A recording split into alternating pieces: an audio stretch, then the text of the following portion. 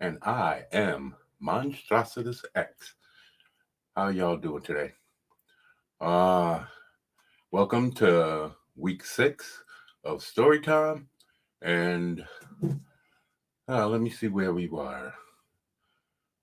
Um, I hope everybody out there is feeling well. I understand that. I understand that.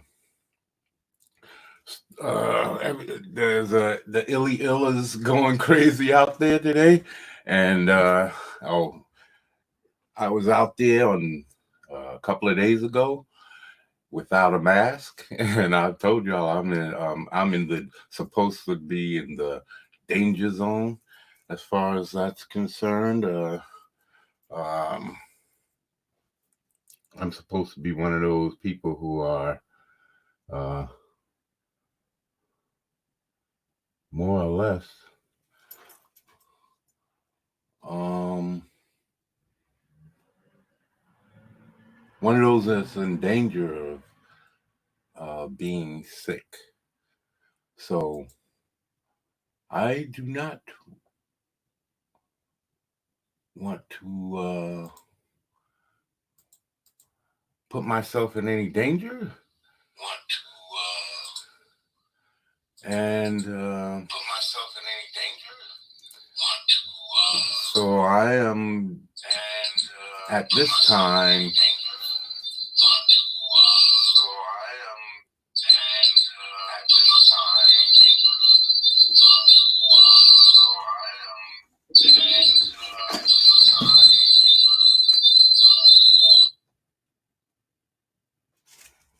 Hold on a second. With you all, I'm right here. Let me see if I can bring up something. I will share the screen. Let me get this up. And yeah, so I was saying that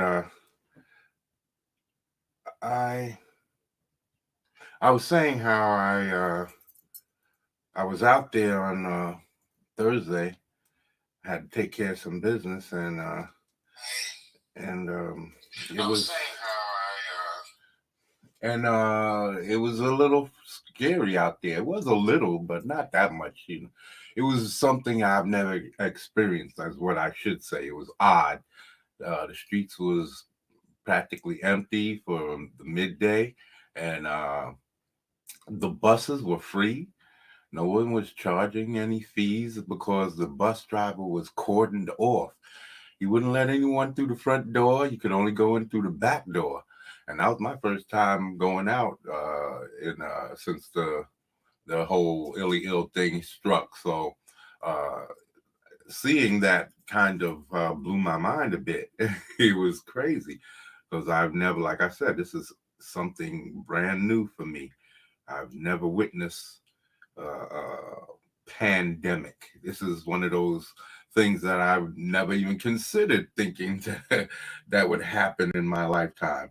So yeah, I was uh, I was taken back. I taken aback. I guess I'm not sure which one is proper. I think it's taken aback, but it's something new for me, and seeing the bus cordoned off and so few people on the bus, plenty of seats to sit on. About I guess 5 to 10 people was on the bus, both coming and going, and yeah, I didn't have my mask or anything like that. I'm not afraid. If I get sick, I get sick. That's the way of life, you know. But I hope that's not the case. I don't want to get sick, but especially from something that's supposed to cause so much damage. So anyway, I I want to try and see if I can get some couple of my boys in here if I can catch up with them. Uh, I have been off my game a little last few weeks. I haven't been keeping up with story time or my video making, or I've been my head has been so deep in character creating and doing research and uh, working my story, trying to get uh, my cloth figures finished, trying to get find some way to set up another way to get started on some of my clays, my clay statue creating, and all of that has been kind of bogging my brain down, and I guess I've been kind of folding under the pressure a little by not completing the things that I've been intended to, or not being as focused, or because this is all new to me, especially the videos, all of the. Have contact. I have content. I have opinions. I've written down a lot of subject matters, but again, to get in here and uh, put my time in with this, the my thoughts, like not dedicated to dedicate my brain in a daily pursuit of this videos and always staying on topic and all of these things, trying to and writing down, because I sometimes now find myself writing down certain things just so that I can keep my videos from going too long, because I guess I tend to ramble, and I'm trying to tighten all of that up. But again, keeping consistent. That's what the problem is. I got to keep consistent. I see the channel is building slowly, but I know that it would build a little quicker if I was doing my due diligence. But if y'all could be patient with me, I will get to all of that and fix that problem. It's just getting my brain to be where I want to on all of that, and then keep focusing on the art. So yeah, that's what I'm trying to do. A lot of things have been happening this week as far as on the I guess Comics Gate. Uh, the goddamn hasn't grown that much because that's me, my fault. I gotta get Instagram started. I got Facebook and was it Patreon? I got, yeah, Facebook, Patreon, and YouTube and Twitter. So I know I gotta try and get a Twitch and and an Instagram and a couple of others, one or two others. I've been listening to Jeremy at the Cornering, and he's been complaining about YouTube and how he has all of these different uh, um, uh, he has all of these different places that he can go to upload videos, and I need to do that too. I need to get more platforms that I can bring people in to my channel and keep consistent. So anyway, story time. I got to find another program for writing. I have one, but I like this one so much better, but I can't seem to buy it. I downloaded it. I had this on a laptop, an old laptop, and I like the way I can set up the different tabs like this, and everything is visible right here at all times that I can. The other one is all contained within the program.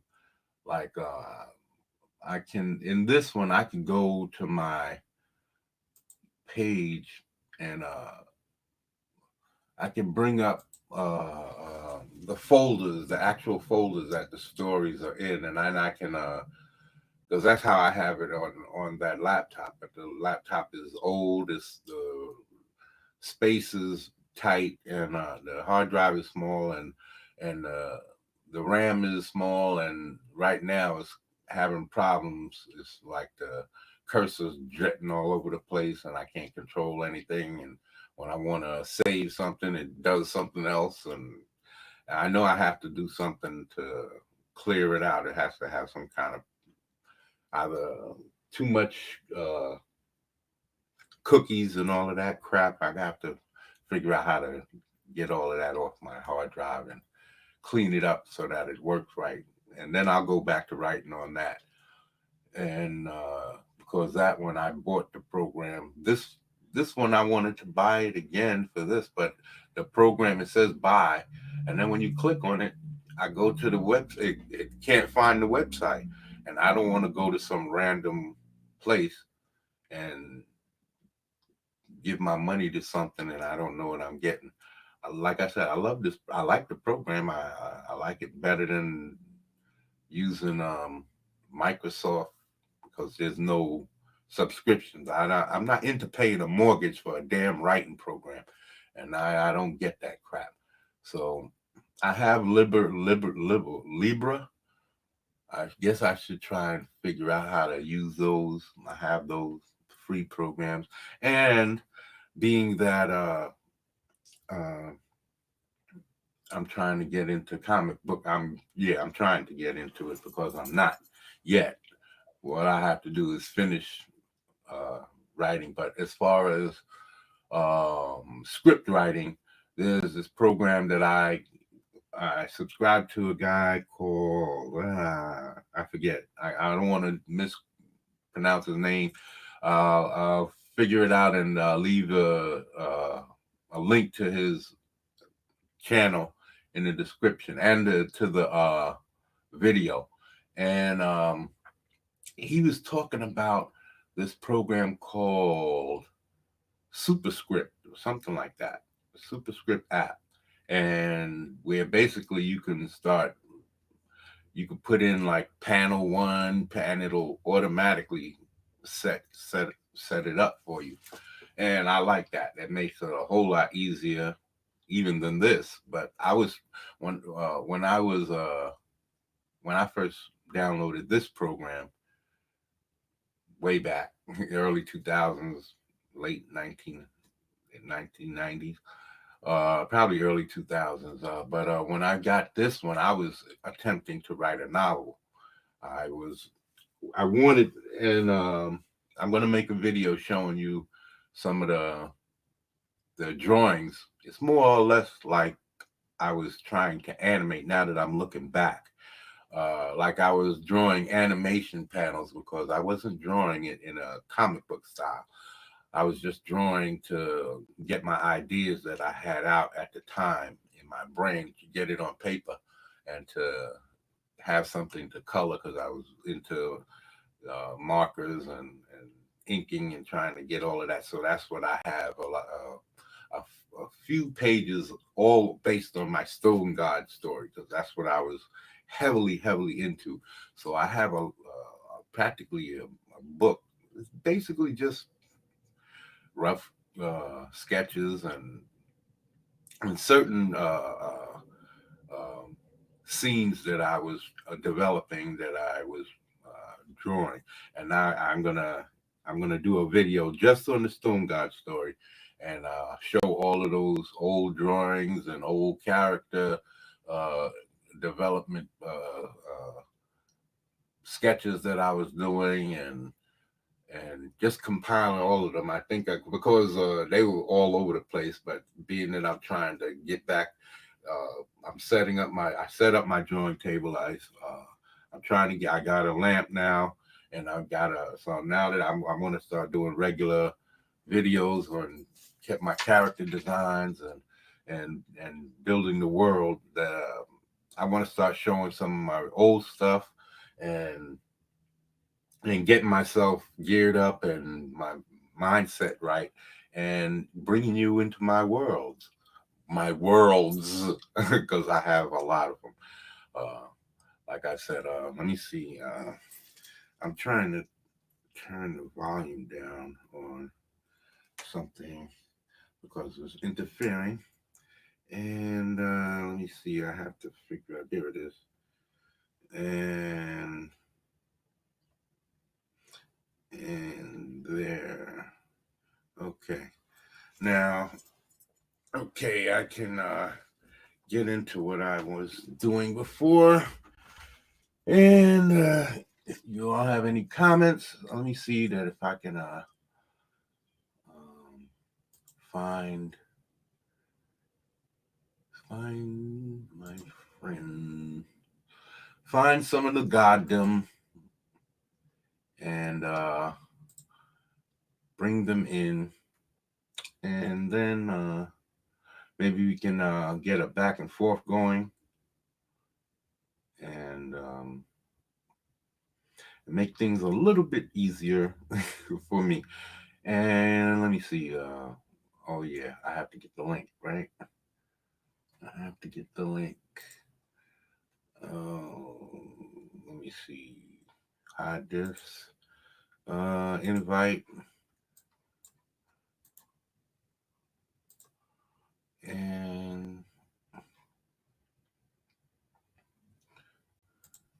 then I'll go here and see if I can get somebody in here.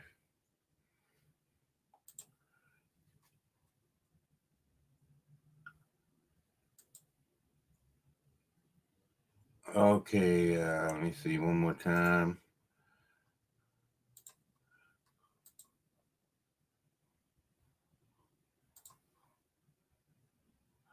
Hold on.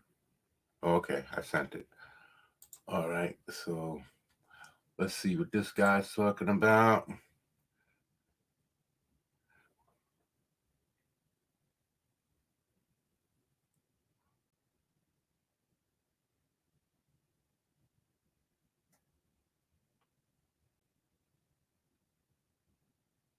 Okay, all right. So let's see. Okay, I did my thing. Now let's get back to it. All right. So I'm not going to. Hey, praise the goddamn! I sent you a link, man. Get your butt in here. I need you. I need some assistance. Uh, I don't know if uh Gargoyle is coming, but I sent you a link. Let me get my headset on. All right. Now let's see what we can do here. It's been a few weeks, man, since I had the goddamn in together, and I'm hoping that we can get back to where we were. And let me see if I can share this, because if we're not gonna write, we're gonna draw, and we're gonna build ourselves a little something here. All right. Let me see. Let me see. Let me see. Do I need to open another screen, or will it pop up this time? Okay, we got them both here. So let's go back to sharing this. And so we were working on the Elficies, and I was supposed to be creating characters and names and all of that. I did not do that. I was hoping to do that live. But I was supposed to, but again, like I said, I was way off. I had a lot of things I had to attend to, including going out and, and risking my very existence. But it was a must. It was a must. Something I'm glad I accomplished, because now I can try to get some of those things done. Some new things done. I might be able to get a camera soon, but definitely within the next month, maybe by mid to late April, I will have a full unlimited streaming. So I will be able to do a lot more streaming on top of making videos. So I plan on doing some streaming, some art in the morning. I want to be able to wake up in the morning and get to drawing, because I have not been drawing enough. I challenged John Malin's characters with an old character that I created, and I they're not going to take me serious until I produce. And and I'm not going to take me serious, and no one's going to take me serious until I produce. So that's what I'm trying to do. I'm trying to produce, but I'm working on four different. I'm writing, drawing, doing these. I was supposed to do a video on uh, the update on my evolution of cloth figures, because I finished putting the ribs as far as the upper section, the part of the ribs that's below, just below, that's beneath the, not beneath, under, underlying the pectoral muscles. That's the chest muscles. And I've got those put in and situated to where I'm ready to close up the back and start layering the muscles. But I didn't make that video yet, and I haven't continued to close the back. So, like I said, my brain is all over the place. I'm trying to set up another spot so that I can start another clay statue, because I have a few different things that right now I'm not following through. I'm putting a lot on myself, and it's not really getting there yet. So, uh, yes, I did. I think I did. Let me check it again. Did I send you a link? Yes, I did. I think so. I just came from there, and I do believe I sent both you and Gargoyle a link, but I might have been trying to read a. Yeah, that's it. I think that's it. Yeah, that's it. Hey, I missed you last week and today. Yeah, there's a link is in there. I'm send it again. I'll send it again. I think you should. Yeah. So, um, yeah, and yeah. So I was supposed to be. I lost one, but I was supposed to be bringing in this characters and a whole lot of other things here, some world building. And again, I didn't do it. I was supposed to be, and that's what I have to do. I have to be dedicating myself more to building my brand, and because everything else is not making enough for me, and I really need to get mostly to get my art out there. I'm not really dependent on YouTube and Patreon and all of those things. I really just want to get my art out there so that I can uh, have the opportunity to put a book out this year.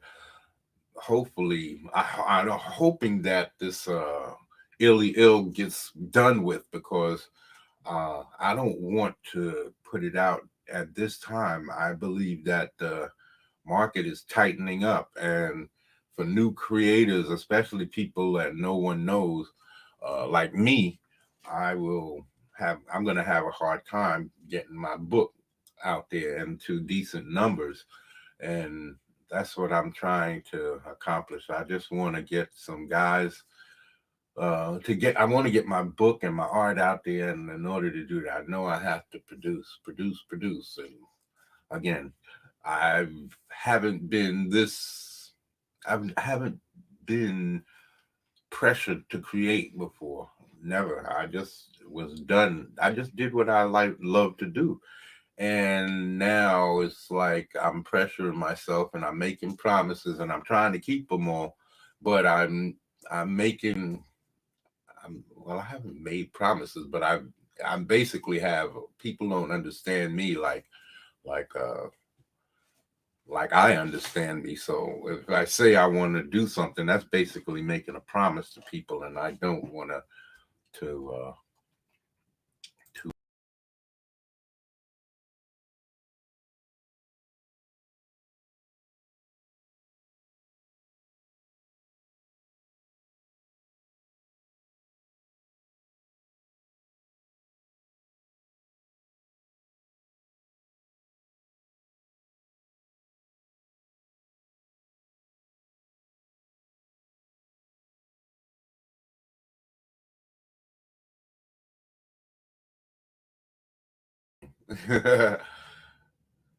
And we should be back.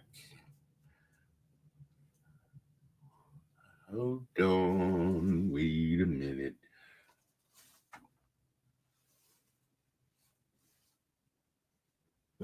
No, here we go. I'm back. Yeah. Yeah, I was I asked out and refreshed my stream screen looking to see if you came back, if you was in there, but you're not supposed to do that. Like I said, this is all new for me. I'm gonna get it right. You find your link? I hope you found it. Let's see. Let's get back to. There we go. All right. So yeah, I'm here with Hoff. Thanks for coming, Hoff Rebel 86. Haven't seen you last week, and I didn't see anybody. Nobody knew I was here, so I had to do it on my own.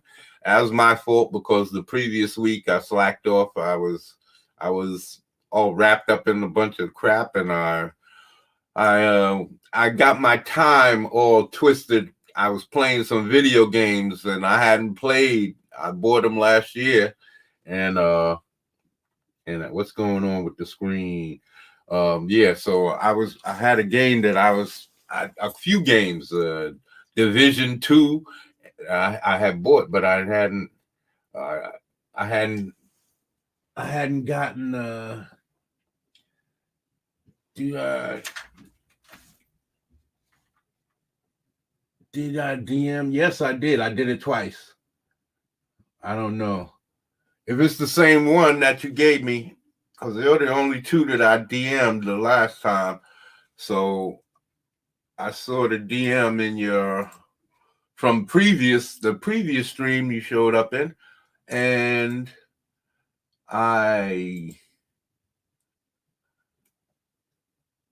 yeah.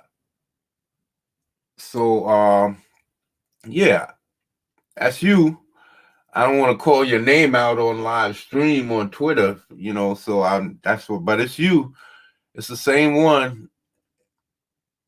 So, and it said you wrote, "Hey X, sorry I missed you last week. I can come on and talk today." And so the link is on top and above and below that. There's two links, one above and one below. So they gotta be there. They gotta be there, man. I don't. Oh, yeah, that's you. So yeah, it's there. It's gotta be there. Something's wrong. There's gotta be something wrong. So, oh, there you go. Gargoyle got his. Yo, what's up? Sorry. My man. I'm good. How's the apocalypse, man? Man, I was just explaining how I went out in the on Thursday, and how they got the buses all cordoned off so nobody can get close to the bus driver. He keeps the front door closed. You don't have to pay. He just opens up the back door, and they got like half of the bus chained off, and you just walk in and sit down in the back of the bus. It's like back in the 60s and the 50s. You could only ride the back of the bus. That is so fucked up. It was crazy, and everybody had their mask on, and I was the only asshole without one. I was like, "Oh shit, I'm gonna die." I got fired from my job, and I dump people's shit. I got fired from my job for spitting. Oh yeah, man, you should have known better. They've been getting everybody for licking shit, and people licking toilet bowls and licking deodorant and licking ice cream. They all getting caught. But see, the last week there was a dude lying in his own vomit because there was a bunch of fucking kids having a party on the same floor. And I Oh, straight up told her that, and she was apartment manager of the corporate complex that all have the same contract. okay. So if she's yelling at me on my floor the same time for spitting at her convenience, and this is a pet friendly apartment complex, All right. so that they don't even power wash the railing that's full of pigeon shit. Mm, So I'm not trying to justify my spitting. I'm just yeah. trying to go, if you're going to yell at me for spitting, you need to do X, Y, and Z for these people. If you're Yeah. going to worry about at the convenience because you can yell at me. Yeah, man. But you lose your job for that, man. It wasn't worth it, was it? Yeah. I It mean, was? it. I didn't get much money. I ain't a Oh, millionaire okay. over it.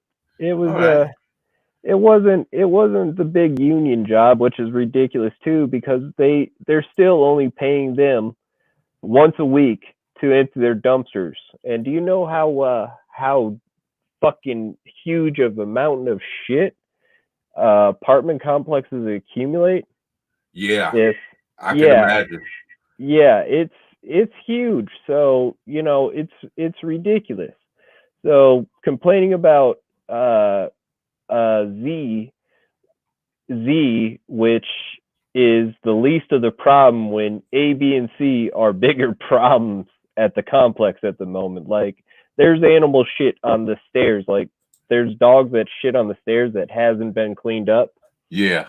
That's been there for weeks, and she's yelling at me just because it's an opportunity for her. Uh-huh. Yeah, I get you. Well, um, well, if it's not causing you a hardship, then I guess then you did what you did. It ain't terrible. It ain't There you terrible. go. There you go. I sent you a fresh one, man. I had sent you a fresh one, so I figured that was do the job.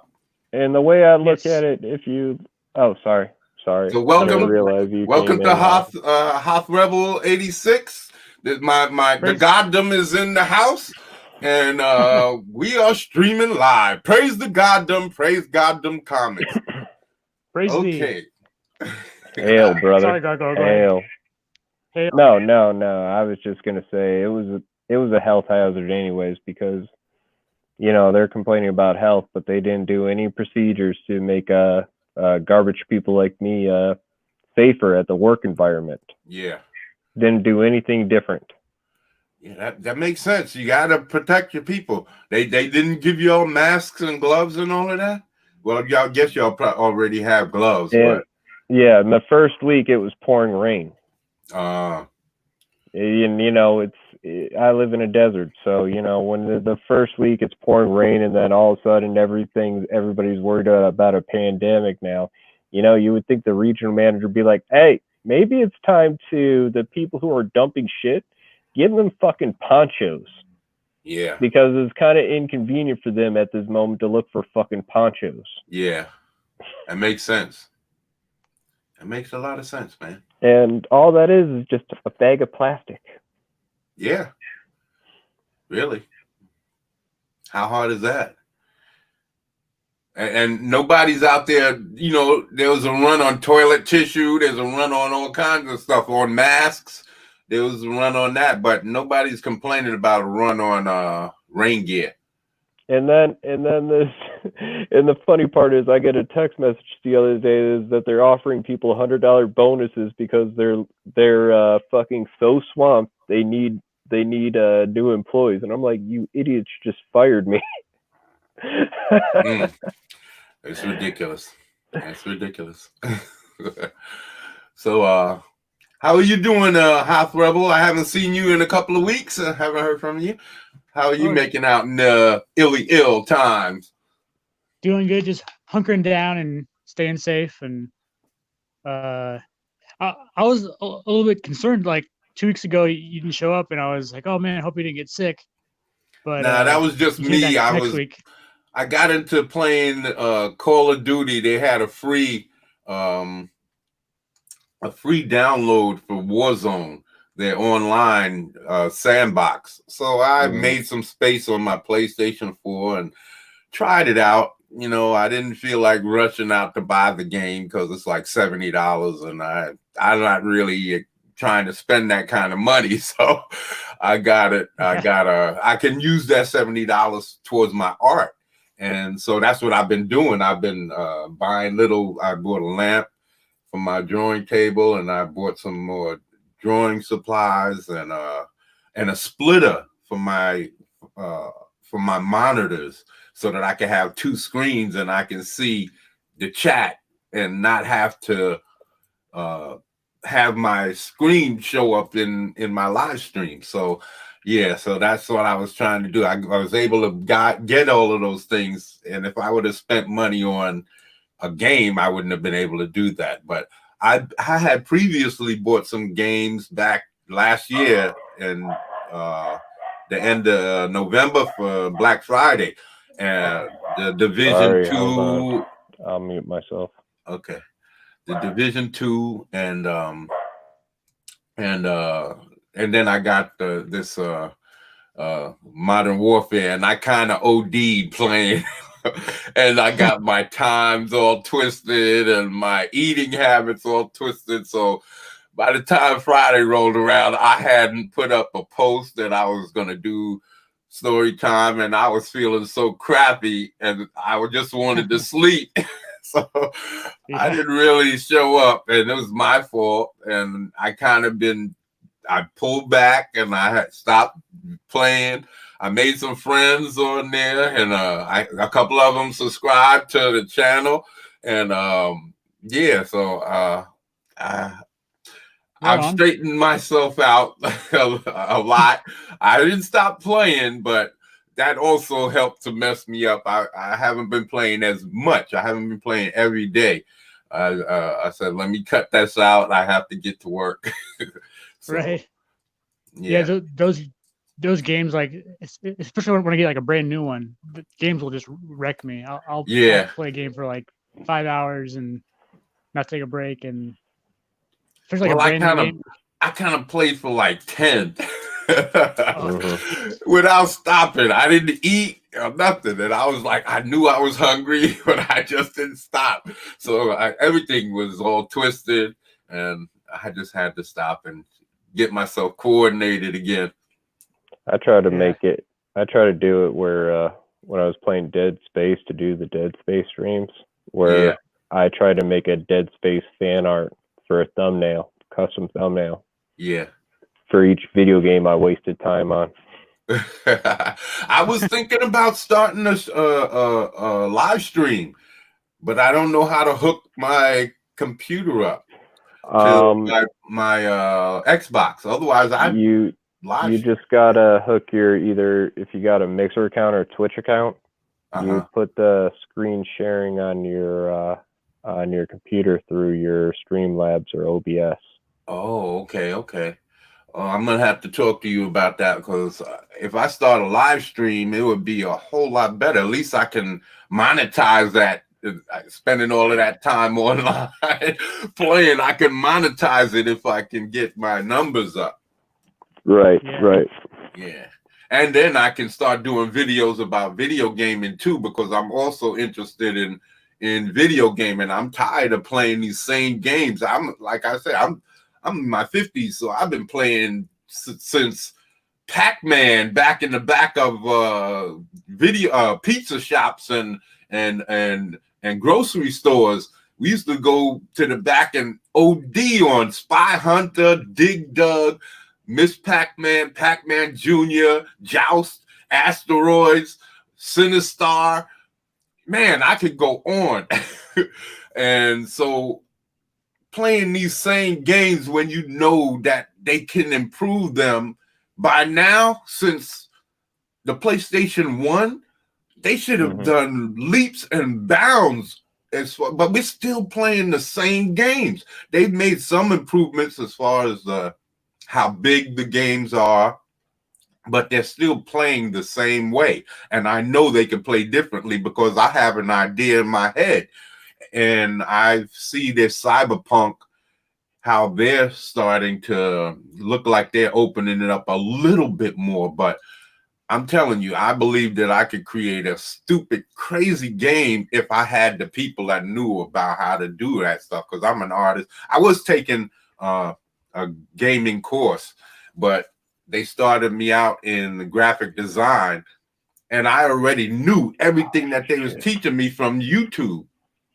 I had been watching YouTube, and I was just watching how to use Photoshop and videos, and I had caught up with this guy named Nicholas K, and he was showing all of his real-time videos. He was almost the only one who had all his videos was real time. He didn't explain every little detail of which tool he was using, but just watching him going through the process helped so much. So, and then like last year or the year before, I kind of started looking for comic books because I hadn't looked at a comic book in years, and that's what got me connected to Zach and Ethan and everybody that I now follow, and I'm trying to get into the comic geek realm. Hey, I'll be right back in 15 minutes. My dog had a diarrhea stain. No problem. So yeah, so yeah, I was this gaming thing. I want to get into that too. That's why I put the different story time, comics time, because I know I also want to do a game time also with my videos, because I'm tired of playing. I got all of the systems. I got Xbox 360, and now Xbox One, and then I got PlayStation, all of the PlayStation consoles, and then on top of that, I have Genesis. I didn't have any consoles before that because my parents wasn't buying any consoles when we was kids. Anything that cost a lot of repetitive money, she wasn't paying for. So I played in television with my friends, Madden and all of that stuff. I used to go to their house and play over there every Sunday. After the football game, we would put it in television and go crazy playing Madden. And so I've been playing video games forever. And to see that they're just trying to milk people, all of the people that have been dedicated and made these people billionaires and made these companies billionaire properties, $billion properties and corporations, that now that all they could think of is how we can milk you for more and more money. Man, I can show you how you can milk me for more money, because I ever since video games started, I've been waiting. I wait a year or two till the price come down, and then I got over 300 PlayStation 1 games just because I waited. Instead of buying one game for $60, I buy 3 games for 20 each. And my family all had bought games right out the gate as soon as they dropped. But as me, I would come with 3, 4, 5 games, and they'd be like, "Yo, where'd you get that? Where'd you get that?" And I got a whole laundry list of games. I got over 200 games for the PlayStation 2. I got close to 3. I got close to 200 for the PlayStation 3, if not a little over. And I only have about 40, 50 games for the PlayStation 4 because I haven't seen that much. And they don't have the variety that they used to have. All of those RTS games, the real-time strategy games, those are all downloads and indie games now. They don't really make too many of those games like back in the day. And like Romance of the Three Kingdoms and all of that. So, yeah, that's why I really would like to get some, like Ethan Van Sciver had Jeremy of the Quartering complaining to him about how he was letting his channel collapse, or he was losing all these subscribers and all of that, and that he wasn't fighting the good fight of Comicsgate and all of that. And Ethan went on his channel and they had a little conversation, and he understood where Jeremy was coming from. But now that Ethan dropped a $400,000 bomb on everybody, and with Cyberfrog 2 Wreck Planet, and he's got, you can clearly see he's gonna hit 500,000. He's already up to, it's only been what, he got 18 days left, so it's been like 12 days. He hasn't even been 2 solid weeks, and he's got 400,000 over. He got 418,000, something like that. And let me see if I can share that. I have it up here, and I was looking at it, and here it goes. So here, 15,000, 415,580. And I think this is incredible. This is incredible. And I know that my comic will not make this kind of money because I'm not as well known. My channel is nowhere as large. But if I can make 100,000 or 70, 80,000, that would be great. That would be great. And so that's what I'm trying to strive for, get my numbers up and get people to know me. And this thing is what Jeremy, he see these numbers and it's clear. He's got 18 days left. And in those last couple of days, and I think at the end of this week, on Sunday, maybe next week, I think he's going to drop something new and it's going to throw his numbers up even further. And I think he's going to crush 500 grand. So Jeremy should be already apologizing if I was him, which he hasn't shown any signs. And the thing that got me about Jeremy is that he said, because of what Doug TeNapel did and because of what a lot of these ex-comics gators done, how they tried to take the money and run or whatever it was, that he stopped promoting Comicsgate comics. And I think that that's wrong. Jeremy has a large following, and you're gonna basically put all these other new up-and-coming artists and creators in the same boat as a Doug TeNapel just because of what one person did. You handle it on a case-by-case basis. If the person asses out, you have to make allowances. You do what you did to Critias, and you totally destroy him, you wreck him, you disown him, you don't have anything to do with him. You basically banish him to the wastelands and let him find his own way back if he can.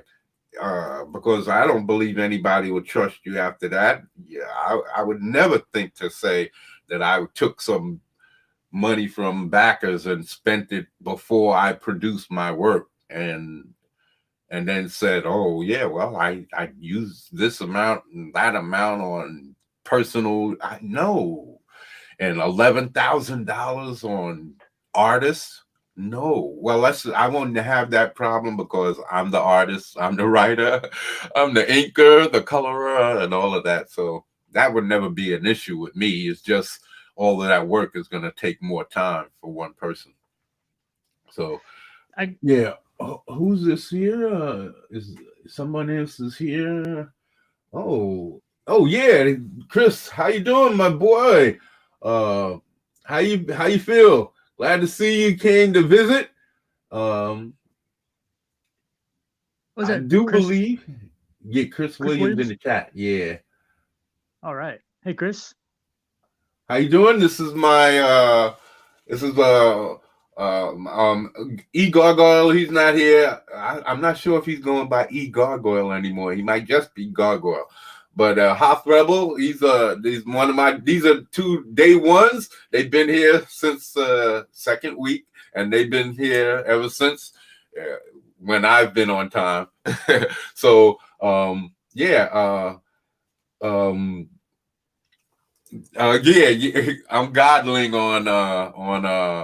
on the Xbox and PlayStation 4, so he knows me as godling. So that's just part of my creativity. Monstrosity, monstrosities X, all of that is my brain working, and godling. That's all has linked into the goddom. I've been doing the God thing for years. I've been godling online since the 1990s when I got my first Xbox 360. I put on online. It might have been the early 2000s, but yeah. So yeah, I'm godling 1 on PlayStation and godling 360 on Xbox. So that's me. So yeah, that's one of my buddies I was ODing with and messing up my sleeping habits. So we was dedicated to modern warfare. And I'm not a sandbox type person. I don't like running around killing people. I'd rather play campaign. But they did a pretty good job with the modern warfare. So I kind of been OD. Yeah. You're playing the game with Chris? Yeah. Oh, right on. Him and another buddy of mine. Yeah, called Viper. Yeah. Right on. Chris actually has a YouTube channel called Read Comics. Read Comics, They're Bad for You, and he does a lot of Comicsgate videos and stuff. And I've been following his channel, and he has a comic book coming out called Scum Dogs. Oh, really? He didn't tell me that. I thought I told him that I was a comic book artist. Yeah, because he knows about the channel, but he didn't mention that. Otherwise, I would have tried to hear about his book. I definitely would have promoted it. Yeah, it's cool. He was actually on Cecil's live stream last year. Get the fuck out of here. Get the fuck out of here. To know that I've actually randomly, and this is one of the first people that I hooked up with when I got online. It wasn't like I was on there. There was a bunch of random people that we was playing with at first, but nobody had mics. So there was no communication. We just get in there and die.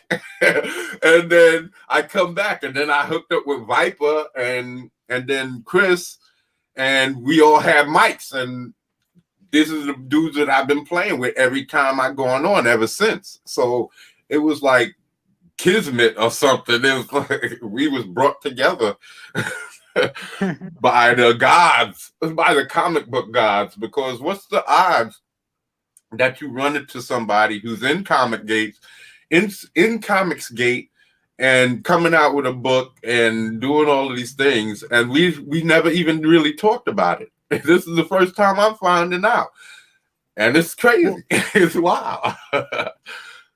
Well, what happened is I actually went on one of the streams, and I told him about your channel.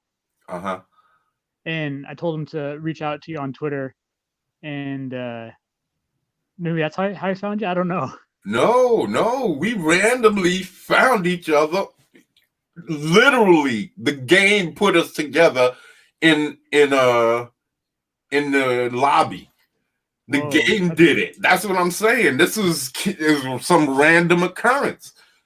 We found him online, and I joined up. I joined up, and he and Viper were playing. And I came in, and I said, "Hey, Viper, what's up?" And he said, "Yo, I'm playing with my boy Chris." Or me and Viper were playing, and he came into our lobby, and he had a mic. And we was like, "Yo, we playing with Chris from now on." Awesome. That's how it went. that's how it went. And ever since the last week, we've been off and on. He can tell you, they've been thinking I was missing in action too. Yo, is my boy all right? Because I had to call it quits for a day or two. I was doing too much. So yeah, I told him to come on. We could all come on in. I give him a link and he could come in and we could all create stories, because this is what story time is about. I believe that every comic book creator who has a book out, or now or previously, not me, because I don't have a book out yet, but I believe them to be demigods, because in a way they create these worlds that nobody's ever heard of before, and they give people like me who love comic books an opportunity to experience an escape that nobody else gives you, in a way that nobody else can, with the pictures and the story and everything. So to me, I believe they're demigods. Stan Lee, Jack Kirby, Steve Ditko, John Buscema, all of these people, I respect them. I don't worship any man over me, because I have a power thing. If you watch my videos, I don't give up my power to anybody, but I do worship the art.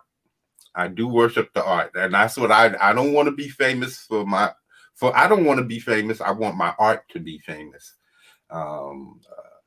So yeah, and so the whole idea of this coming together. So I was going to bring him in here, and I thought it was Chris that was telling me he would be embarrassed or shy to to come on live stream. So this is wild.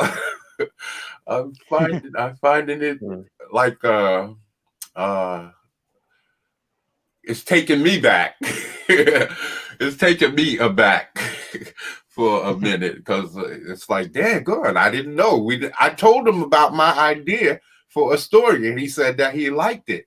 I do believe it was him, because I was telling Viper and another guy that we play, Don Pablo, and I know they were saying that they liked it, but no, he never mentioned that he created a story.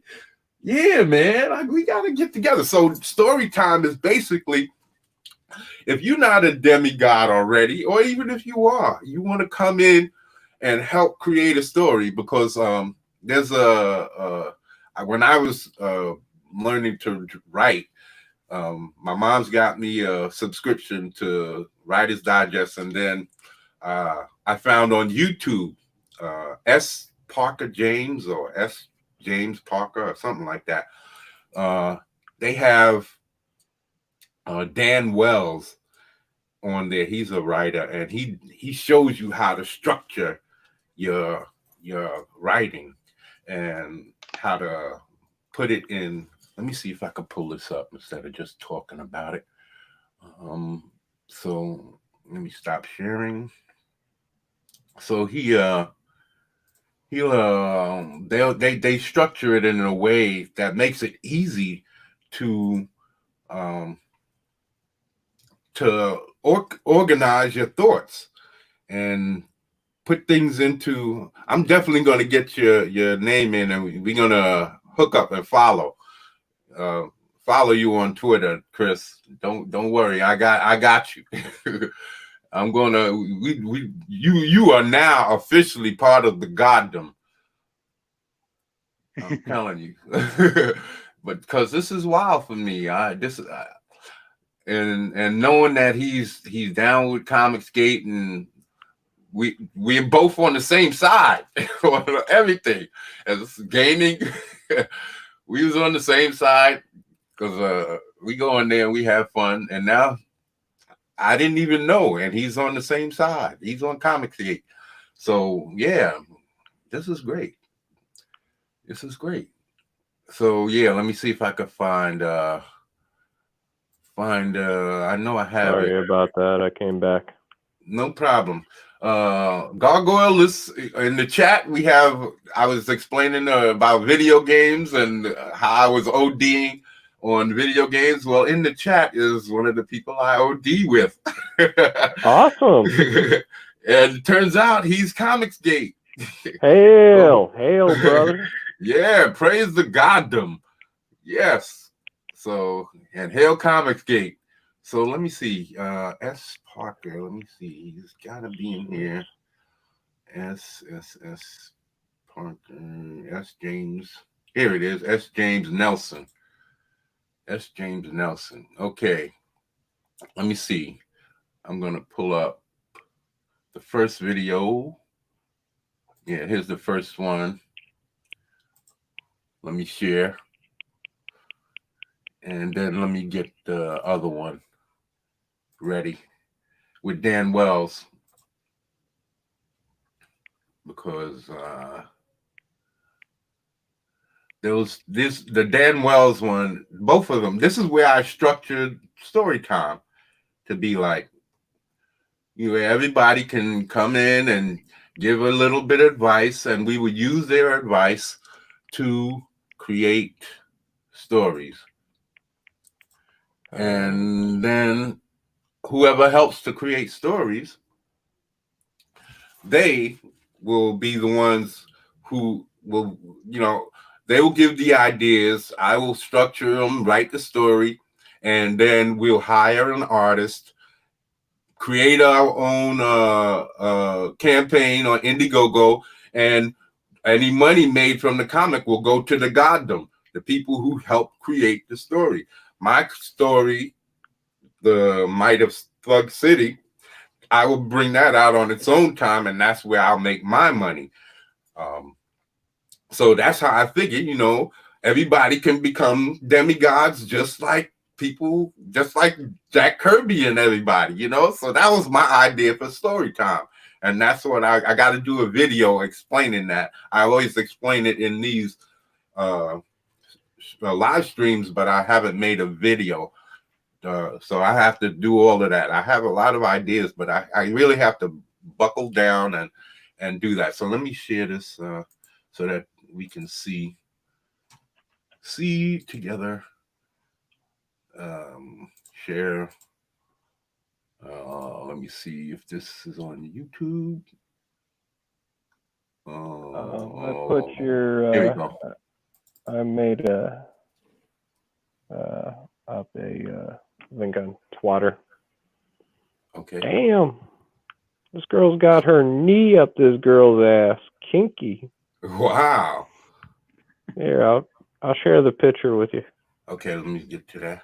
It's just a drawing, so it's innocent. Okay. As long as there's no nudity, we don't want to get banned our first time or a strike. Oh, she's wearing clothes. Okay. She's wearing clothes. It's an anime. All right, let me see what we got here. I mean, it's pretty kinky. You haven't shared it yet. I shared it with you. DM'd you. Oh. Okay. Check your messages. All right. Let me get back to sharing this video then. And this is the first video. I think I should jump forward though, because in the first video they don't really talk that much. They don't show that much of how they do that. I think it's like in the fifth or sixth video where they actually start doing all of the questions they ask people from the audience to give advice. What do they think about this part of the story? What if I asked you about what? Here we're gonna jump ahead a little. Oh, there's no audio on the. Oh yeah, I have to do something. This is my first time sharing a video. Let me see if I can. You have to share the volume. That's right. Let me see. So I have to stop sharing, and then let me see. Share. Yeah, there it is. Some screens, left audio. Okay. Share audio. Okay, got it. Here it is. All right. How's that? Something alive up here. Awesome. Nailed it. Right. Because if you just sit down and think that writing has to do with typing things out of the computer, you're absolutely going to fail. A lot of writing goes on up here before I start to do my draft. Now, I know that I don't get everything all up front when I start to draft. In fact, it's not totally complete. I do a lot of development as I'm writing. But I have to have something alive. Larry, is it? I don't know. Same way for you? I have maybe 10-15% in my head that's set in stone. That's going to happen. Is it jazz? Is it alive in your mind? I'm gonna skip ahead a couple of videos. You got to have the core, the nugget. Okay. So that you need something alive in your mind. So that you can see exactly what they're doing.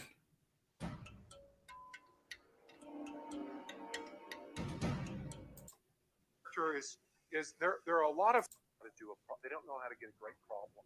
All right. Here's the deal. Problem is the engine in your story car. You don't have a good problem. Your car isn't going anywhere. You want to get to Colville, you better have a good engine. Okay? Problem is the engine for your story. I just can't emphasize. How do we get that into that other thing? So, are you ready? Yes? Sorry about the that. next thing that I want to do is we're gonna take this bit by bit. Not that we do it in this order every time, but just it seemed like a logical way to sequence this. Okay, so and I'm gonna put your idea up here. See, he's asking people in the audience for ideas. A lot of what I see. You need problems. They got kidnapping and other things. What I see with aspiring authors. This is problems to create for your character. And they say, hey, I've got. And this is for writing a novel. But it's basically the same thing. It's just being structured different. Here's the deal. It's still storytelling. Engine in your story car. You don't have a good problem. Your car isn't going anywhere. You want to get to Colville, you better have a good engine. Okay? Problem is the engine for your story. I just can't emphasize this enough. You've got to have something decent.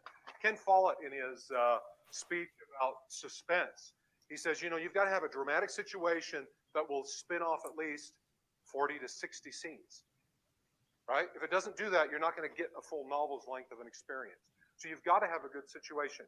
Now, for those of you, I'm going to divide problem up in as I've got down here. So here we Later go. on, right here, I've looked at problem. Later on, they have all of these boards lit up with ideas because they basically go through the whole process. They spitballing. They'll say, what scene should we come up with?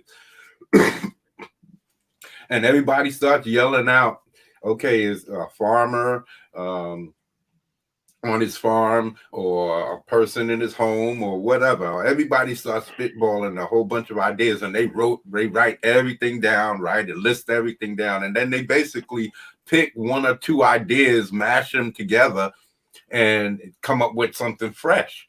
So that's basically what I wanted to do for story time. Have people in the chat just throwing out ideas, bringing them together, and then we break down scene by scene, and then we'll work on characters together and everything and then going over to the Dan Wells situation. Let's see do I have to stop sharing? Yeah, let me see the Dan Wells situation. Let me stop sharing and bring up his. Oops. Oh, hold on. Share for audio. Dan Wells. No, is that Dan Wells? No, here it is. Okay. Now, Dan Wells, let me see if I can get to the part. He tells about the 3 acts and how to structure your story as far as the 3 acts go. And here is story structure. From the role-playing guy. the 7-point system. And That audio is a little hard to hear. created by one of those guys. There the we ones that go. were listed as authors on the website. So anyway, on the page, 7-point system. There's a hook, a plot turn, a pinch, a midpoint, another pinch, another plot turn, and a resolution. We are going to beat this system to death. So write it down now.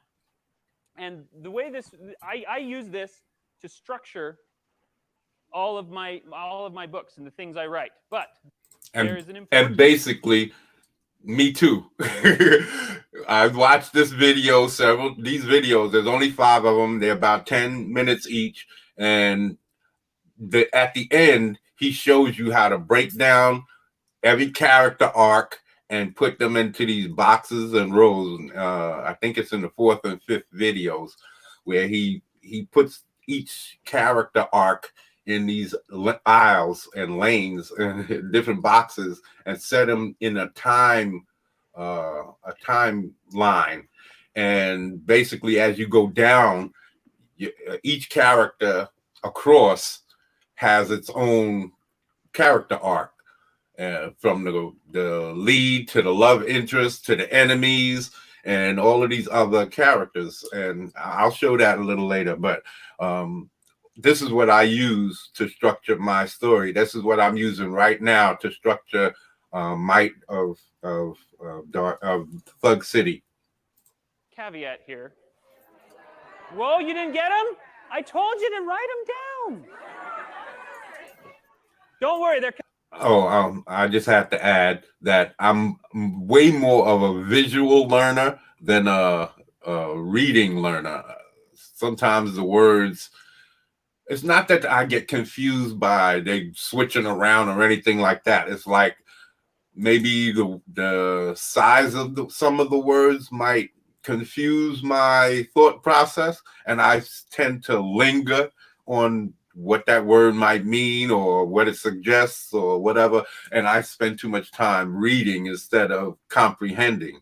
And so when I see something visual, I'm way better adept at picking up what it means. So this process, watching these videos, helped me way more than reading anything, even though I learned a lot about the 3 acts and leaving cliffhangers at the end of every scene and having not the end of every chapter, to have conflict in every scene, even if it's just a joke and somebody gets angry at the joke or doesn't understand the joke and ask questions. That's considered conflict.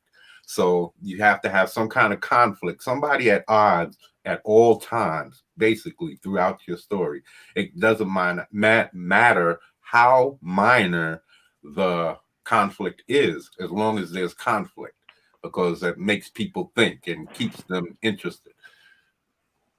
Good point. Coming back. I told you we're beating him to death. You will be so sick of those 7 words, or 9 words, because plot turn is 2. All right, building a story. When you're starting a story, you have to have a story in mind. John Brown, in his great presentation yesterday, he talked about this. You got to have something to say before you start to say it. Now, let's make this big caveat right here. Not everybody writes this way, okay? About half of you in here are outline writers, which is what I am. You will completely figure out what you're going to do before you do it. Me too. Okay? The rest of you are what we call discovery writers, who sit down and just write as you go. I talked to some person about this, and she said, if I already know how it ends, why do I write it?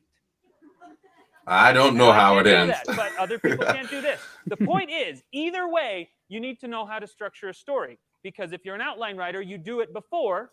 And if you're a discovery writer, you're going to do it after, during the revision process, when you try to provide some form to the thing that you've just written. So I have no idea how it's going to end.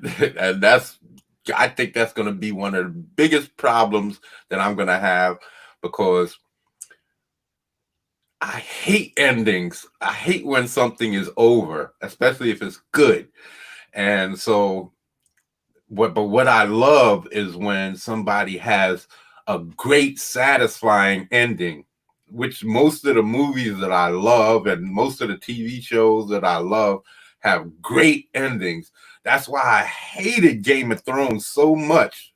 those last 2 seasons, it just totally ruined everything, because it's such a great show with great story arcs, great storytelling, and then it gets to the last 2 seasons and shits the bed. Just like Either Star way, Wars. this can still be helpful to you. Yes. So Those to last construct 3 your story, movies you was need a pretty good horrible. idea what the story is about. As we said, you have to have some characters in mind, setting, conflict, all of those important things. I'm going to take for granted that you already know all that stuff. That's not what this is about.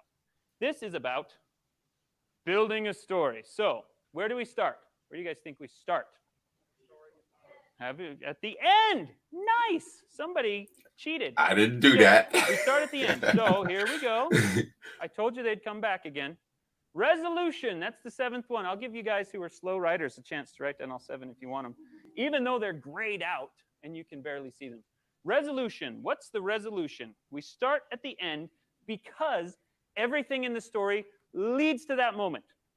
This is not the falling action. This is not the last chapter. This is the climax. This is the point, okay? What you're leading up to. This is where the story is going, what it's about, and you need to make sure you know what kind of resolution you want to have. So let's look at a couple of examples here. We have plot. Let's say your story is about plot. I know An those example of stories. This is the first Star Wars movie. This movie was about who is where, when, what are they doing, and how are they going to blow something up, okay? The resolution then is something blows up. The alternate is character. You can focus heavily on character, and of course, our example for that is Empire Strikes Back.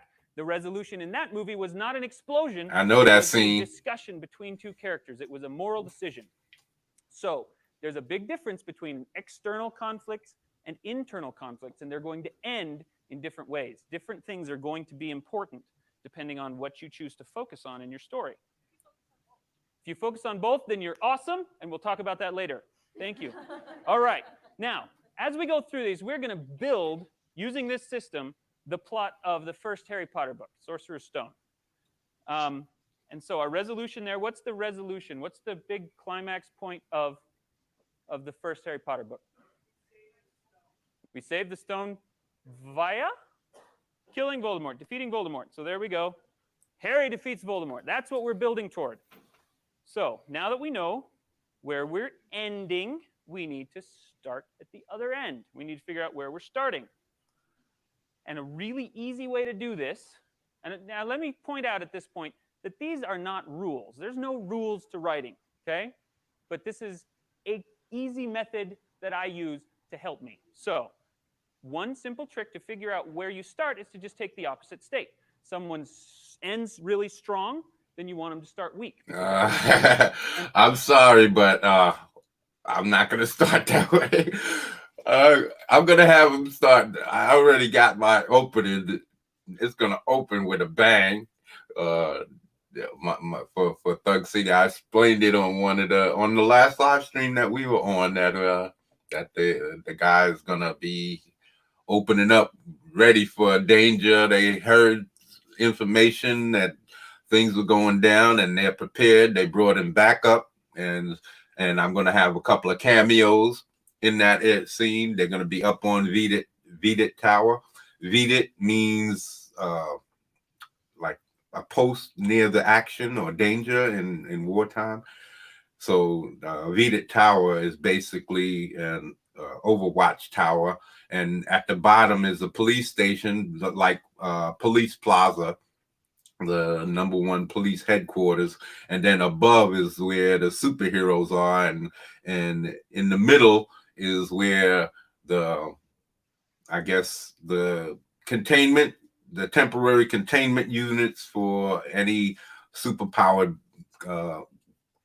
captee or criminal, and then from there they will ship them to other places to be held, like in Arkham Asylum or whatever. Or I forget the island that is in Superman. I forget the island from the animated series, but yeah. So my character is gonna start off pretty strong with the action, and he's gonna be weakened, yes, because from where his original origins start, he's not gonna be at that point. And there's going to be reasons for that. I'm not sure if I explained that the last time, but I realized that when looking back on that stream, I realized that I told a lot of story and told about a lot of characters. So I have to gauge how much I speak about the story right now. But I will go over the things that I've already mentioned. And I know that I mentioned that my lead character was in the military, and that he came from rich backgrounds, and that I want people to dislike him at first. And so that's where my low point, I guess, or weak points are going to be. And he'll gain strength over time. And I already know where my story is going to go because of the characters that I want to introduce and their power levels. And as I introduce characters and introduce those clandestine organizations, that Illuminati type organizations, as those organizations, I was wondering if I had mentioning them up front, would that make it less, but I guess less interesting, or giving away some of the punch of the story. But I figured maybe not, because y'all don't know the names of the groups. You don't know really how they operate or anything like that, except for, like, nobody knows who they're working for, like in what was the movie, Kaiser Soze, The Usual Suspects. Nobody really knows who they're working for. And so this type of thing is basically where I'm structuring them. But there's a lot of story that I have to tell. And I say I have about 50 to 100 characters in the book that I know that I want to introduce. And with certain groups and certain characters, because of their power structure, I know which order that I want to introduce them in, and I also know where I want my story to go. So I might not know where each individual is cutting back on its daily ends of the, like, subplots and main plots. Might not know where they end, but I know how the world or universe will progress. And that's where this you're really gonna have a roller coaster ride, because as one thing ends, another one is going to be opening right on its heels, because there's always going to be an underlying plot that's going to be carrying the story forward. And that's what I'm really setting up. And right now, I'm nowhere near the ending of my first plot, so I don't know how it's going to end. I just know it's going to be a little while, and I know that it's going to be a few years before this story comes anywhere near being over, because I want to open up my world first. First, I want to just open up my environment. Then I want to open up my world. Then I want to open up my galaxy. Then I want to open up my intergalactic.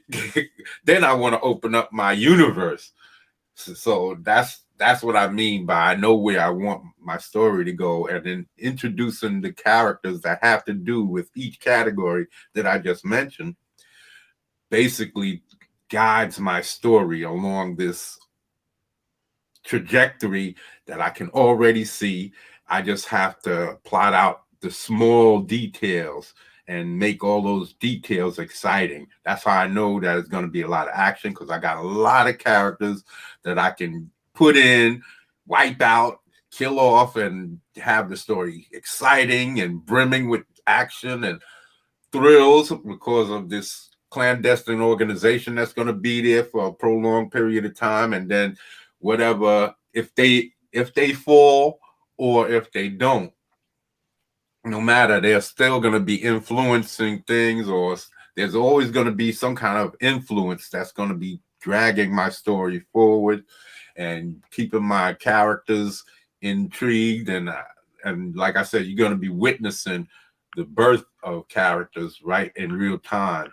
And then there'll be other stories that I'll have, like companion books for their origins and backstories. I also mentioned the Curse of the Minotaur. So I'm going to have a bunch of characters that kind of bull-like or Minotaur-like, and there's gonna be a reason for them, because I have a lot of characters within categories. Say like let me see, I have categories like white, right? And so every character in there is gonna have some kind of white in their name.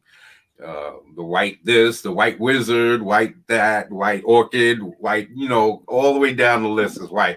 And so only one character per book from a category. I don't want to have like 3 white characters unless they come from a specific organization that requires them to be in there in those type of numbers.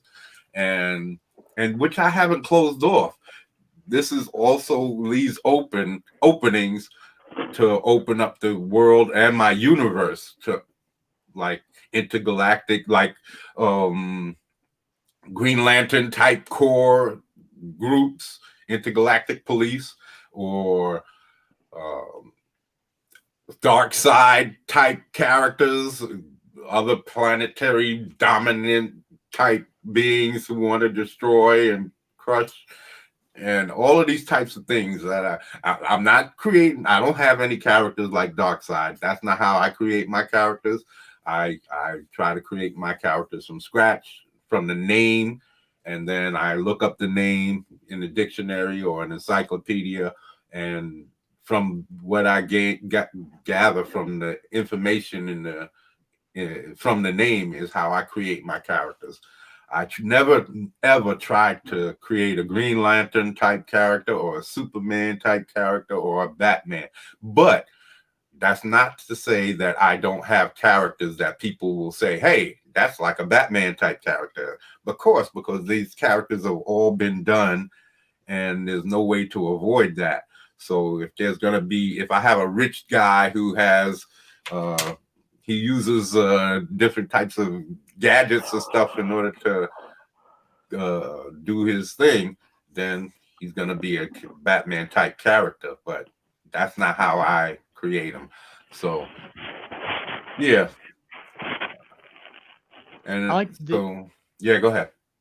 I like the tact of like when you reveal the hero to have him already at a high power level, instead of going from like 0 to 10, go from like 5 to 10.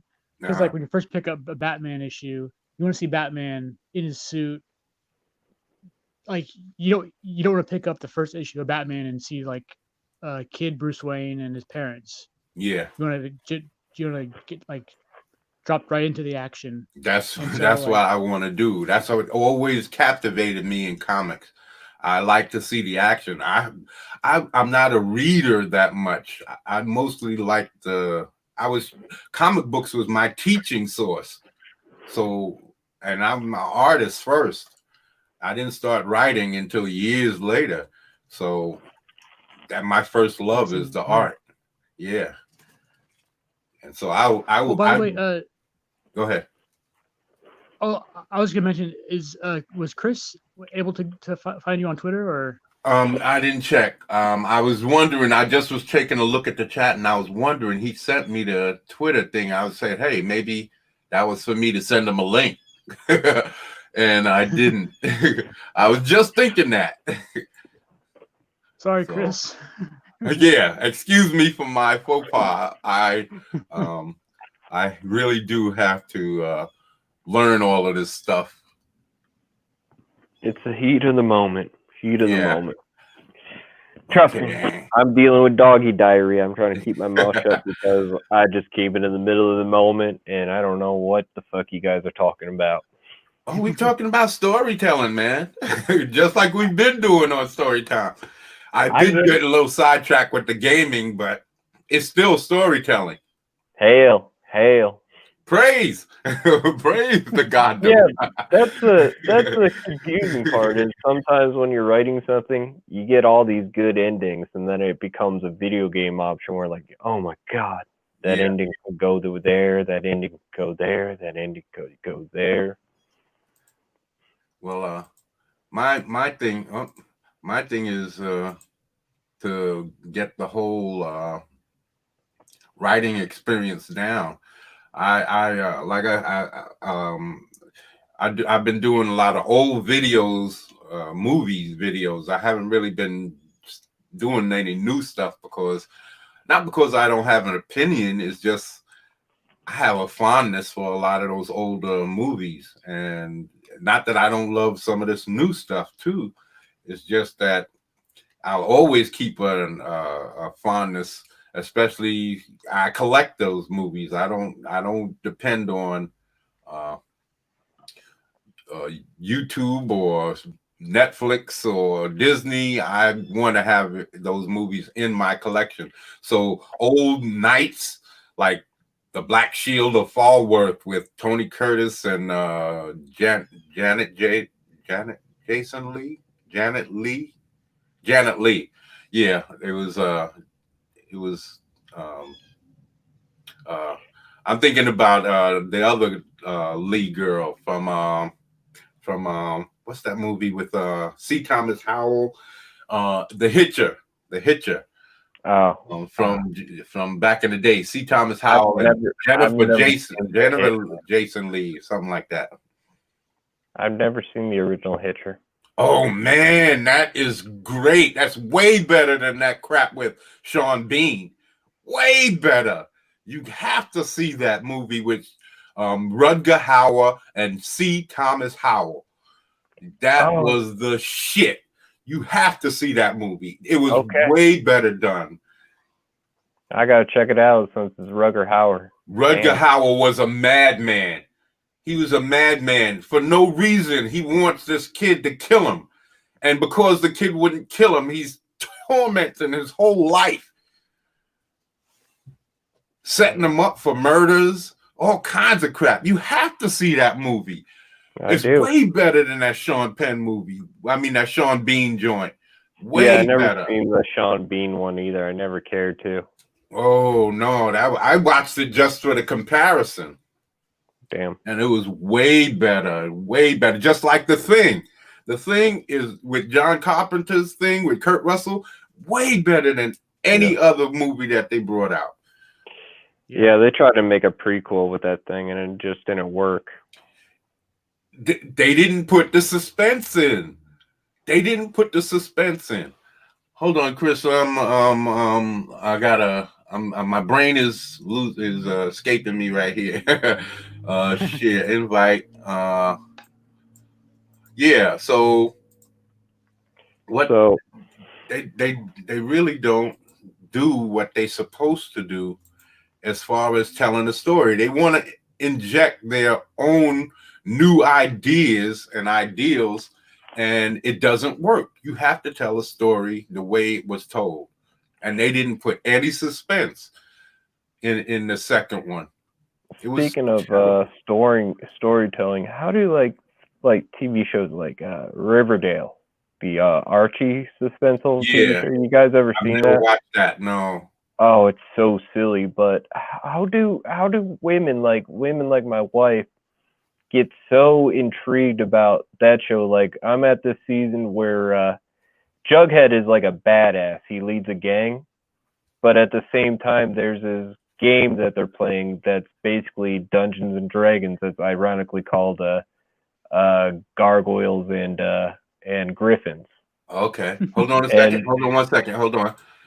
My boy, how you doing? My man, Chris. Say hello to Chris Williams. Say hello to Gargoyle and Hoth Williams, Hoth Rebel in '86. I think Hail, brother. Hail. Here, I've never really met you before. I think you got me confused with a different Christopher Williams. Oh, okay. I thought we used because I used to play online with the. I played. Well, you heard the whole story, so I Yeah. thought you was I've him. only really played online on Street Fighter 4 and stuff. Okay. Okay. It's understandable because I've learned that there are so many people online that are named Chris Williams. Okay. That's why I changed my YouTube. I made my brand channel on YouTube. Read Comics Are Bad for You, so it'd be separated from. Okay. All right. So now I know, but you still part of the goddom as far as I'm concerned, because you have your book. You have a book out already. Yeah, but yeah. Well, not really. I'm working on it. It's called Scumdogs. Okay. Okay. I have to look that up, so we can share that later. Well, I only have the art on Twitter, and I could show it to you right now. But we can do it really well. All right, we can do that. I would love to do that. There's also an R&B singer named Christopher Williams. Yeah. I remember him. He had a good voice. He had a couple of songs. I don't remember them offhand right now, but he was one of my favorites back in the day. He only had a couple though. He was also in a movie. New Jack City. Oh, yeah, sorry. New Jack City, and Wesley Snipes beat the crap out of him, stabbed him through the hand. Yeah, I remember that. Where he skips rope with the dog chain and. Yeah. He said he didn't like that pretty motherfucker. Yeah, I never liked that pretty motherfucker anyway. It's messed up because I look a little bit like that dude.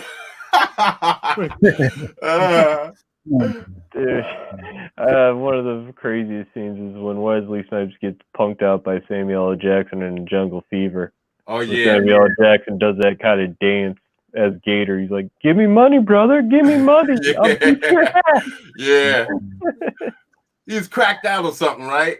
Yeah. I haven't seen that in a long time, man. I haven't seen that in a long time. Yeah. It was a fucking Samuel Jackson was banging Halle Berry, and they were both like fucking crackheads. Yeah. So whenever you're ready with that artwork, we'll share that. Oh. And all right, I'll put on share screen and yeah. So I didn't want to put you guys out. Let's take a look. No. Because I have to start getting into promoting other people and their work too.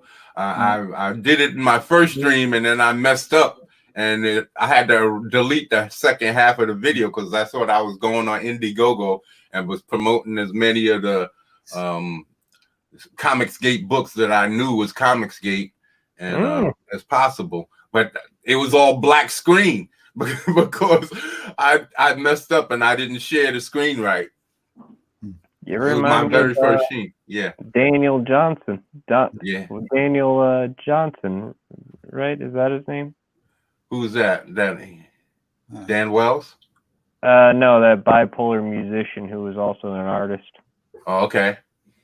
Scumdogs. All right. This is the cover for the graphic novel I'm going to release. It's going to have 3 stories in it, and it's basically going to be a parody of 80s cartoons. Oh, okay. The purple guy is Death Mug. The pink guy behind him is, well, Sloppy. And the blue guy here is Murder Mouth. Okay. And what 80s cartoons are they representative of? That's easy. Basically, he's going to be parodying He-Man, TMNT, and G.I. Joe. Okay. The silver head here basically and the skull represents Skeletor as well as Cobra Commander because Cobra Commander had a silver mask.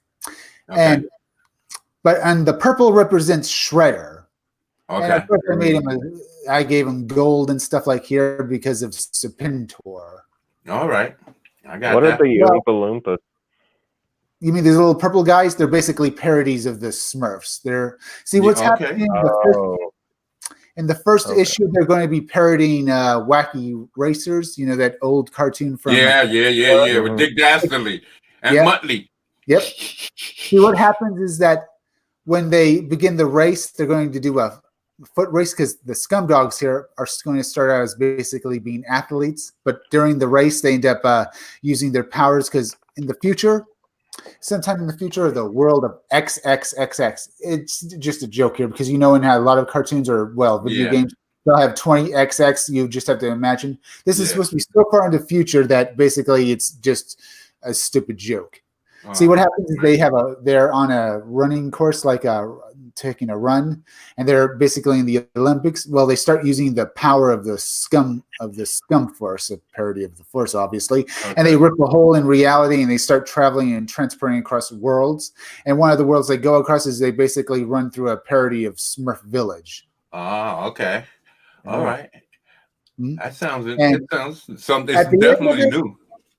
At the end of it, they basically get disbarred from sports. So basically, Death Mug basically being one of those egotistical celebrity types, basically says, "Fine, I'll just take over the freaking world. Then you'll have to listen to me." Okay. And you're the artist, you say? And the writer, Okay. and the colorist. Oh, I did. so everything. you're just like me. You're just like me. The one and all. One size fits all.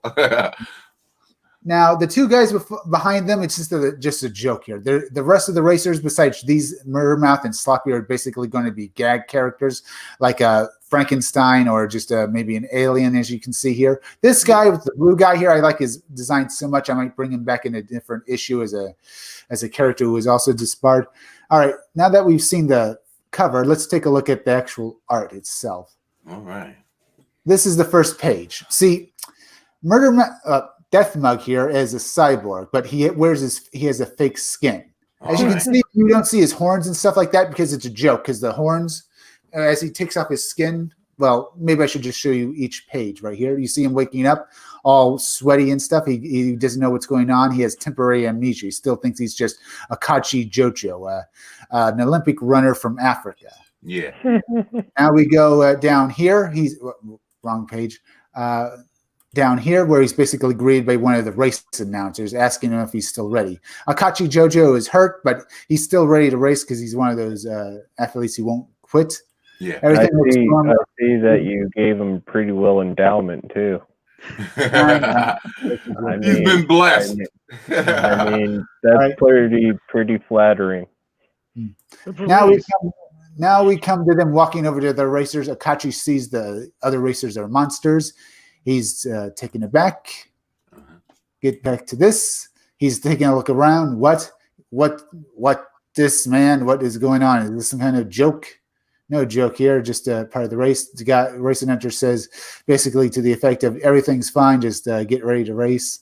Kachi Jojo doesn't know what's going on. He takes a look around. He sees things. He sees a fox man. He sees an alien. His head begins to hurt. He's Murder Mouth smiles. Sloppy is sloppy and just stands around. He begins to sweat and he says, "Oh my God, my head is splitting." And then it happens. He removes his skin. And you can see the horns coming out of it. They just slink in and out of it. It's sort of a joke how they should be pushing out of the skin. Yeah. You see that? We get to I'm really proud of this page here. As the artwork will improve in the second part of this graphic novel, but I am proud of what I did in this issue. How many pages you plan on? Each part of the graphic novel will have a 22-page story. It'll be 66 pages as we go to each part of what happens during this. In the final issue, it's going to be a blowout issue where Death Mug fights his arch nemesis Buick Starpoon, hero of the Captain Kirk and those other space heroes. I tried to come up with the most idiotic name imaginable to call them. Yeah. As you can see, now we'll get to the other two characters. I made a couple of pinups here. Let's see. I think I'll give you Miss Breasty Melons. Basically, the character from G.I. Joe. Yeah. Let's let it here. Yeah. Let's see. There's the Baroness. She's basically just a parody of that. There's also Timax and Zarmak. The two fighting members of Cobra. Everyone. Zaymot and Tamat and Zaymot. Yeah. Have you ever wondered why those guys aren't arrested by G.I. Joe, even though they're publicly known? They're basically they launder the money for Cobra. I mean, why aren't they all? They never give an explanation for why they. Yeah, right? I know they're extremely rich. I know. they also finance Cobra because they're basically their public face. Yeah, The joke here is that at the end of each issue, where the scum dogs are defeated or are victorious, if Rusty Melons is caught by Buick Starpoon, she just says, "Thank you for rescuing me. Thank you. They helped me against my will." And it's a kind of a running gag how each time she basically puts on the tears, he believes her.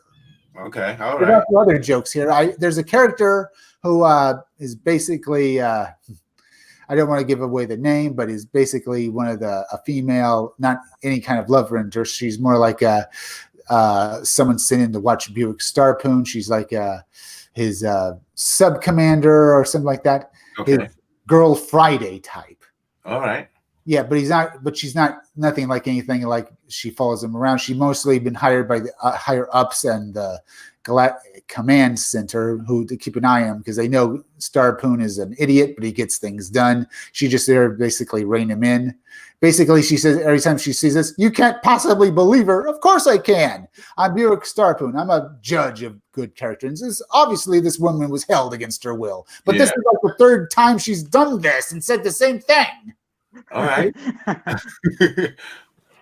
So that's a running gag, and we'll have that. Or something to that effect. Nice. Now, the other character is basically a parody of Dr. Mindbender as well as a hair metal band member. All right. Let me give you Hair Metal Doctor.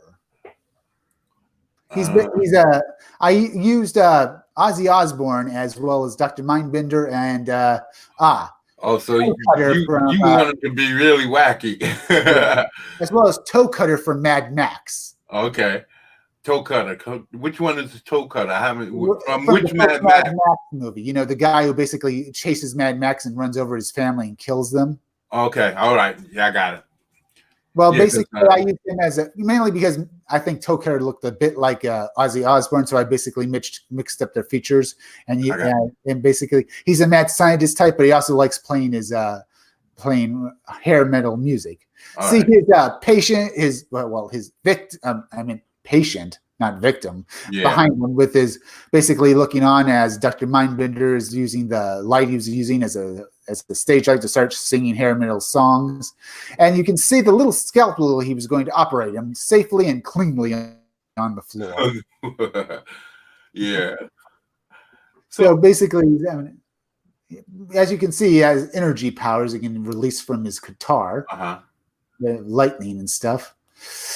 Right. He also can channel the Scumdog Force, and so basically he comes up with these really wacky ideas and stuff. So what type of experiments are you performing? Well, he likes to make cyborgs and other kinds of monstrous things. Okay. He also likes to start playing, well, I already mentioned it, he does anything a mad scientist does, but he also does it while playing heavy metal music. Yeah. All right. Any more characters? Any more? Yeah, there's a bit more. Let's see. I'm trying to think here. What else can? Whenever he's one of the instigators of their adventures. Basically, he'll come up with the gadget for the adventure that the Scumdogs are going to be on. Yeah, one of those wacky things like in G.I. Joe, they have that weather dominator. He'll go to that effect, and that'll be the focus of that story.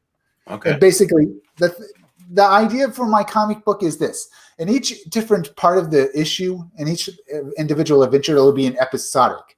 It'll be something you've seen in a cartoon sort of before, but it'll be like I'll take the wackiness and the art up to as far as I can get it. Say if they are going up against if they're like a damn it, there's something where remember when the weather dominator in G.I. Joe was broken apart and each part went across to each different part of the world. Yeah. That, there's a word for it and stuff like each episode that the Joes were going after it, they would have to fight Cobra and that thing, Yeah, I have that series. I got the Transformers, G.I. Joe, and Thundercats. Well, now I remember, the MacGuffin thing. Oh yeah. I got you. Yeah, the shiny thing that everybody's chasing. Yeah. Yep. And basically, Rise of Skywalker. Yeah. So in something like that, I'll have them go after it like the typical episode, but I'll also throw in a bunch of wacky stuff, even more, try to even get it worse than what you've seen in a cartoon, more insane, more out there, and basically end either with the Scumdogs winning or losing, but basically with a maybe gigantic explosion in each one. It's not thing like there's going to be there's going to be character in it, but it's going to be like as a cartoon, sort of a parodying it. All right. That sounds interesting. Thank you. And you said they're going to be traveling through different dimensions, or well, that's that. Or it's just going to be the one. It's going to the first issue is going to set up things that are going to come back later. See, the S'mores, they're going to come back and try and kill the Scumdogs because the Scumdogs, well, they made Papa Snore very angry by doing this. Okay. And he's going to be a parody of Papa Smurf. He's going to basically be your typical evil wizard type. See, you know, the Smurfs are basically saying how good communism is. Well, I wanted to parody that by showing how bad communism is. Okay. Papa Snore is going to basically be a cross between, you know, the father from Mary Poppins. You know how he looked? Yeah. Well, think of him as a cross between him and Stalin. He's going to say, we all work together, we all work hard, but you all listen to me while I sit back here and tell you what to do. Okay. And he's going to basically... well, most dictators. Yep.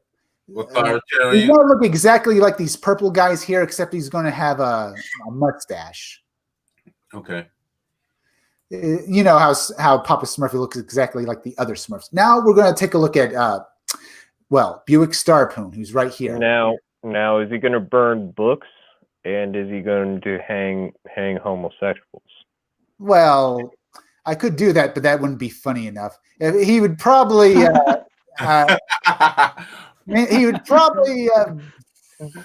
what would a dictator? Now I'm interested in finding out what you think is funny enough.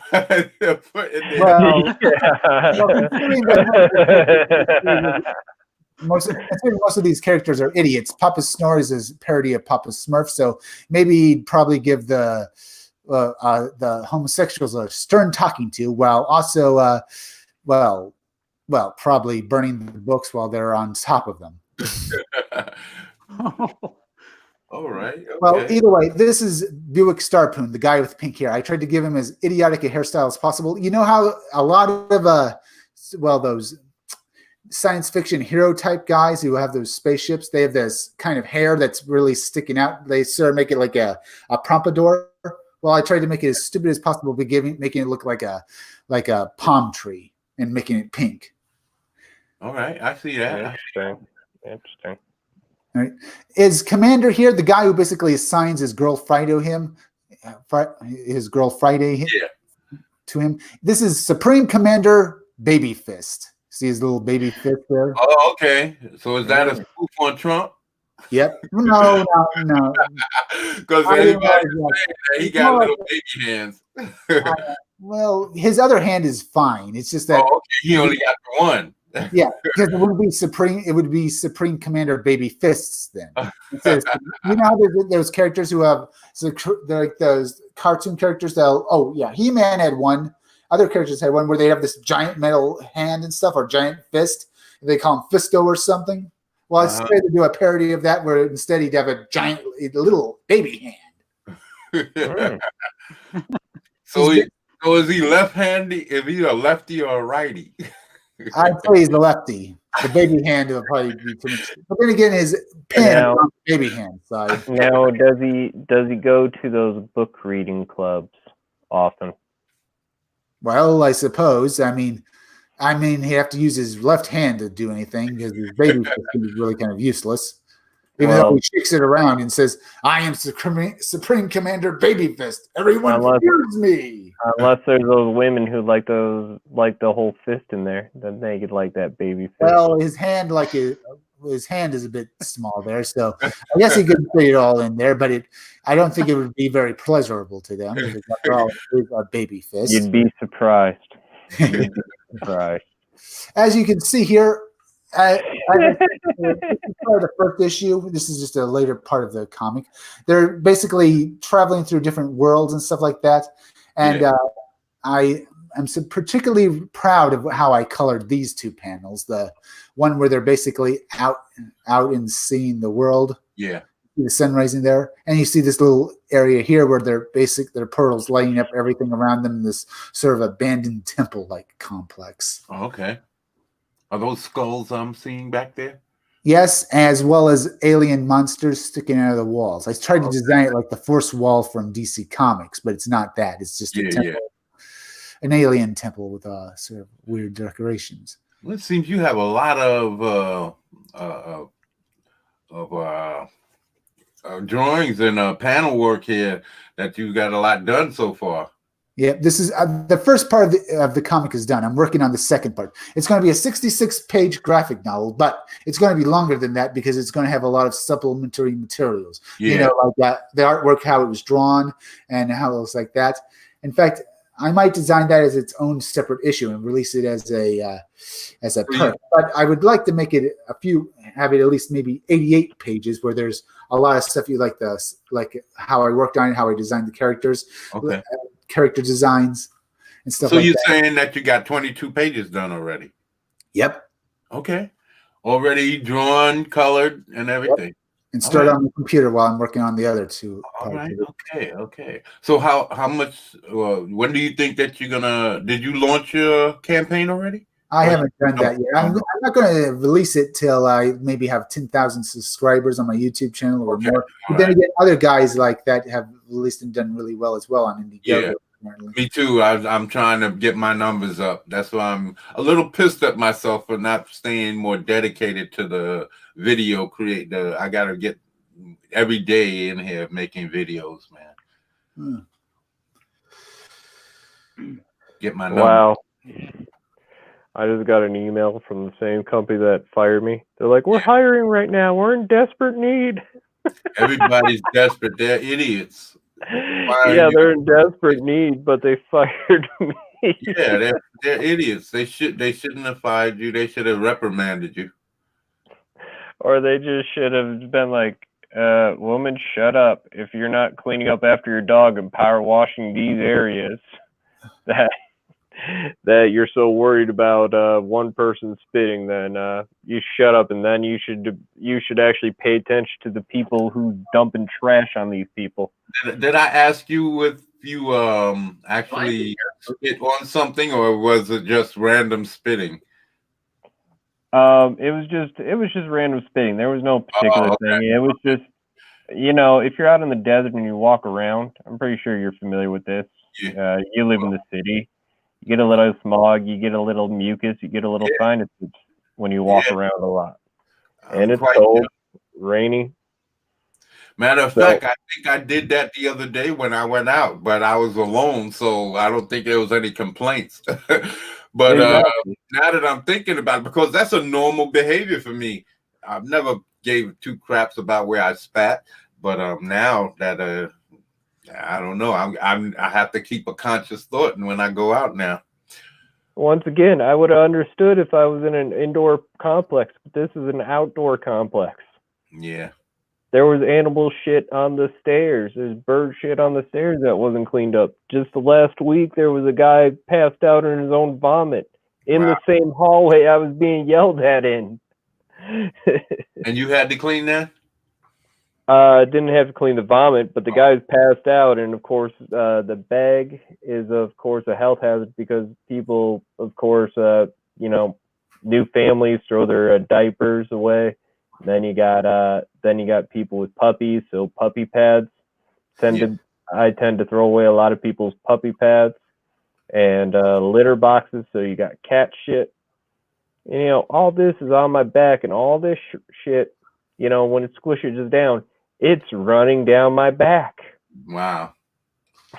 Goggle, I've seen a couple of your streams since I've been what do you call it? AOL. And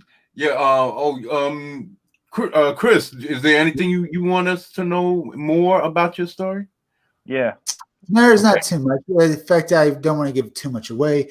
But either way, it's going to be each issue, each part of the comic, and any subsection. If when I make a sequel to Scumdogs, it'll be like a 48-page story. And I'll probably have 2 stories in it or something like that. The first one is basically going to be telling an arc how the Scumdogs go from basically athletes to basically trying to conquer the world. All right. And each one will be a parody of something you've seen in a plot of a cartoon show or a TV show. Yeah.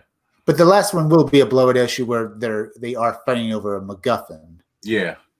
Well, that goes around. I'm probably going to have a couple of those in my stories too. So at some point or another. So it happened. Your stuff reminds me a lot of Mike Judge. Thank you. Yeah. Yeah, I liked Hill, what's his name? King of the Hill? Yeah. Yeah, so what I was saying was Gargoyle, I saw a couple of your streams and where you was finishing up some of the coloring on your story and with the guy dragging the other guy towards the cross. Templar guy. Yeah, I was thinking. I think I had spoke to you, and I said that I thought that you should have his shadow cast down across the floor and touching the cross, and then maybe down near the bottom of this picture have it darkened and have the cross lighter than the floor and the shadow of the body, because it kind of foretells what he's trying to do with his shadow touching the cross. You want to go to my screen real quick? Yeah, hold on. Let me show you what I got going on real quick. Let me stop share. You need... We'll come back to. Okay. Because I'm still learning Clip Art Studio too. Yeah. So. All right. Yeah, this is right here what I was talking. I was thinking I liked it when you had the cross diagonal. You straightened it up. Oh yeah. You had a little like from the bottom was near the left side and it was going up towards the right a little. You want me to flip it back over? I'll flip it back over. Well, everything. See, now everything is, I understand it's pointing up towards where he's coming from, but it looks a little too structured. Yeah, like that. If he's busy and in a rush or anything. See, I liked it how you had it laid out. I'm not telling you that you should change that, but I just thought that his shadow should have came back down across the floor and kind of was touching, because you had the light coming through the stained glass window. Now light looks kind of darkened, like it's dark outside. It's supposed to be a night scene, and it's supposed to be. You changed it some. It was lighter. You had different color paint in the stained glass. Yeah, light coming through. So now you changed it. I changed my opinion. Well, I still like the shadow idea. You said the shadow should point there because the next page, I did what you suggested before, because you said you couldn't tell that he was he gone to the cross. Yeah. So in this scene, and I could still put that shadow there. That's a good idea, because here you still can't quite tell with the body slam, but it's going. Oh yeah, well you shouldn't put his feet down first. You should have put his back down, and then his feet still coming down up in the air, because he would be throwing them over his shoulder with a body slam, so his feet would come last. His feet wouldn't hit first. Right. Neck and his feet hitting first. His feet should still be up in the air. So more intensity of the slam. Rocking up still. Yeah. Okay. And let's just showing him bouncing up from after the body slam. And still, you might want to show an impact and then his body up off of the ground a little. Yeah, obviously you can't. You could tell I wasn't really happy with that. Yeah. Yeah, I'll go back to the body slam. I have a drawing with the legs still in the air. Uh-huh. So, Got it. and then I added this one too. This new kind of splash page. I like this one. I like how you have the cross laid out. I can't really tell. Is that a shadow? Yeah, it's supposed Okay. to be the shadow from the stained glass window Yeah. from the crucifix. Yeah. I'm going to structure a little more because it's more of color because more of the detail is going to come from the color from the stained glass. It's supposed to be the angel wings behind the crucifix. Yeah.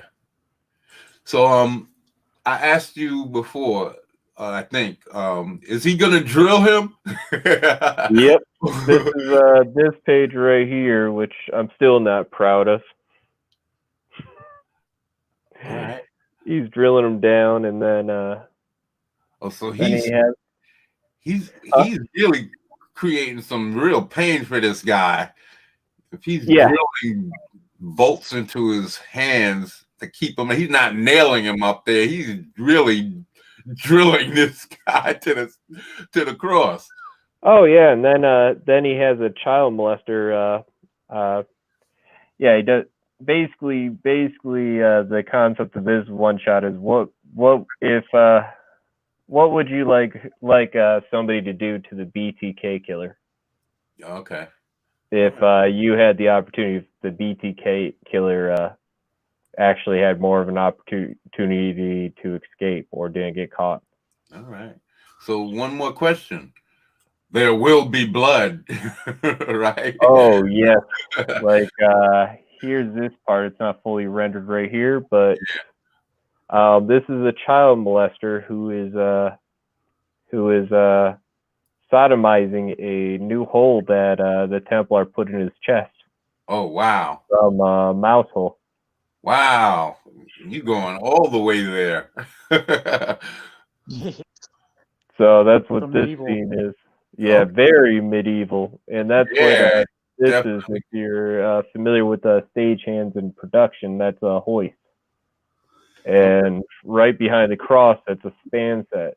And basically what was supposed to connect together, and a hint is the Templar is connecting because the child molester has got a dog chain around his neck, and he's got a choke chain while he's handcuffed, and the Templar locked the end of his chain to the bottom of the cross, which has another eye hook. Wow. So basically, he's going to be dead weight on the bottom of the cross while he's hung up, kind of crucified with this hole. And another little hint, because Ink Spots likes to bring this up. This is a little war campaign Easter egg. They'll appreciate it. The child molester has got a MacGuffin in his butthole. Wow. It's a rainbow dildo. Super glued in his butthole. Wow. So there's a reason why child molester hasn't done anything or tried to trick the Templar into outsmarting him and getting a gun, because he may or may not have a bomb in his butthole. He doesn't know. Wow. Okay. And then this was a big scene here is Templar, yeah, he kills people, but he knows what he's doing is wrong. So the only way he thinks that, way he could be stopped and God and stuff like that tells him that it's wrong, is basically chancing it from Russian roulette with himself. All right. So this segment, while child molester is sodomizing BTK in the heart, he's playing Russian roulette with himself. Okay, all right. So what kind of person is your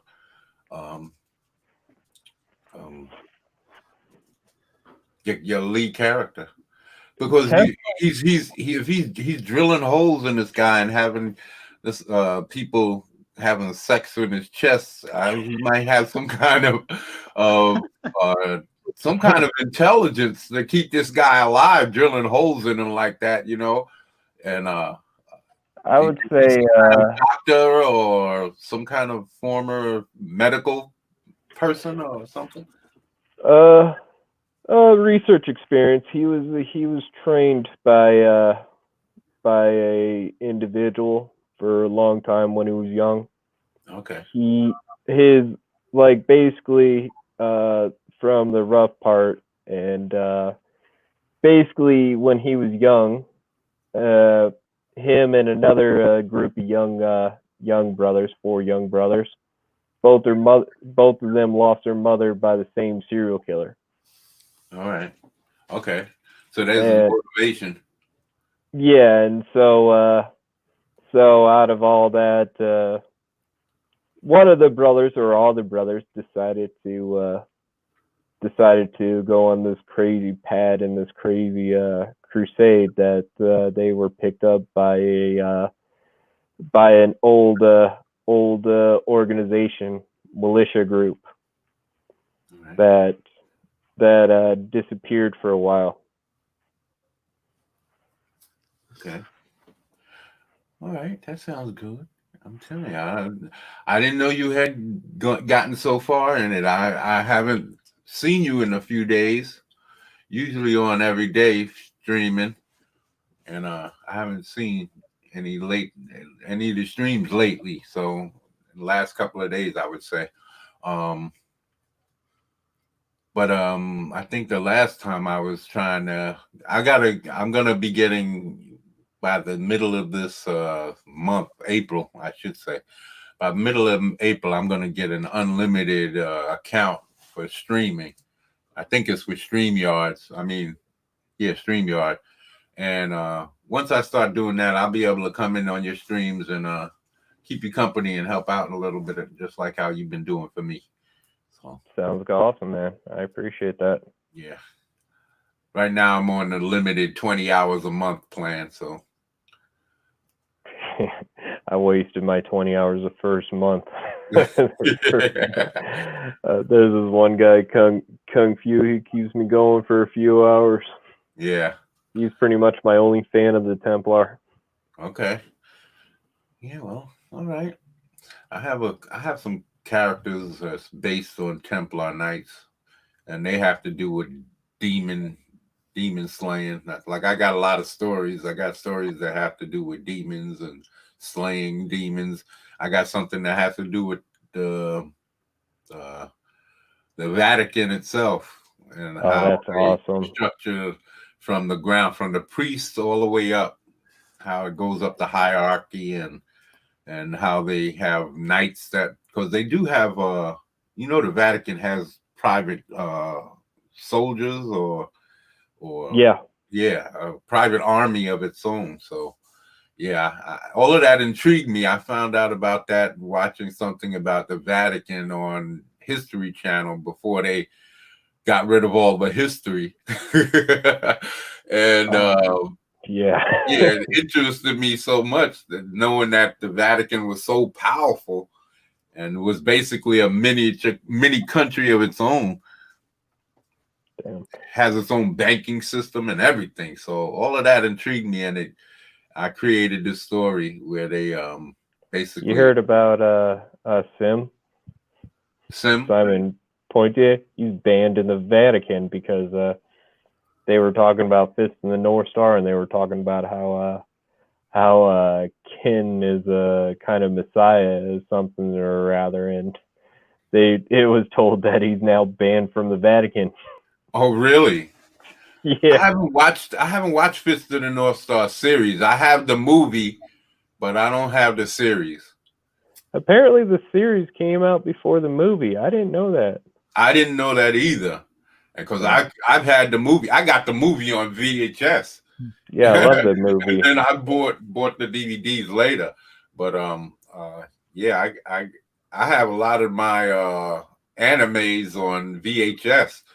It's not until recently that I started picking up Ninja Scroll, Princess Mononoke, Warriors of the Wind, or Nausicaa of the Warriors of the Wind, Fire and Ice. That's not an anime. That's an American movie made by Yeah, Ralph. Bakshi and Frank Frazetta, which is one of my favorite artists ever. He gives all his characters 10 packs, but they got like multiple rows of abdominal muscles, like 10 deep.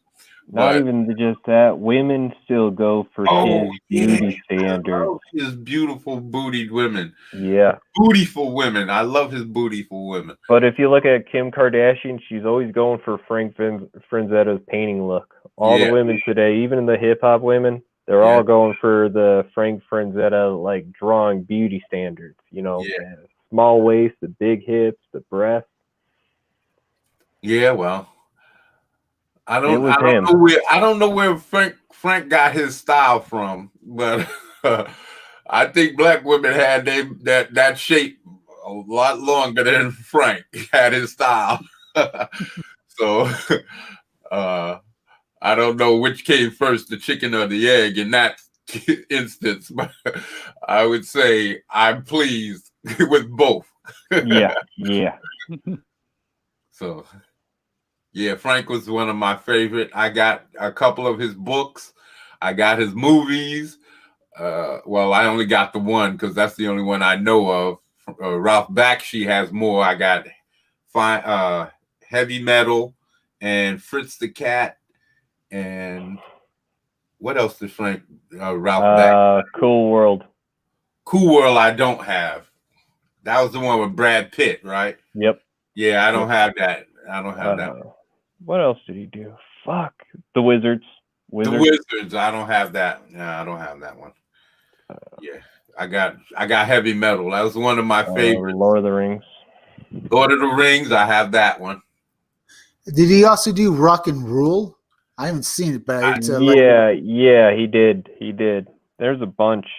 I know that story got made into a bunch of different animated videos starring furries.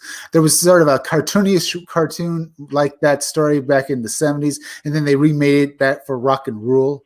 Okay. It's like the Phantom of the not opera, the Phantom of the Rock House, where they have that guy who has that same mask as the character Griffith from Berserk. You know, the creator of Berserk used that mask from that movie. Basically, it's about this guy who sells his soul to this music producer. Something like that? Yeah, the Phantom of the Muge something.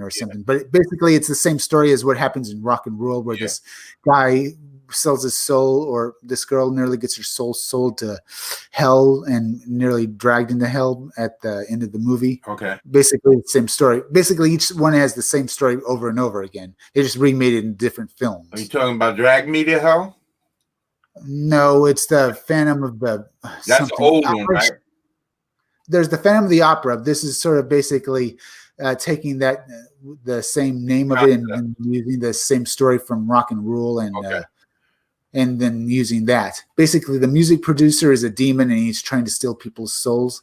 Right. But through the fact that, hero, this girl's soul is saved and stuff, even though at the end of the movie the character dies. It's something that, if I could just remember the name of the movie. Yeah. Let me look it up here. The Phantom. Frank Frazetta did Fritz the Cat.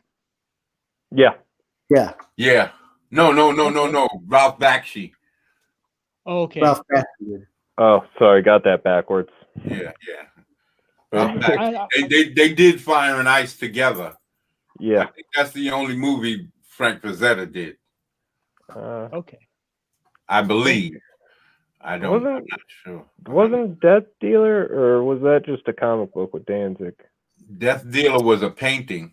I don't know if he made it into. I'm not sure about that. I would be the wrong one to ask, even though I should know the way I like Frank Frazetta, but I don't know if it ever was made into a comic, because it turned into a novel series, actually. Novel, okay. Oh, okay. Yeah, they took that and basically. Frank Frazetta made 3 different novels starring the Death Dealer. 3 different. Here we go. Here's the Ralph Bakshi movies: Heavy Traffic, Coonskin, American Pop. Never heard of those. I heard American Pop. Last Days of Coney Island. Hey, Good Looking. Cool Into the Crazy. That was actually a live action movie with Alicia Silverstone and Jared Leto. Okay. Great. He started a cult. You hear about that one?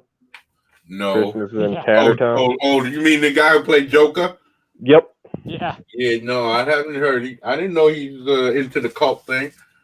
Yeah, he started a cult. He's got an island in Croatia with a bunch of women following him. Well, he looks a little Dressed in wacko white. with that hair that I've seen him in a couple of last, I think, posts that I've seen on YouTube or on Twitter. He looked a little bit wacko. Like he's Wow, he actually did a Dr. Seuss one, The Butter Battle. wow. Trickle Dickle Down. Okay. That was in 2012. I've And never that's heard in of any of America.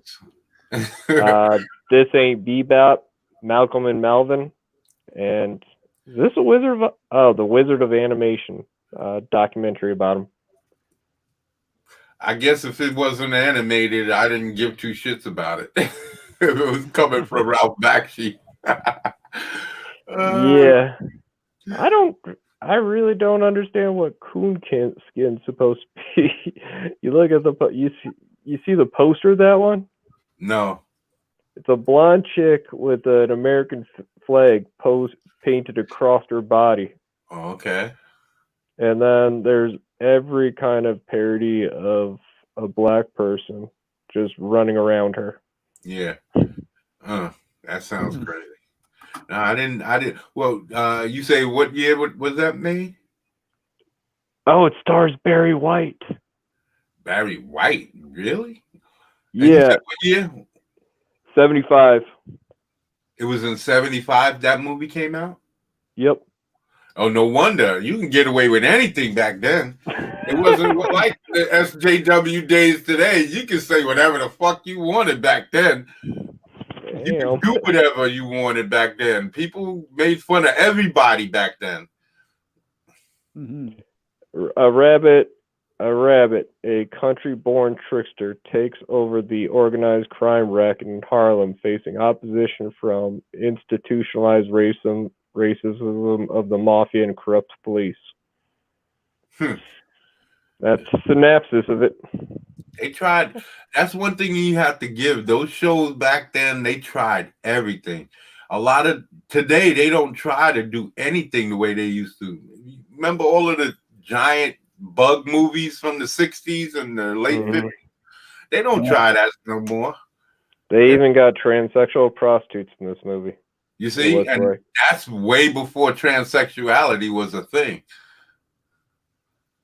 Yeah. Well, that was always a big city joke because, you know, movies you marketed to people who lived in the backwoods who were never used to that stuff. So when they made a joke about a transsexual running into a transsexual, that was because that was just a urban myth. Well, I should say that was before transgender was a thing, because transsexual, if I'm not mistaken, is just cross-dressers. I don't know anymore. I don't care. They made it too complicated I really for don't me. know. And I tell you the truth, it's not my field of knowledge, so I shouldn't be speaking on it. It's like getting into the standards of some people and their logic about complications. You get into a work-related argument with some people. Yeah, they're like, life is not fair. Well, you're a manager. How is life not fair for you? Some things we're not going to get deeply into because here in CG Comics Gate or Goddamned Comics, we don't disparage any particular race, creed, religion, or whatever, because we welcome all. We want you all to buy our comics. So, hail! Yeah. Like, praise the God. I see green. My favorite color. Are they still all real blanks? No, that's going straight to blaxploitation films. Sorry. Okay. Yeah, but in this drawing that you have here, what I was trying to say, that everything is lined up. Like even this bag you have hanging down or weight that you have hanging down there is kind of lined up. Oh, the hoist perspective with the cross and everything with the aisles and the window, everything is lined up. So when you had the cross kind of crooked across that, it kind of broke all of that up, and that's why I say I liked it better when you had it crooked. The cross, that is. Let's see if I can fix it. See if I Will can there be skim a, my way. Will there be a Lone Star crossover? Lone Star, no! Oh man, I can do that shit too. I just need to get to my breath. Well, where Lone Star is running a secret Italian sweatshop. I don't know, but I know he ain't getting his books out. He's talking all this shit about CG and how College of the Dead wasn't getting the numbers up, and then Ethan went out there, promoted it, and now he banged his numbers up to 12,000. Or is it up to 20 now? I think it's up to like 20,000 now. But yeah, so, and he still hasn't gotten his books out. He's got like 3 or 4 books in the chamber, and he's not firing on any of them. So I don't get it. I know, and he doesn't like being confronted about it too. When I first confronted about him starting the Lone Star 2 campaign, I'm like, dude, I fucking spent $60 on your triple set with the Shark book. The Meg? Yep. Yeah. Yep. And you're gonna fucking start a whole new campaign? He's not putting anything out. He's making minimum. He can't even get his blessed and his mess to fund, and he's over there criticizing people with that Seidler Boyette. Because his comics aren't really that funny, even with the look, it's not that funny. I saw a little of them. The kid puking, it wasn't that funny. Yeah, I don't know. I was gonna make a video jumping on the guy because he was attacking Comicsgate, but Comicsgate is doing well. So, and he didn't really do anything. He did, and he didn't do anything personally to me. He's criticizing Comicsgate, and Comicsgate is the network I need to put my comics out. So he is attacking me personally, but he's not, because he didn't say anything specific to me. So I decided not to go all in on his ass. But I am getting tired of him, and especially that Seidler Boyette. He's not even an artist, and he's criticizing people and bringing up all of these bullshit, bogus statistics. And we already saw the cult professional in his robes. Yeah. And now he's doing story time. He's doing story time. I'm gonna go over there and kick his butt. I'll take I gotta fix these, remove this floor color now, but got some nerve doing story time. I know, what a piece of shit. What a piece of shit. What stories has he got to do story time with? That's very Christian of him. Got some nerve. He pissed me right off. He pissed me right off. I'm telling you, as soon as I saw that shit, like, what? Him? He's doing story time? Well, that's exactly what he wants to do. He wants to dictate what comics come out. Yeah. Him and Mike want to be the dictators of Comicsgate and say who can belong and who can't. And so you want me to lower the cross a little more? Sorry, I didn't mean to interrupt you. I'm just asking. Well, it's really your decision. I just was giving my opinion on having everything so straight and in line, breaking it up a little bit. You know, how I understand. You know, slightly askew is good, I guess. It doesn't have to be terribly offset. I Kinda think you like had this? it a little bit more offset than that before, yeah. Okay. Put the tail of it a little closer towards the left corner and just rotate it slightly, yeah, a little more. Yeah, I'd say that would be good. Okay.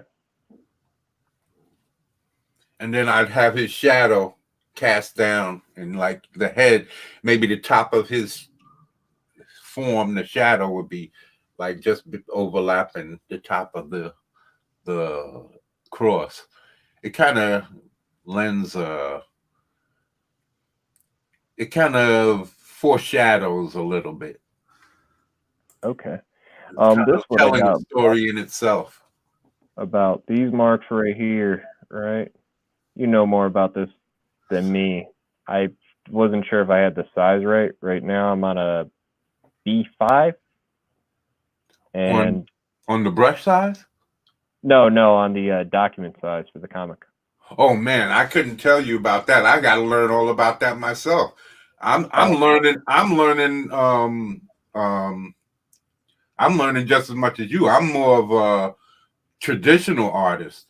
I'm practicing to ink in Clip Studios, so then I could go back and not make mistakes in my traditional work.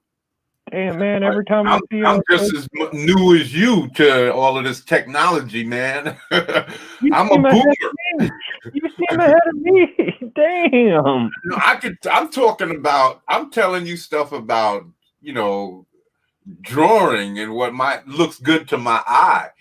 That's just natural for me. I've never taken any courses. I'm not a professional in any shape or form of the way. I just been drawing a long time. No, I can tell you what looks good to my eye, but I can't tell you about Clip Studios and I can't tell you all of the ins and outs of Photoshop. I can't. I gotta learn all that. That's why I'm always watching John Malin and all of them. They talking about your PSI, if I'm not mistaken. Shit, something that the size of your file should be no less than 400. If John Malin said that. So if you're gonna be printing it out, your file size should be no less than 400. That's what I remember him saying. I have to go back to know exactly what he said, but I know that was just within the last week that he said that in one of the streams, because they was talking about it. But I can't tell you if it was on a Jack show or if it was one of Ethan's streams or if it was on Comics Gate Presents that he puts out. So it could have been on that Star Wars Girl stream. It could have been on Cecil Says. It could be on John Malin's, or it could be on Ethan's. So I can't really tell you. I really have to go do that research from when I get to that point to when I start making my files and actually, because everything I'm going to be doing on 17 by 11, 9 by 17 or 11 by 17 or whatever the size is. I bought the paper already, but yeah, I'm learning just like you, pal. Damn.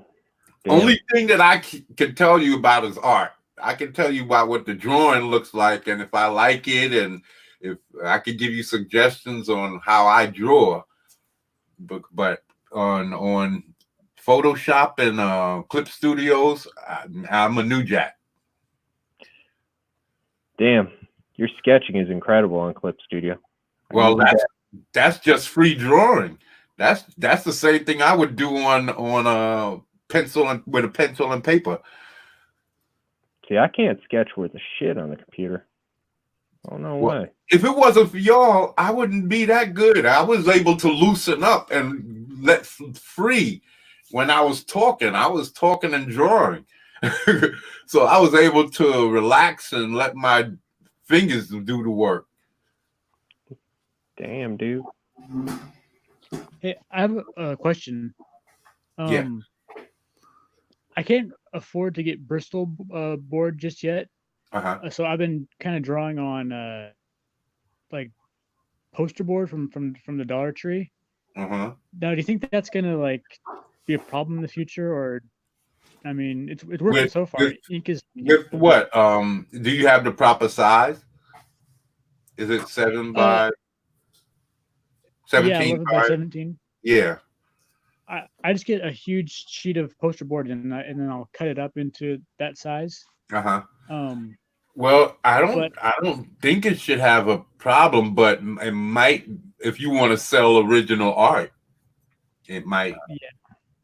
Because I tell you the truth, I got a bunch of bus maps that I was doing drawings on that are 20 by 22.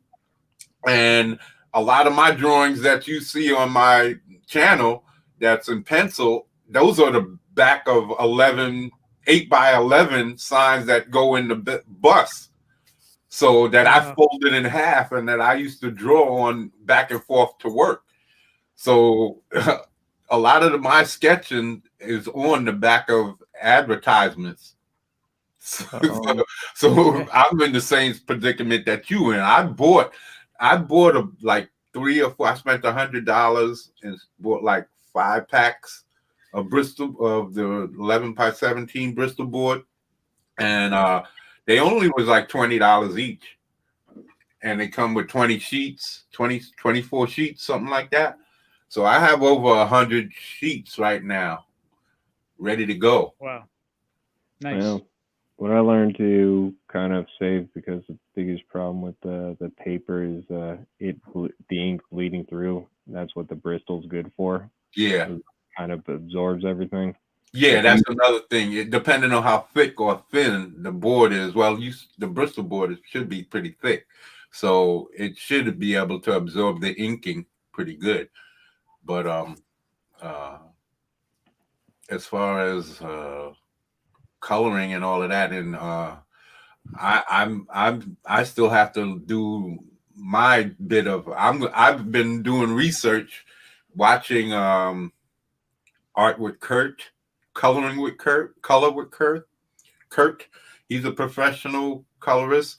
I've been watching, like I said, a guy called, from Kurt, I've learned how to, what he called snatch and grab or cut and grab, where you basically use the select tool to grab a section of the art that you want to color and then color it and then move to the next section with the select tool, and where you don't have to keep doing the different layers and it should pop right up.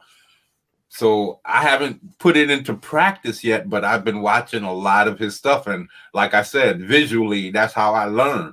So I believe that now I can do it without a problem. It might take me a couple of times to get it perfect the way I want it, but between him and watching how Kyle Ritter does his thing, and a couple of different guys that I've been following with the coloring, and mostly with the inking, I've been watching Jim Lee because he seems like his style of that freehand inking is more to my liking. I don't like to do a lot of. I like the way some guys do it, but I like my pencil work. And once I put my pencil work down, I don't want to see it stray from what I've already done. So if I can't get the stroke exactly right, I'm not going to appreciate it. And so that's really what I have to work on, my stroke and how to get my hand steady and repetitive lines, so that when I do a bunch of cross hatching, the lines are straight and parallel, as humanly possible. So that's basically what I'm working on, my persistence in line and line weight, and basically getting my stroke nice and clean, and I have all my pens, and basically I have the clip studio that I'm gonna be practicing, and I hope to be showing you all that. This is what I need to. That's what's gonna be coming up next. You're gonna be seeing all of my character designs, not all of them, because everybody should know that if you're going to have a high quality good character, you need a very, very good enemy. And without a very good bad guy, without the Joker, the Batman just isn't that good. As good, I should say. So you need a very high quality, you need high quality bad guys to make your good guy that much better. Ra's al Ghul, all of these, or Ra's al Ghul, however they pronounce it. I like Ra's. Yes, I first heard that name on the animated series, so I like Ra's. Ra's al Ghul.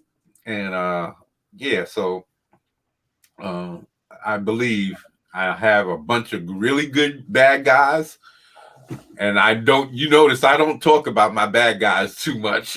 I talk about the good guys, but I don't talk about the bad guys because I want the bad guys to be a surprise. I want their abilities to be a surprise. I don't want to give away any good names or anything, so I don't speak about my bad guys at all. I've given away a little bit of their origin in the origin story of Mike, my lead character, but he's relatively new compared to all of the other characters that I'm going to be introducing, because I have what I call my Bible, the 3 composition notebooks that I've been collecting all of my characters in. I have about well over 10,000 names in these books, and I believe most of my characters come from the first and second generations, the first and second books of my Bible. So, and Mike, I don't think I even put him in the Bible yet, because he was just a sketch. He was just a drawing I did on the subway, and then I gave him the name, and then later on I created he was supposed to be a Mike Revolution. That's going to be the story of Mike. He was supposed to be this whole revolution where it was back when all of the police shootings were happening, and he was going to be on the side of the police, and my other good guy was going to be against the police and talking against them. And he's basically the more hood character is going to be disrespecting Mike because he didn't come into the hood to protect the people, so he mostly dealt with the rich and the powerful and keeping them safe. And so he witnesses police shoot down Mike, the lead character. He witnessed police shooting where the police was in the wrong for himself, and he takes actions against the police, which starts this whole revolution because he kills the police. He gets so enraged and he kills the cop that commits the act, and so he's being taken in by other superheroes, and he refuses, and then my hood character comes in and he says, yeah, fuck that. You don't have to give in to them. And that creates a whole backlash, which creates this whole revolution. And it's superhero against superhero. But I digress on that storyline because now the story has changed. It's been altered. And I don't know that storyline will ever make it into the story. So, yeah. I like that the like the story, like I don't like when it's just a villain. I like it when it's like 2 heroes that are like at odds, like a conflict between 2 heroes. Yeah, well, I was gonna have all of that. I was gonna have the bad guys take advantage of the fact that the good guys are going at each other, and they was gonna start a takeover of their own. So it was going to be a whole major incident, really.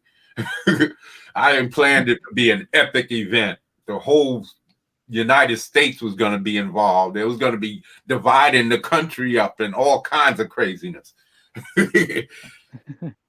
Yeah. I have trouble writing villains. It's much easier for me to come up with a hero, but the villain's tough. Okay. I like them both. There's nothing like a really good bad guy.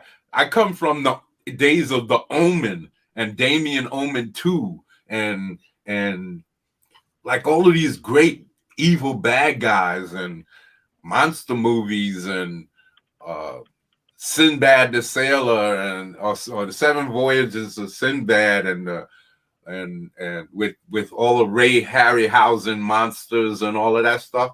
I'm in love with that stuff. I got the DVDs and the Blu-rays, and so all of those characters were based. The things that I loved about those characters are the bad guys, the skeletons coming up out of the ground because the dude took the teeth of the Hydra and threw them in the dirt, and everywhere a tooth landed, a skeleton would pop up and attack Jason and the Argonauts and was killing them off. This was great character development for me. I love seeing that stuff. So I love my bad guys. I like when good guys go against good guys, but most comic book stories that have good guys going up against good guys, they usually wind up being friendly later on. So that's why I devolved it into a revolution to where people were killing everybody. Like I said, I got all of these characters. I planned on lots of them dying. I was going to kill off multiple heroes in this story. So, yeah, I'm into devastation and killing as many people as possible in some of my stories. Is just like I have a few of them. My frat story. Well, I don't want to tell that one because that's one of those stories that I've been working on for years and years, like my Stone God story, and I don't want to give away the major plot twist. So, yeah. But I have a lot of stories where half the population dies. Loads and loads of population dies. Yeah. It gives it more weight and realism, like people actually dying in the stories. The jeopardy, it adds that extra level. Yeah. Well, death definitely has consequences too, and that's the thing is that we haven't taken death or the loss too seriously anymore. I mean, the last fucking 2 Avengers movie, nobody felt like anybody in that movie was gone. Even Black Widow, she ain't dead. That's got what a whole new feel. movie coming out. Yeah, that's what I feel too. There's too much of that. Oh, they wonder, the comic book industry and a lot of comic book collectors wonder why anime or manga is doing so well. But if you look at anime like Full Metal Alchemist, they tell their story, people die, and they end their story, and then they start something new. Mm-hmm. American comics don't do that. They keep the one character coming back over and over and over and over and over and over for 50, 60, 70 years. So I appreciate it. I'm not talking badly against American comics, no. But I do like the consequences part. I do like seeing characters die off and not coming back. But I do admit I'm going to have some circumstances where my characters are going to get killed off and then they're going to be coming back too. But it's going to be rare. I'm not going to have it like every character that people fall in love with. If I kill them off, oh, we hated that, so I bring it back. No, they're gone. Sorry, you're going to have to live with it. Yeah. Yep.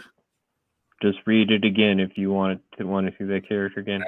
Yeah, I got too many characters. I could always bring up a new character later on. Make it a little skinnier. as a shadow gets longer, it gets skinnier, narrows out, and comes to a point as further it gets away from the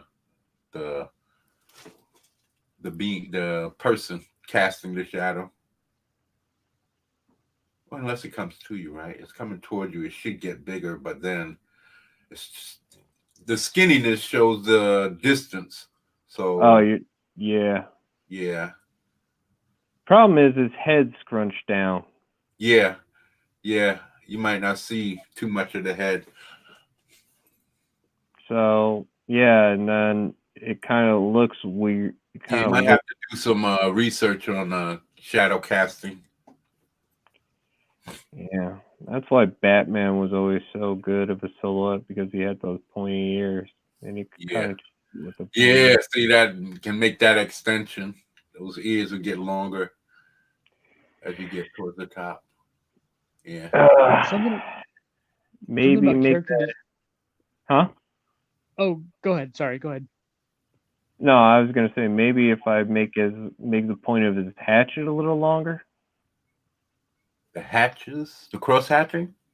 No, the hatchet. His hatchet. Oh, the hatchet. Oh. Because I only have him wearing these accessories. So okay.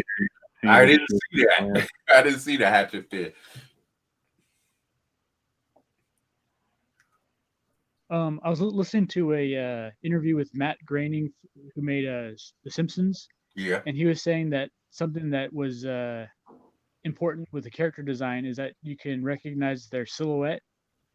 So like Mickey Mouse, Batman, and all of them. Yeah. You see the silhouette and you know who they are, and that's really strong character design. Yeah. So I've been trying to consider that when I make my character. Yeah, that's probably the template. I don't know if I've ever done that. Even though I do try to keep my designs, but I can't say that I've considered.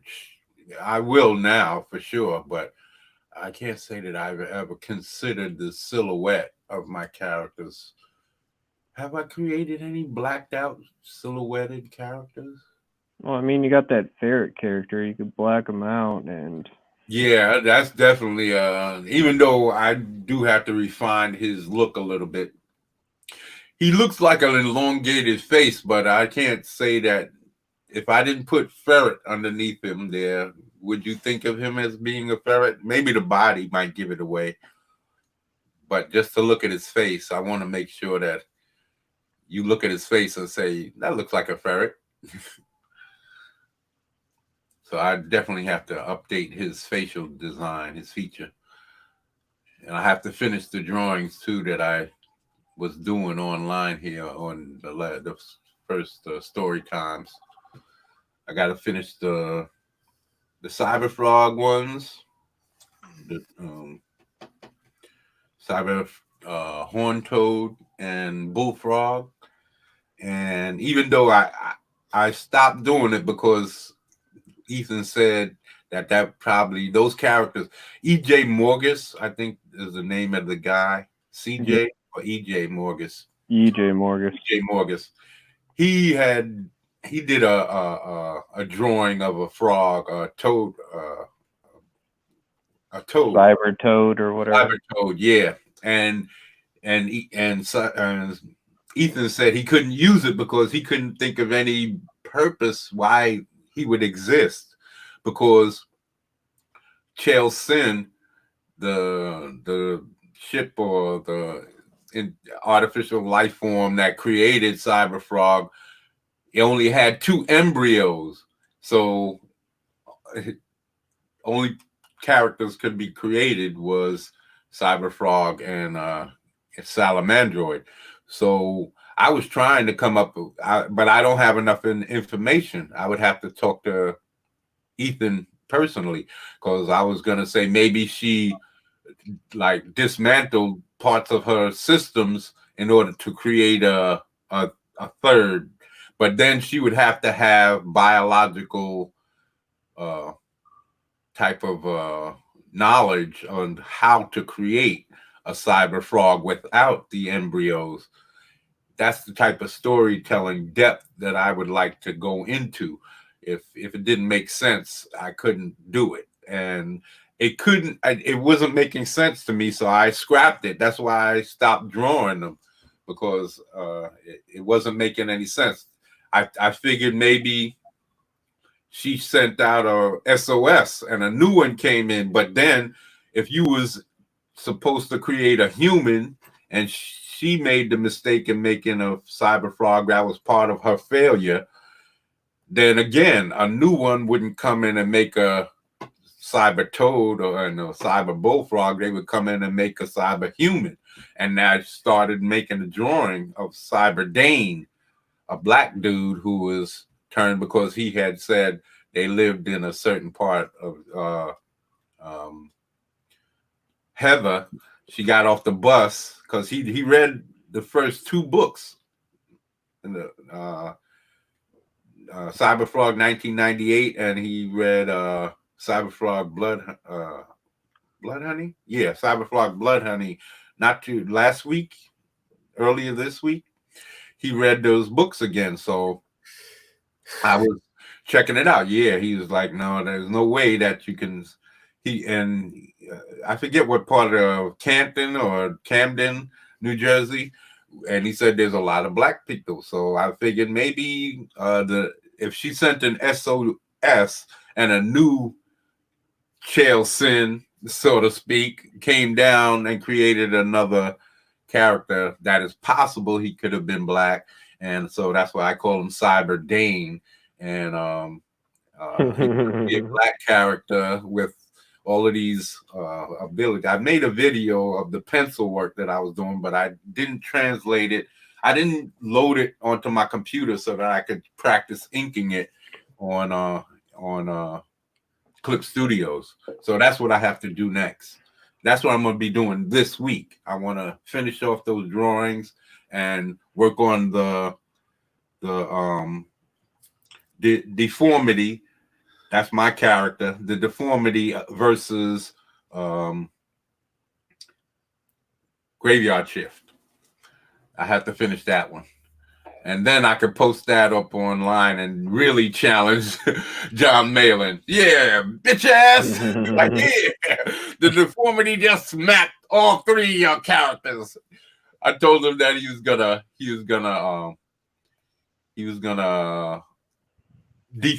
gonna destroy your Frankenstein. He was gonna outthink your Dracula, and he's gonna have his way with your bride. So right now, that's what I have. That's how I have it set up. I'd have to finish it though. Let me show it to y'all.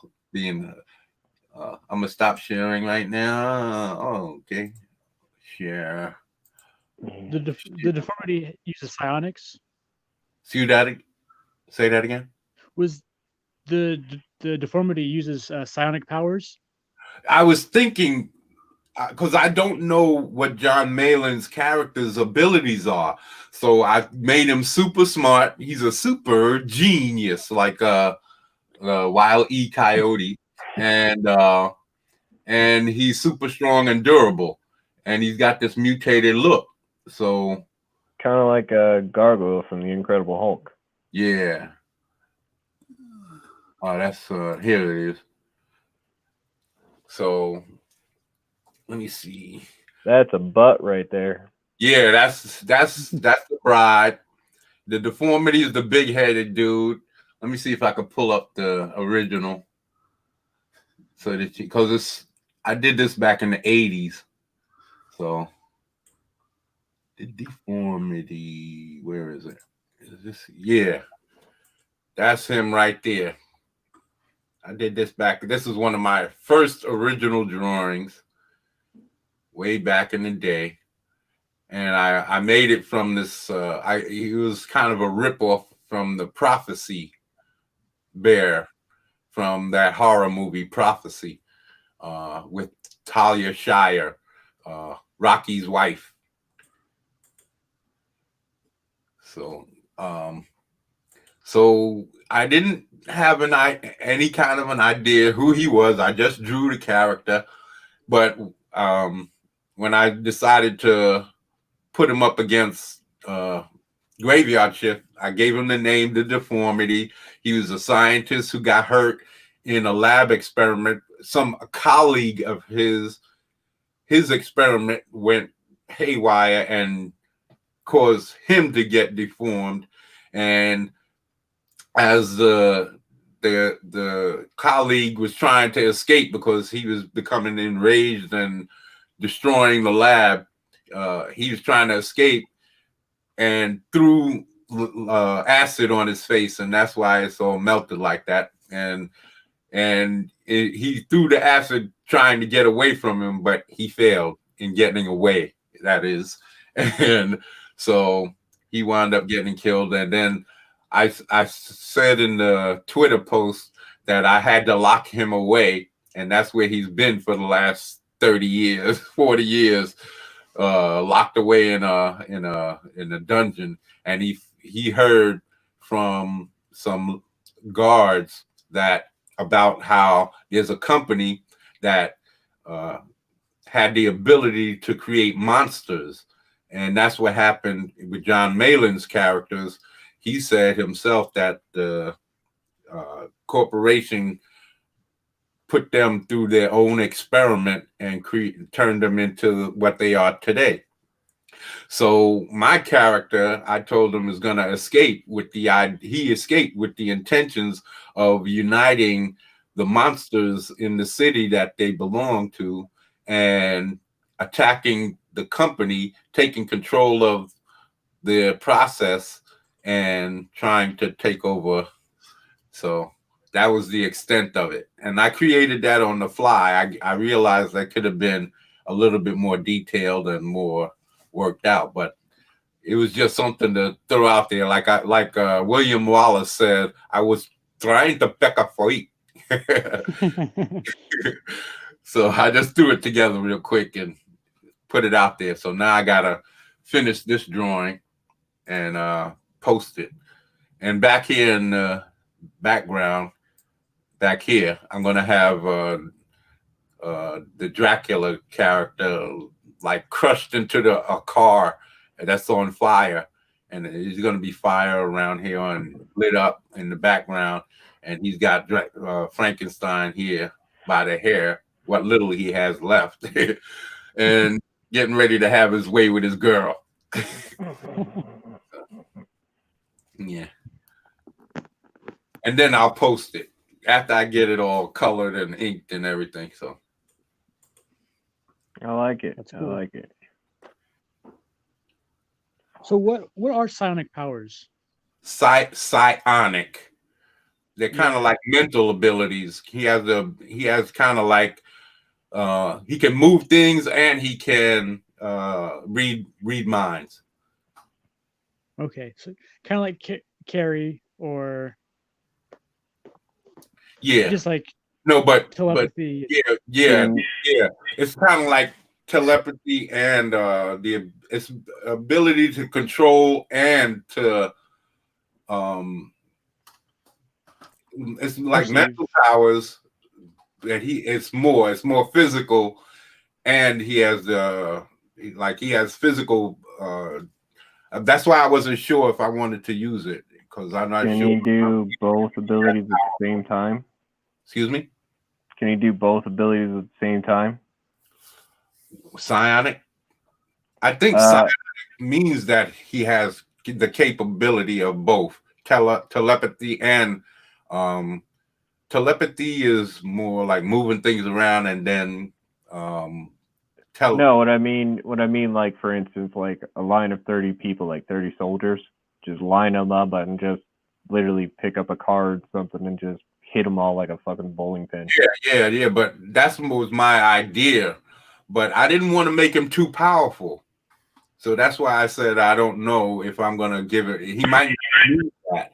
I don't know their abilities. If they have more powers, then I will give him the psionic abilities. But if they're just physical, because I see Dracula just uses guns.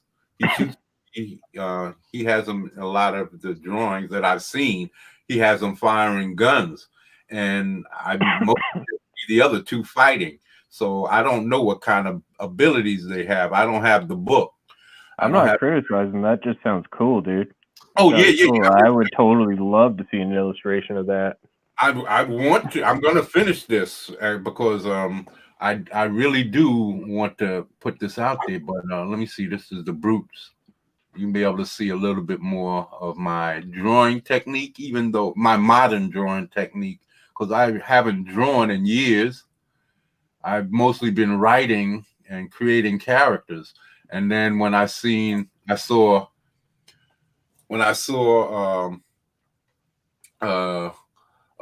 Ethan and your boy Zach coming out with all of these books and making the money that they're making, I said, man, let me brush off my drawing skills.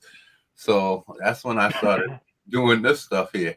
So yeah, I have to finish this. I just wanted to do it online. That's why I didn't really do it, but privately. But then again, I've been mostly doing pencil and paper drawing. And that's why I need to get a dedicated camera that I could set up over my drawing table, like how Jim Lee has his setup. And I can just live streams where I'm drawing my characters. Nice. Yeah. Instead of everything being, because that's where I feel the most free is with a pencil and paper. And then I will upload it into my computer and ink it. That's what I want to do. But I also want to be able to do physical inking too with the paper. I just want to practice and get everything 100% before I mess up my drawings with the ink right now. So it's been a while. Yeah. But I can pull it off because these are coming out pretty good. It's just the stroke. I need to be able to make sure that each line that I make is precisely what I want, because I'm a perfectionist in that way. It bothers. You got a printer? A printer? Yes. If you print your line work in blue and just make repeated copies, that's the best way you can practice with your inking. Yeah. That's what I'm thinking of doing. Yeah. I'm practicing every way. I'm trying to think of every way possible. And that's a good idea because I've seen a lot of guys doing that. Like I follow a lot of guys work on artists on YouTube, and I watch a lot of them do their drawings and inking. And I trying to find my style in what I've seen so far. I like thicker lines, but I understand today that people go for that real thin line look.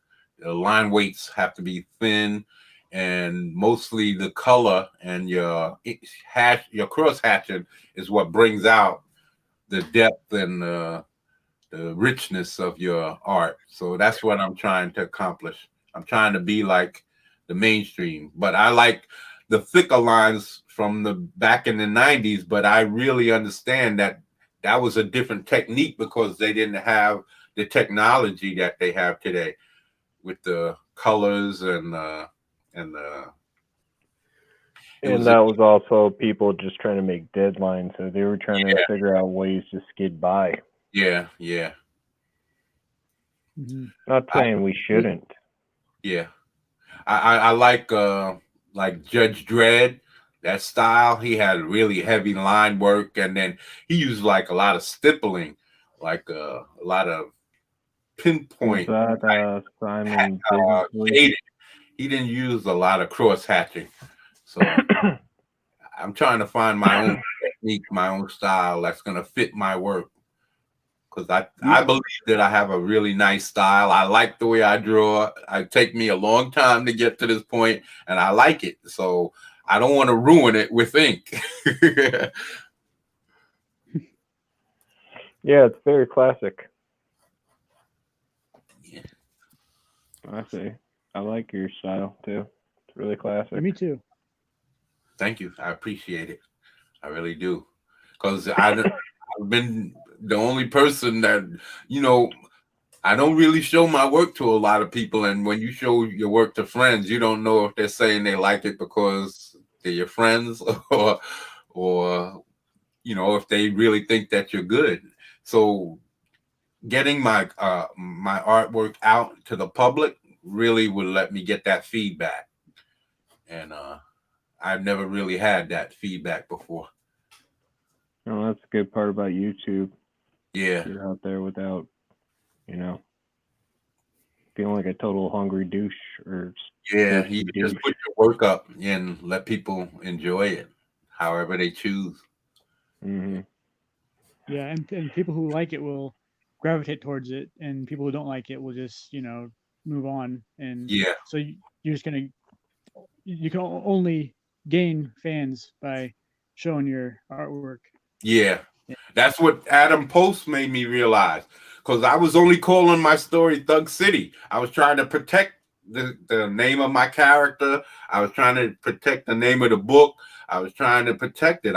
Wasn't gonna, because I could have just called it Might, but I really I want people to feel that it's not just about him. It's about the power structure in Thug City, what I call Portsburg. So I really want it to be about power and who really has it. I want you there going, everybody's wielding power of some sort in this book. And that's what I want it to feel like. That's why I call it the might of Thug City. Because That's cool. it's not really about the character, it's about the power. Mm-hmm. Yeah, my story, the cities are pretty much the villains. Yeah. In kind of a way. Well, Gargoyle, what was that thing you had with the guys from Detroit, the Tiger guys or the Lion guys? Yeah, the Tiger guys. It's a group. It's based off a real group, but the characters are changed a lot from the real group. But yeah, it's a real life anti-gang gang group that was okayed by the Detroit police at one point, very, very recently. And yeah, they went around, knocking on doors and looking for guys who abducted little girls from schools and dirty child molesters and shit like that. Whoa! So real vigilante, real crime fighter guys in real life. Yeah, and what was unique about them, unlike other groups, is they were the cops knew and they were okay. They were all legal gun owners and stuff like that. Is this going to be an animal-based type scenario where everybody's an animal, or no? This is more of a modern noir western type of story. Okay, yeah, I think you Shane, the leader of the group, is a lawyer, so he's more like the Kurt Russell from Tombstone. Oh yeah, I love that movie. I'm your Yeah, exactly like that. And then you got another guy who works for him, who's actually a process server, who's actually based off another real guy named Big Primetime. Okay. And then another guy who's also based off of two characters. One's Holiday from, of course, the same movie. Yeah. And he's also a real character. He's also a real guy named Kevin Dixie, but I named him Holiday. Yeah. Which has got to be what's his name's best role? Val Kilmer. Val Kilmer has to be the best role, because I'm telling you, I liked him in Heat, but that has got to be. I even liked Willow, but that movie has got to be his best role, because he was epic in that role. What about Batman? Oh, I'm just joking. No. But way. Yeah, those. Oh, sorry. His best role. Yeah, and and those characters were based kind of the balance level in the Detroit part where the Templar has this enemy, but his weak part is like his MO. You know, he doesn't kill people that don't do bad things. You know, he's only after the bad people. Yeah. Mm-hmm. Yeah. Well, So that's typical good guy trope. Yeah.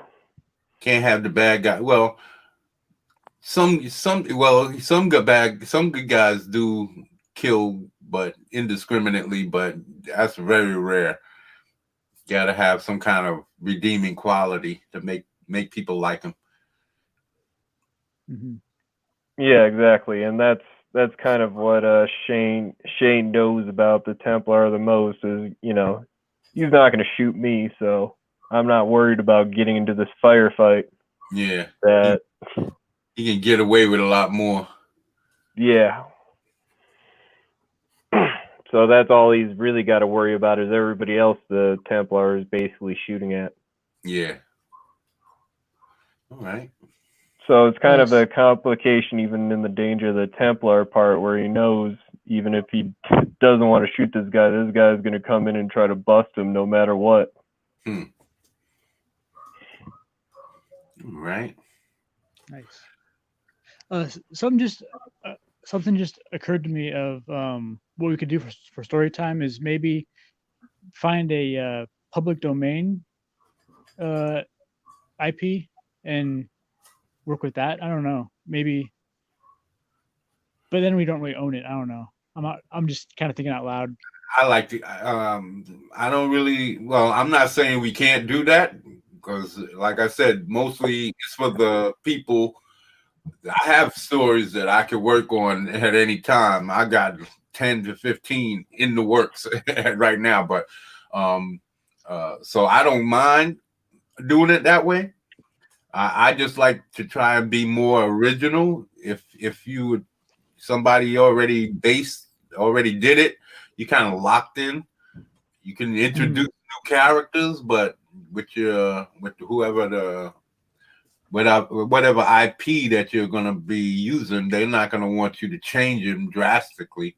I wouldn't want anybody changing my characters drastically like they're doing today in Marvel. But yeah, I wouldn't mind doing something if you get the right IP. But I would rather start from scratch and try to create something of our own. In my opinion, I think that would be the better. But then again, if you find something, you can always bring people in just from the name of the IP. So like I said, it depends on the IP and what you want to do with it. Yeah. I agree. It is better to have an original IP than to alter someone else's, for sure. So yeah. Most of the things that I do that I tell you about is all mine. Straight. There's no. I might have influences like my Stone God story is kind of roughly influenced by Fire and Ice, Lord of the Rings, and Dragon Slayer movies, and this anime called the Legend of Crystania. I don't know if y'all seen that, but if look it up, Legend of Crystania. There's like on Amazon Prime. Excuse me. Is it on Amazon Prime? I bought it. I don't know if it's on Prime, but I know I bought the DVD, but they don't have it anymore. So I bought the collection. It's like 3 or 4 movie collection, and it's about these gods and how they like if you are a tribe that worship a tiger god, you can morph into a tiger man.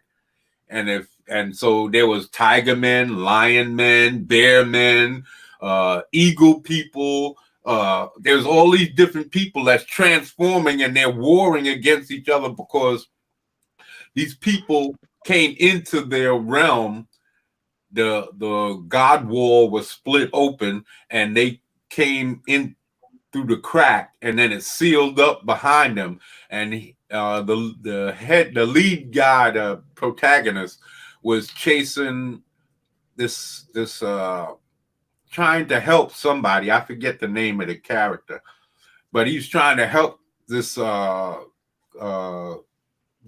character who was trapped by this God King character. He stole his body, and he was trying to help him get it back. Him and this elf girl, who was basically the God King's second in command or something like that. And she was in love with him, and she's trying to free him from this God King.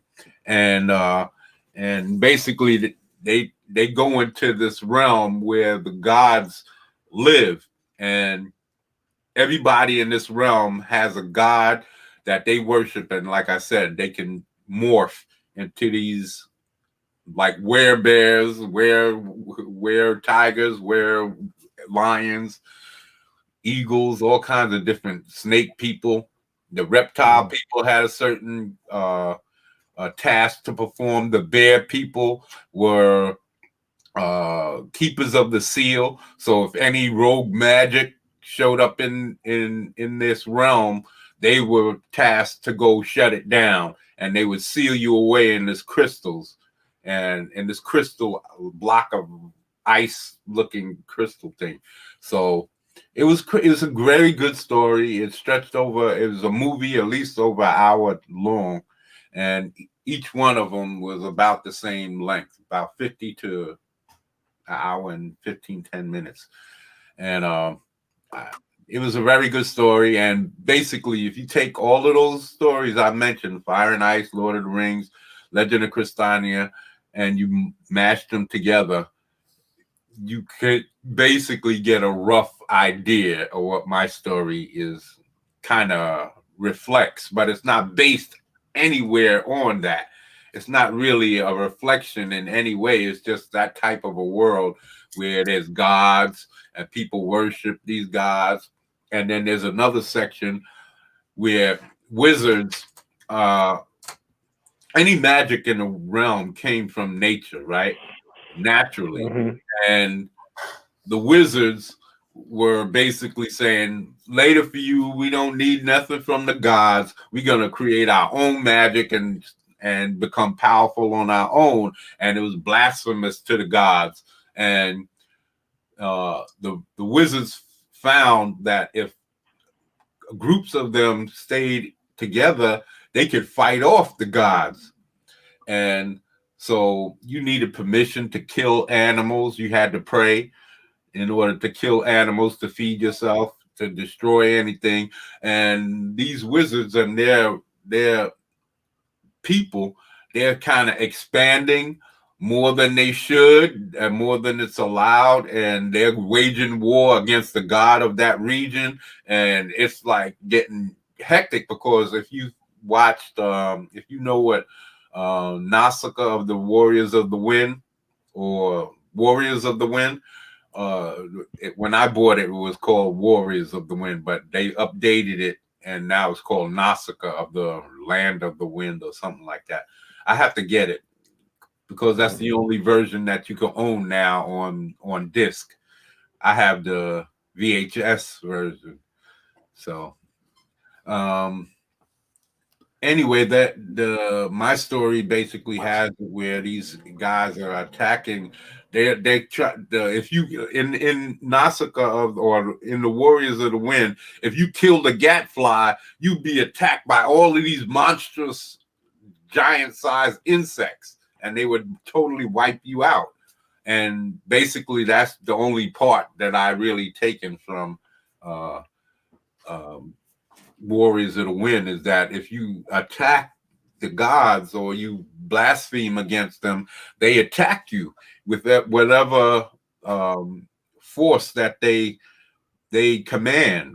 Like the stone god is in control of stone, and his people of the reptile type people. What how they got the gods got their power was the different magic, like ice and wind and cold and sun and heat, and all of these things were like culminated after the planet formed. They kind of isolated the powers themselves, isolated themselves, and kind of formed into the element that they they were based on.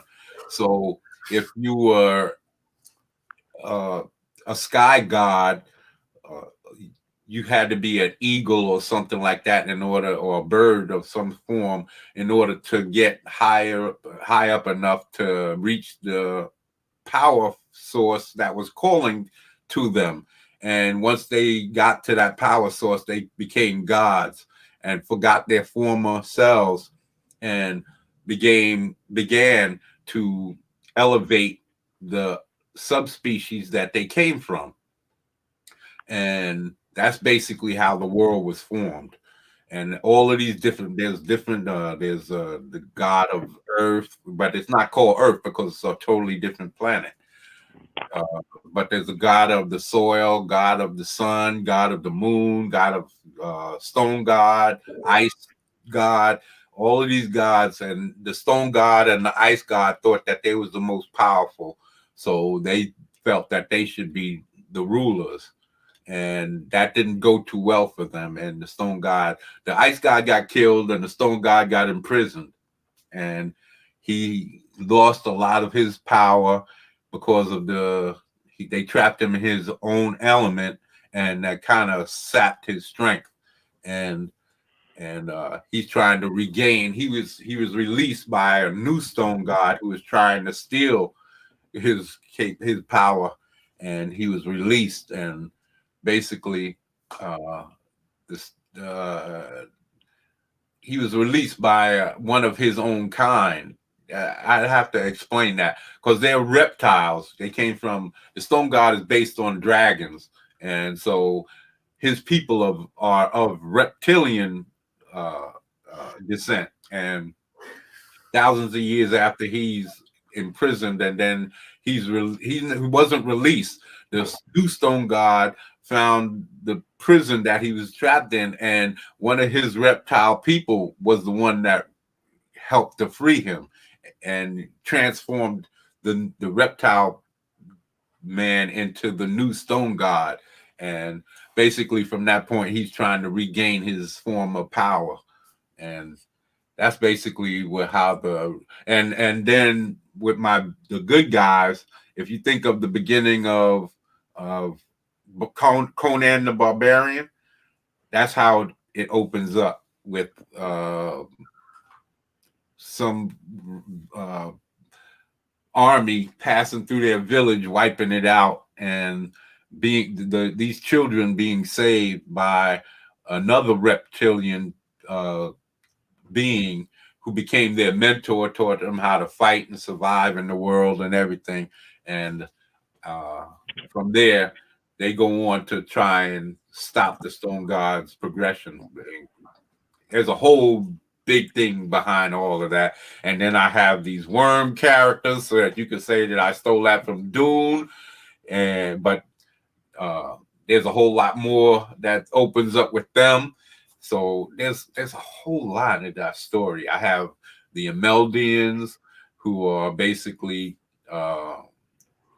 they live in those forests. They're something like elves, but they're not. But they can fight really well. And have a female who's the head of the Imeldian Guard, and her name is Noda, and she gets involved. So there's a long, extensive. I have so much on that story written down, and characters and all of that, character arcs. I can write that story right now because I have so much about it. It's just that I never took that point to go from the research stage to the writing stage. But I have so much back history and all of this story, what you need to tell a story of that depth. And I wanted to write that in a novel. I thought it was too big for a comic book. So that's why I started to teach myself how to write novels. That and Twin Assassin story was supposed to be novels. And I'm not sure if I'm still not going to go that way, but those two stories I have the most back history and everything on. I can write those books right now. Yeah. I have a lot written on those 2 books. I am. Might as well try. Red Yeah. Gaze has got that going on right now. Say Red that? Gaze has got Sunsworn came Yeah, out. yeah. Yeah, I've heard of Sunsworn. That's not Carlo Row. That's the other one.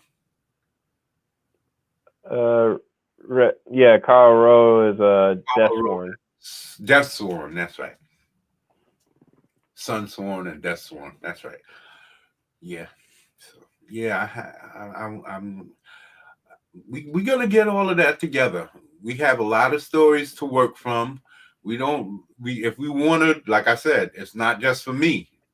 Story time is for y'all too. It's not just for me. So whatever y'all want to do, I was trying to create the Elfiches when I was by myself, but if I got a group of people together, we can start something new. Whatever y'all want to do. It's your show. Whatever interests you, whatever you think you can hustle with. Well, I can work with anything. That's what I'm telling you. I have a vast imagination. My ideas go from sci-fi, futuristic, which is what the Twin Assassin stories is about, to fantasy, to comic book stories. I'm actually interested in the Twin Assassins because my twin nephews. I actually want a story that involves twins, something to give to them. I have a twin. I have a twin sister. So, no shit, fucking cool. Yeah, I have a twin sister. I'm the baby of the family. So that's funny. So that's you're the baby, but yet you have the twin sister. Yeah, that's why I was writing that story. How many minutes older is she? 6. 6 minutes? Damn. Yep. And my brother is 6 years older than me, and my older sister is 6 years older than him. Damn. So 3 6s. I'm cursed. Yeah, I was making this other story that was an adventure comedy, but once again, I told you about it. It was like, what if the Hodge twins started in the next Battlefield? Okay. All right. See, we have stories. We have stories we could work on. We have stories. So, like I said, it's up to you all. I have a vast palette of likes, what the stuff that I like. Like I said, Damien Omen, the Omen and Damien Omen 2 was a couple of the best demonic stories I've ever seen in my life. And I've seen a lot because I'm into all of that. My Catholic upbringing, I guess, got me interested in good and evil and all of that. And then I have like I said, I'm into dragons and knights. So I'm into all of that stuff. I come from the Errol Flynn, Robin Hood days. So I'm into all of that swashbuckling and Knights of the Round Table type things. See, we don't do that no more. They don't make stories like that anymore. Well, you heard about the Dr. Dolittle ending. Yeah, that was horrible. That's horrible. That was awful. So I'm with it. I can go anywhere with my storytelling. I don't care. Hell. Whatever y'all want to do, I'm open for it. Because that's just something new. If you bring something new to the table, that's just more exciting for my brain to focus on. Well, you know what I was doing? I was getting better on the clip art studio because that's important. Yeah. Like I said, we're in the same boat. We're in the same boat. Just because you see that on the page, and that's not even finished. Just because you see that on the page, that doesn't mean that I'm proficient at clip art. It just means that I was a little bit familiar with Photoshop. So Clip Studios is basically based on Photoshop so that you can even use one file. You can bring Photoshop files into Clip Studio. So and vice versa. So that's based. They was basically made to be similar, but this is specifically made for comic book creations. Yeah, because you can panels and everything in here really easy. Yeah, that's what I was doing. I still haven't stopped working on haven't quit. It's just I wanted to get better on clip art before I still move forward, because I want to put that stuff on the computer and still work on that and be able to render that and make it better. Pretty. I don't blame you. And you, from what I've seen, you've been getting better. I see you drawing and over and over, and it looks like you've improved some to me. And now that you've added color, it helped. So thank you, sir. Means a lot. Means a lot. I think you need to, if you don't mind me saying so, I think you should practice drawing more figures without the clothes, and then add those later. Yeah, because I'm gonna do that next week. Perfecting the human form is better than the clothing, so you could always throw that on after. And the wrinkles is another thing, getting all of the wrinkles in, but that's mostly really pretty easy. But getting the human form down and getting all your perspectives and proportions down and knowing all of the different angles, that's more important than anything. So, but like I said, you're mostly the way I see a lot of guys that draw, and I like what you're doing and where you're going with it. I say keep it up. Thank you, sir. Yeah, I definitely got to work on proportions and figure, especially in this ruthless business comic skate's going to become. Yeah, because you see that you know what's going to happen. All of those guys that's in Marvel and DC, they're going to come out here looking for a spot. Mm-hmm. They're not going to find it as fast because all of the crap they've been putting out for the last few years, but they're going to have a following. And with this illy ill putting people out of work, it's tightening up the market.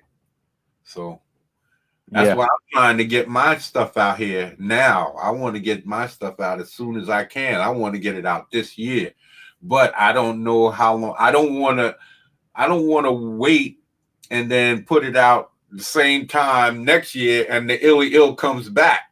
I don't want to be going through this every year. So that's why I say I want to try and get this out now, but I'm hoping that this virus subsides, goes away, dies, and does whatever it has to do and leave people alone so that we can get back to our comic book making. Yeah, well, I hope so. Yeah. Because it's going to be hard for guys like you and me, y'all guys. Yep. On the bottom. People don't know us. And that's why we got to do the shows. That's why we got to keep on producing. Getting a team. You know what helps Ethan and them so much? Having Cecil. Yep. Cecil is he had a following before he had a book because people like him, and he's blown up because of his personality. And having a team that works well together that's what we need. We need to be able to bounce things off of each other, not being afraid to tell jokes, you see how they work? They crack jokes on each other. I know it's going to take time for us to get to familiarize ourselves. Right now, we can't say the kung fu word. Yeah, well, that's why I'm calling it the illy ill. Yeah, that's why. Illy ill. I got words for everything, man. I don't let them stop me. I bring out my own terminology. You can't stop me. You can't throw it on me. It rolls off. Ron Glory video got taken down just for having that Madonna video up. That's what I'm talking about. They crucifying people for criticizing these fools who are being idiots and showing just how out of touch they are with people. Shut the fuck up and let us just buy your music. Otherwise, shut up. Yep. Make movies and shut up, because nobody wants to hear your problems from your mansion. Mm-hmm. That's right. Exactly. I heard that a lot of these celebrities who have the disease are just faking it. Of course. They're putting the word out so that you can get compassion, or they can have people in this time saying, "Oh wow, they got it," and their name gets put on top of the media list. So yeah, what the fuck was Idris Elba doing? I don't Videotape know. himself with his. I don't Was know. that his daughter or his girlfriend? I don't know which one it was. The light skinned one that he was standing next to. Yeah. She looked a little overweight. I thought it was his wife. I don't know. She looked young either way. Either it was his daughter or Well, the if that girl was that her he was daughter, you dating. need to tell her to do some daggone jogging or something. Yeah. I was sitting there going, "Do you have the coronavirus? Why are you right next to somebody you care about?" And you ain't telling her to stop, put down the sweets, and lift up a barbell, or a dumbbell, or something, and break up, because minorities that eat well, they're known for having things like high blood pressure and diabetes. My mother had both, and she managed to make it to 91. So, and I helped her exercise on a daily basis before she finally went. So you need there was to learn to oh, exercise. sorry. There's this one girl that I followed. Her mother just died recently, and her mother didn't look old as hell, and she's like a fucking fit Instagram model, Brittany Bay. Exactly. There's nothing wrong. And her mom died of cancer. You see? Damn. Well, there's always something out there looking to get you. Yeah. You all got it coming, man. We all got it coming. That's one thing you can't escape. We all got it coming. That one thing, all of us. Our days are all numbered. Gotta make the most of it. Yeah. And that's what I'm saying. I'm trying to do this now, because I'm telling you, I didn't believe that I was going to be able to put out a comic book. If it wasn't for Zach and Ethan and Comicsgate, hell. Comics. I'm not Comicsgate. Comicsgate is me, because I didn't know what it was. I had no clue until I saw it on 2. And then I didn't know that comics was suffering with all of this progressive bullshit. So as soon as I heard about it, of course, what side would I fall on? I'm in my mid-50s. I'm a black man, and I don't believe I want anybody looking over my shoulder telling me what to do with my characters that I spent 20 years creating. Why would I want to go into that? And then having people with absolutely no talent and no interest in comic books telling me what I can and can't draw. What side do you think I would fall on? Comicsgate. Of course, I have no choice. So Comicsgate been me before I knew what it was. So Comicsgate is me. Well, better yet, you still have rights to your IP too. That's right. That's right. So I'm 100% Comicsgate. 100%. I have no choice in this matter, because I do not believe in anything that these people like Ta-Nehisi Coates, some idiot that don't know which side of the bed he woke up on, and Mags Visaggio, enough said. And what's the brown and queer chick? Oh God. Vita Ayala. Yeah, Vita Ayala. Oh my God. I wrote entire histories of these characters. She didn't do shit. That's what you're supposed to do. The thing that tells everything about Vita Ayala is that she called them Zoomers. She couldn't even get that right. She's stealing from boomers. Isn't that the people that she puts down? But you're stealing even the name from them. Just like you stealing all of the characters and you twisting them and turning them into these queer and twisted up. I believe that they're trying to make our kids just as screwed up as they were, just confused and self-degrading and self-hateful, self-loathing as they are. That's what they're trying to do. They want to brainwash them so they can use them as little soldiers. That's what they want to do. Yeah, that's what they are. Soldiers, the kind that fall in battle, the pawns, Mm-hmm. peons. None of these people are at the head of Disney. None of these people are in the boardroom of Marvel. None of them. Well, none of these people are in Congress except for Ocasio-Cortez. Yeah, but what is she doing? I haven't seen one thing that she's accomplished. She's basically been thrown out because no one's really taking her seriously. At least that's what last time I heard. It's okay to represent people in whatever political arena you want to step into. But if you're not doing anything but spewing propaganda, what are you accomplishing? Nothing. So then what's the point? Nothing. There's no point. You're just disrupting the world. That's all you're doing.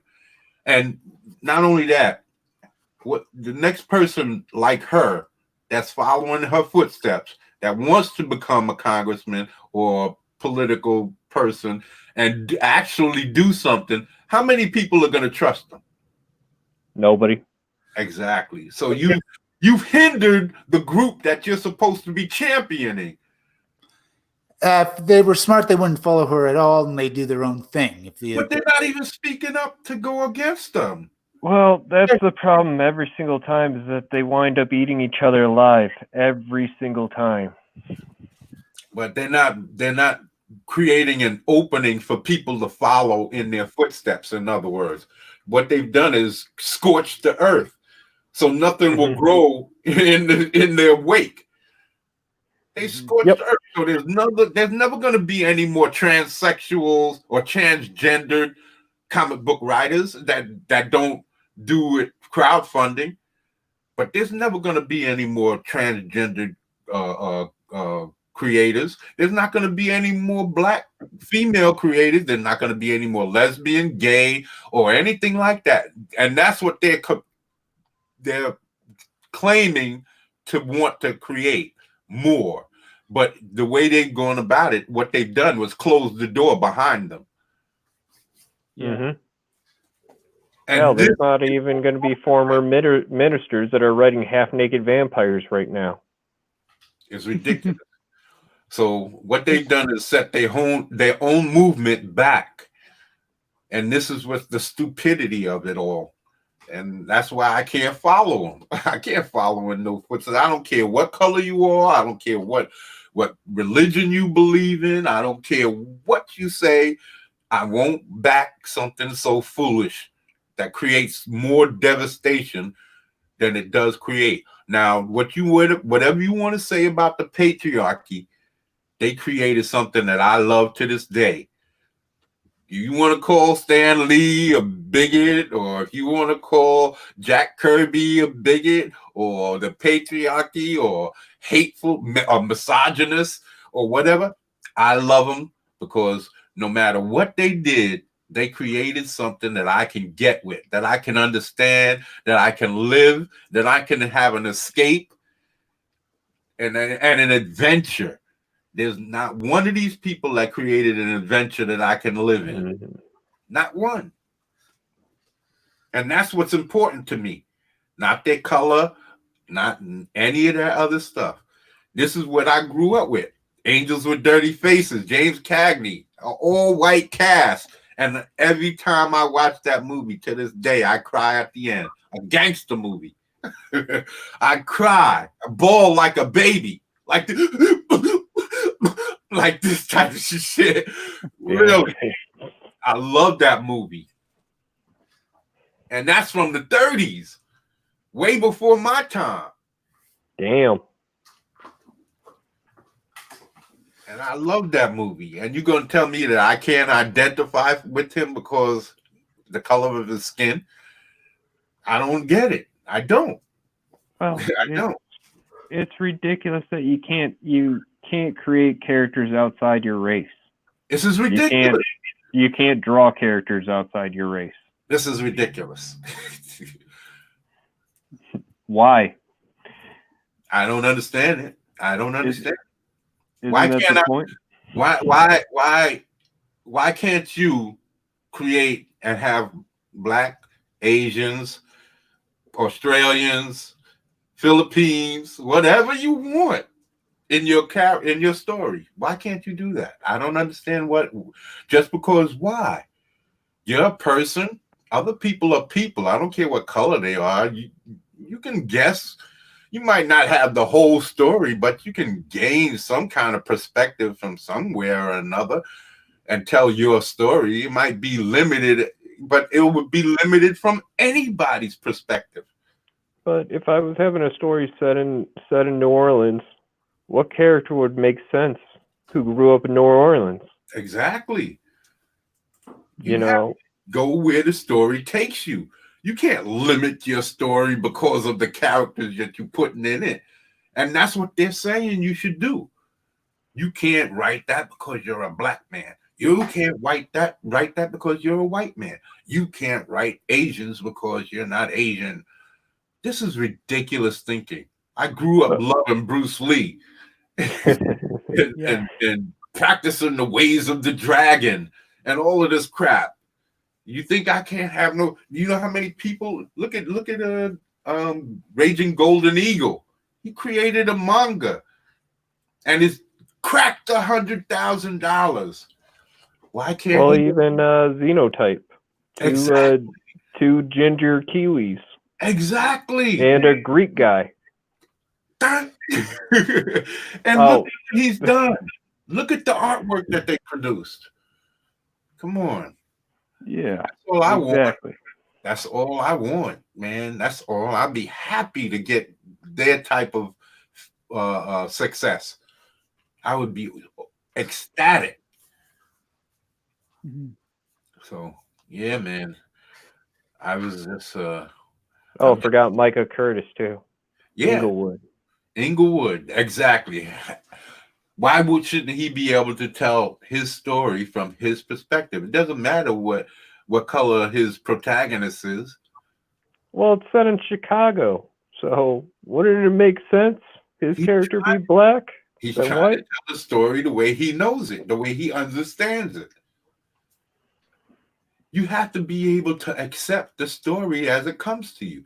And if you can't do that, there's something wrong with you, not the story. Exactly.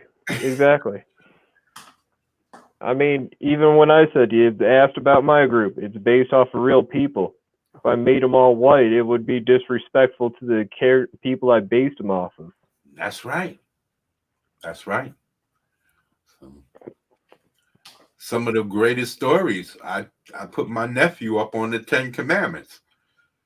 I said there's hardly any fighting in the whole movie, but it drags you into it continuously, keeps you interested in it. And he watched the whole thing.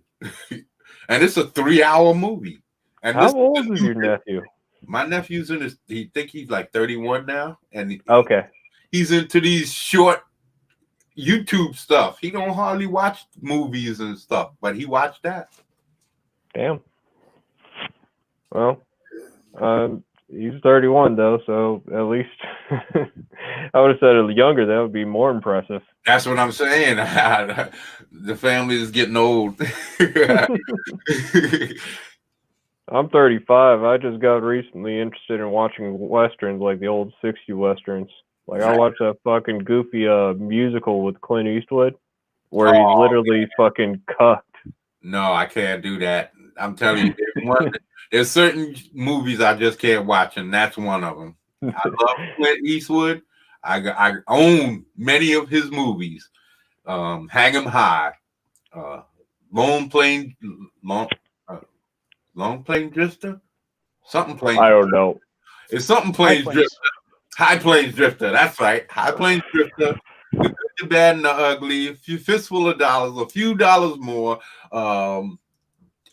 Unforgiven. You can go on or on. I got all of the Dirty Harry stuff, but his westerns. I love his westerns. I love his military stuff. Where Eagles Dare, and Kelly's Heroes. See, a lot of people aren't into that stuff anymore. Military movies and westerns. Those are the original comic books. Mm-hmm. Those are the original comic books. That's where, and after the Bible, those are the original comic books. Well, and a lot of people don't realize this. A lot of westerns were remaked and influenced by samurai films. Yes, yes. Magnificent Seven. Sorry. Magnificent Seven is based on the Seven Samurai. Yeah, From Akira Kurosawa. that's right. Fistful of Dollars. What was that based off of? Another Akira Kurosawa movie. Yeah, And even the Man with No Name type series, because I think the Kurosawa movie had the same thing, that the guy didn't have a name or something.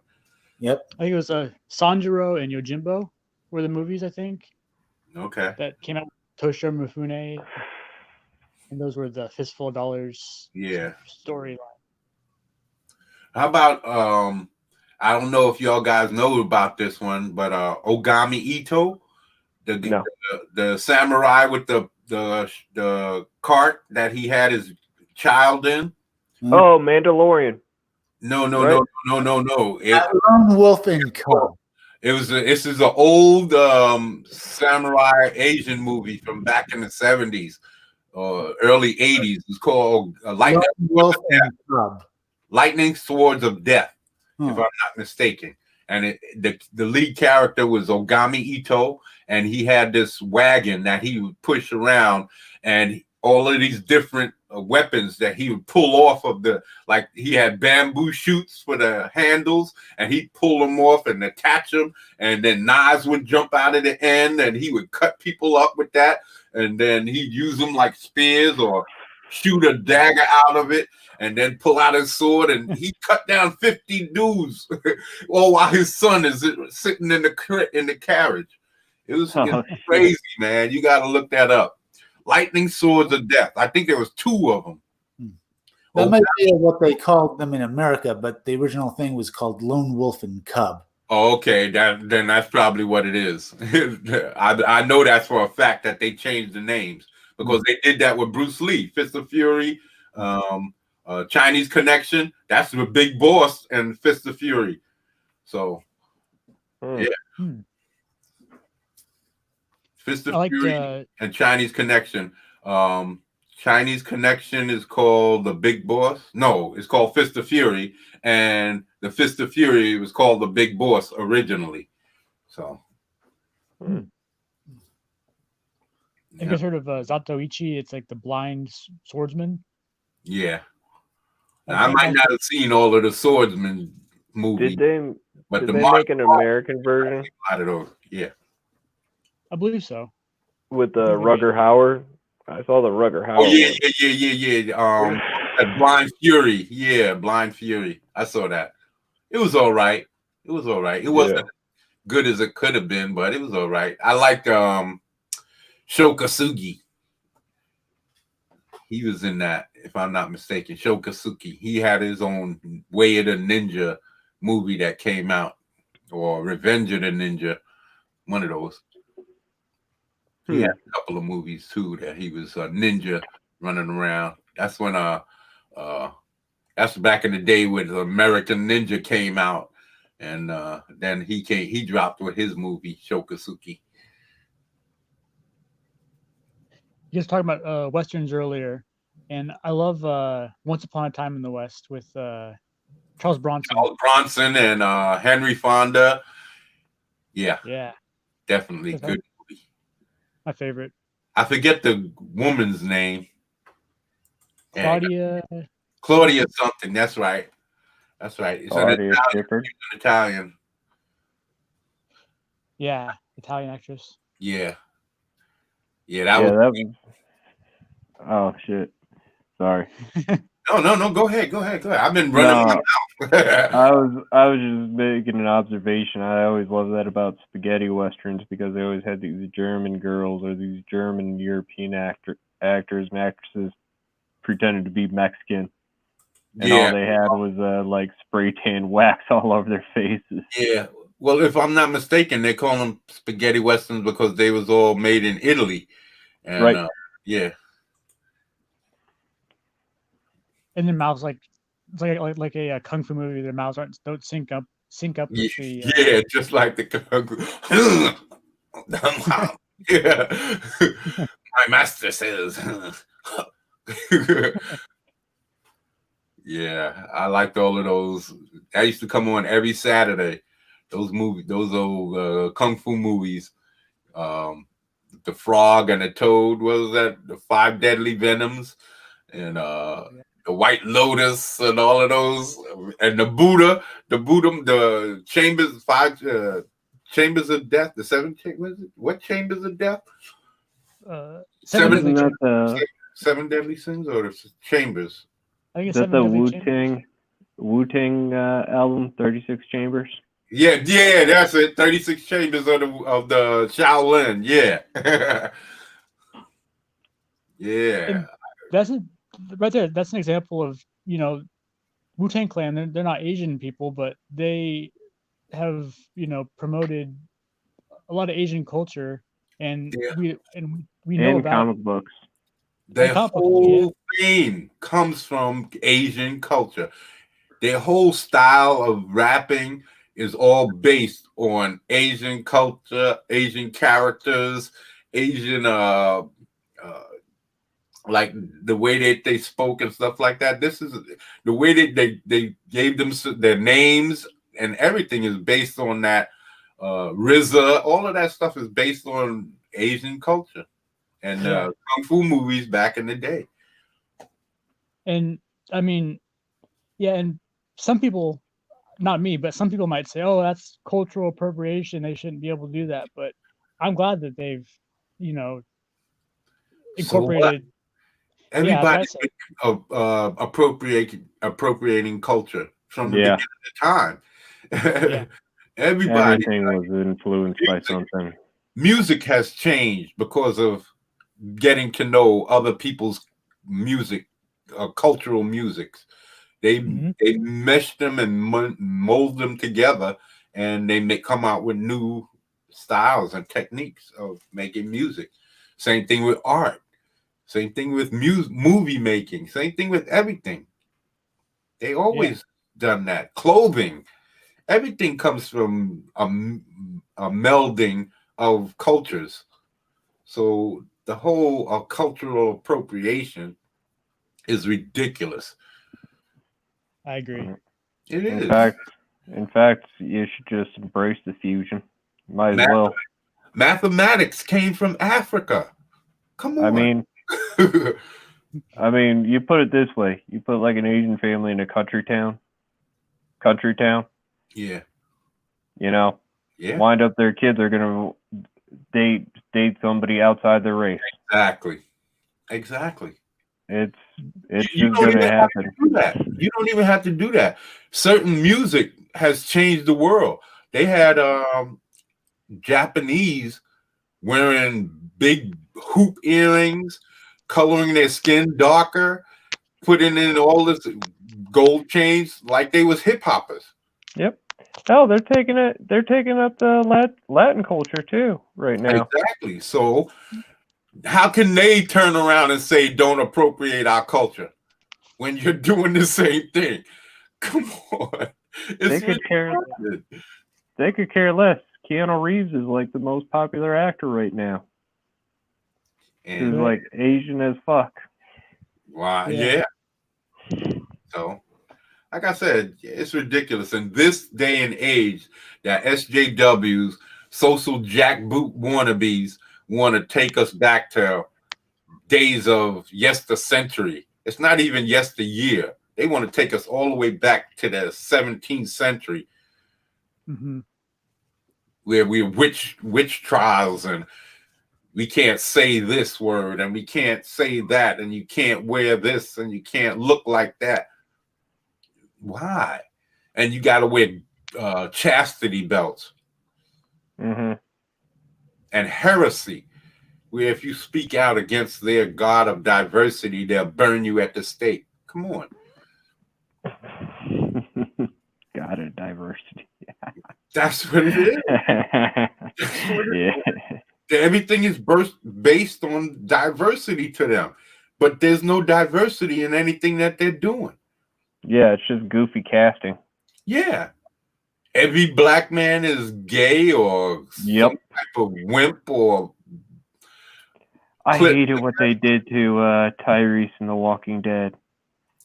No, every last one of them came in with inherent weakness.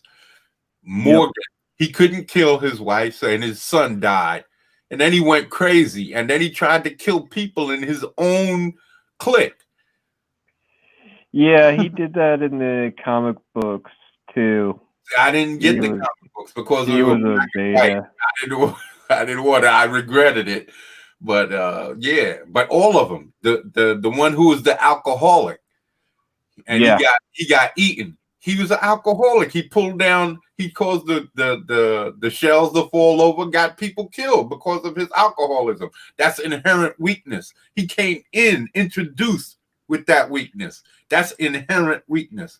And you go down the list. The kid who everybody hates, Chris. He was weak. You go all the way down. The only one who was strong was the one who was in prison. And he was telling him, yo, what are you explaining for? They don't want to hear that crap. And then they killed him. So he was the only one who stood up on his own 2 feet. Oh, and, the convict? Yeah. Who had a short redemption at the end? Yeah. He was the only one who stood up like a man and was, yo, I'm a criminal. They're not going to respect me because I am a criminal. So why am I explaining myself to them? Yo, this is where we are. We're living. This is how it is. And then when he went into the governor's city, he got killed when they went to save Glenn. Yep. So, yeah, and Tyrese, they turned into a beta bitch. He was way fucking more awesome in the fucking comics. Exactly. He was chasing behind this white woman, and I have nothing against it. I've dated white women before. Oh, he was juggling Carol and Michonne at the same time. Yeah, but that was fucking awesome. She didn't even kiss the dude, and he's ready to kill people for her. Yeah, he beat the snot out of he did beat the snot out of Rick. And but you talking about the TV show or the comic? The TV show. Yeah. The girl didn't give him anything. She was like, I'm not ready. No, I'm not ready. And then, what did you do to my girlfriend? What? Yep. I did nothing for you. He was such a beta bitch. He was like, I don't want to do nothing. I just want to help people. I don't want to kill people. I don't want to kill zombies. I don't want to do this. I don't want to do that. What did you do to my white woman? And then the baby. He doesn't want to kill the dude, but as soon as he threatened the baby, no, I'll kill you. And then he doesn't. Yep.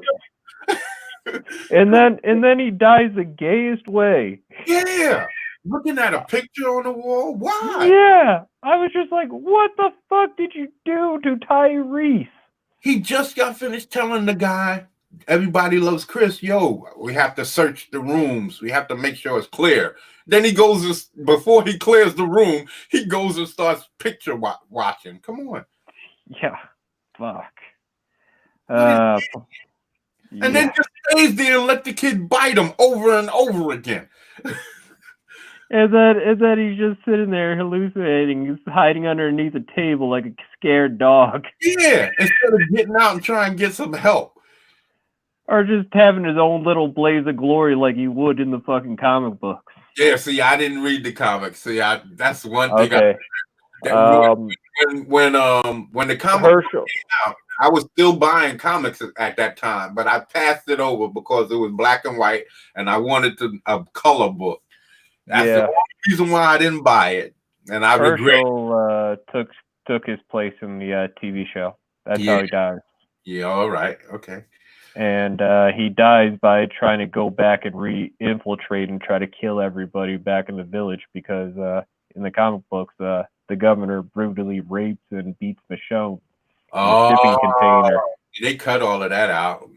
Yeah, there was a lot of fucked up shit in the comic books Yeah, that see, they took out of the I TV didn't show. know how true they were to the original story with the TV show. I don't know how much they kept it in line with the comic. So that's why I didn't want to criticize Kirkman, because I didn't know if that was him or Scott M. Gimple, the Well, producer, you heard about the lawsuit, right? that he was suing because he wasn't getting paid, but not because they fucked up his story. Oh, I heard it was creative differences. Yeah, it was getting I paid. heard it because they wasn't paying them. They was making all kinds of money and they wasn't paying them. Of course they were making all kinds of money. He sold his rights. That's what happened to George R.R. Martin. He sold all the Game of Thrones rights. And of course, fucking HBO is making all this money off fucking Trashed the story. They Yeah. trashed the end of the story because everybody was loving it until the last 2 seasons. Just like they did to Alan Moore's Watchmen. Yep. Oh, Thinking- yeah. HBO, they trashed that. They trashed that. I don't see why Mr. Manhattan had to be black. I really don't understand that. Why would he turn himself black? Why would he find it necessary to turn himself black? Was this supposed to be a prequel or sometime after what happened? It had to be sequel to the after. comics. It was a sequel TV show in the comics because a lot of the stuff that they were basing off of was a lot of stuff that happened in the comics and not from the TV show, because the raining squids was because of the giant squid, what's his name, used to pose as an alien invasion. Ozymandias, yeah. Yeah, I thought that was crazy. I like the Ozymandias part, but the whole part with Regina King and then HBO not showing no nudity when you used to always see nudity on HBO. And you got this whole chick in here and she don't want to show no nudity, but the black dude, he's showing his dangles, he's showing his balls, his dick, everything is all up in your face. And the women, they don't have to show nothing. They show it way in the background. No offense to Regina King, but every time she starts shouting in that show, I could not stop thinking of Huey and Riley. The wrong person for that show. She was the wrong person. She's not a superhero character. She's not. She just doesn't look the part. Well, that's what they were trying to go for. They were trying to go for more of the Dave Gibbons and Alan Moore, where these people were just overweight people, but they were just going for too much because they got the wrong idea, because they were making costume cops, which never made any sense. Exactly. Hey, they're trying to find. They was trying to follow the SJW manual without following the SJW manual, and it hurt them because people didn't watch it. I didn't watch it until when it went into the in demand and it was already over, and your boy Zach said it wasn't all that bad. So then I said, let me check it out. I didn't want to see it. I have the comic books. I have the graphic novel, and I didn't want to see it. I didn't want to see all of these black people playing the parts of the original white characters that was introduced. I didn't. It's more cringeworthy than that. Like that beginning part with the cop wearing the mask and his gun's locked up, and he has to sit there and get approval that another guy's drawing a gun on him. Of course, what killed it for me was when they had the dude with the soldier. That the soldier runs in with a gun in his hand, hands it to a woman. For what reason? You're the soldier. You're the one who's trained. Let her carry the kid. Why are you carrying the kid and she's firing a gun when you're the trained soldier? How do you expect to protect you, her, and the kid when she's firing a weapon and she's not trained? And then where'd they get the idea that Rorschach was supposed to be a racist? Well, where's all this racist Republican stuff that Rorschach came from? An outsider who he rubbed people the wrong way, but I didn't think he was that far outside. Yeah, he hated everybody. He was cynical to everything. Yeah, he lived his life in a way that rubbed people wrong. I understood that much, but I didn't take him from the movie or from the comic book that he was that far outside. Yeah, he personally just thought he was morally superior than everybody. Yeah. In some way. Yeah, fellas. Well, we haven't heard from y'all too much. Hot Rebel, and Well, I've been listening and I've been enjoying the conversation. Yeah, I too. enjoy the conversation, and it's running long too. Well, we running long again. We always go about 4 hours, so that's about the average. So I think I might start looking to close this down. Is there any news on when you might want to come out with your book? When it might be coming out? Sometime this year, early next year, or? Well, I'm thinking about not releasing until after I have a good following on YouTube and stuff. Oh yeah. You said that. Yeah. Are you gonna do an email list? Maybe. How do I do that? I don't know quite how to do that. Check Carl Rowe. He's always started that suggestion, or check the Adam Post videos. Yeah, to start that because to that too. Yeah, he's been starting to make videos about that. Yeah, I was under the impression that you can do that on Indiegogo when you do your pre-launch. Yeah, I thought about that too. I thought that's what Indiegogo would have. Yeah. That.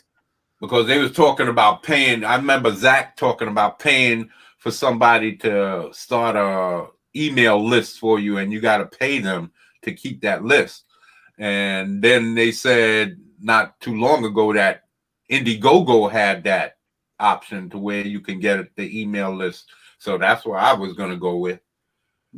That's what I was going to go with too, because I thought that Indiegogo would have it. And it would be all centered in one spot. You wouldn't have to worry about that information being like in 2 and 3 different locations. I know. That's what I was hoping too. Yeah. I was worried that I have to do something on Twitter, on Facebook, on YouTube, and then on Indiegogo. And exactly. Also, I heard don't put your campaign out till you have your LLC out. So okay, and that was another thing I needed to ask about too, because I was gonna wait until the campaign, and then when I made some money, because I heard that costs a couple of $1,000s to get your LLC. No. The first thing you do is get your LLC done first. Okay.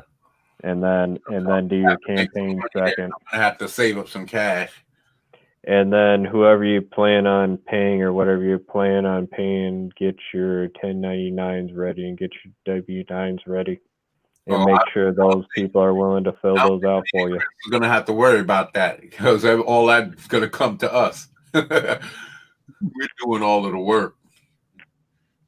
I heard that with taxes, it's good to have your campaign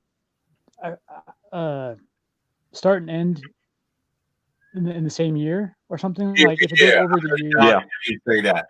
Yes, I heard John Maven say that. He says it's better that if you end your campaign in the fiscal year that you started, because or whichever year that you prefer it to end in, because if it carries over, it causes you a lot of problems.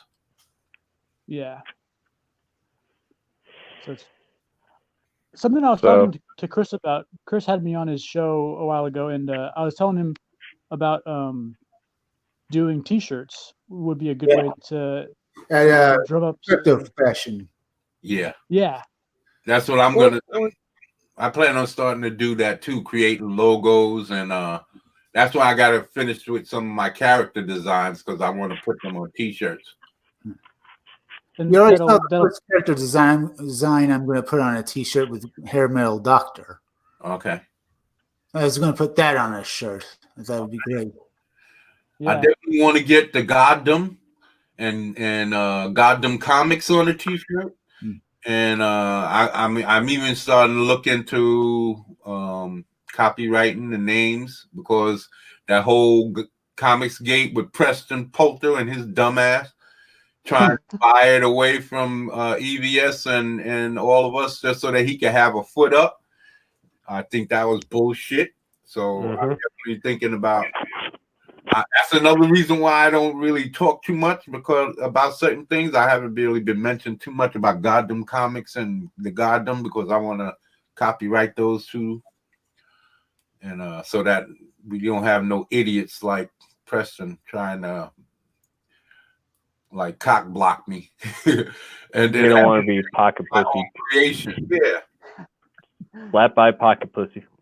Yeah, that bastard. I'm sorry, but you like that pisses me off.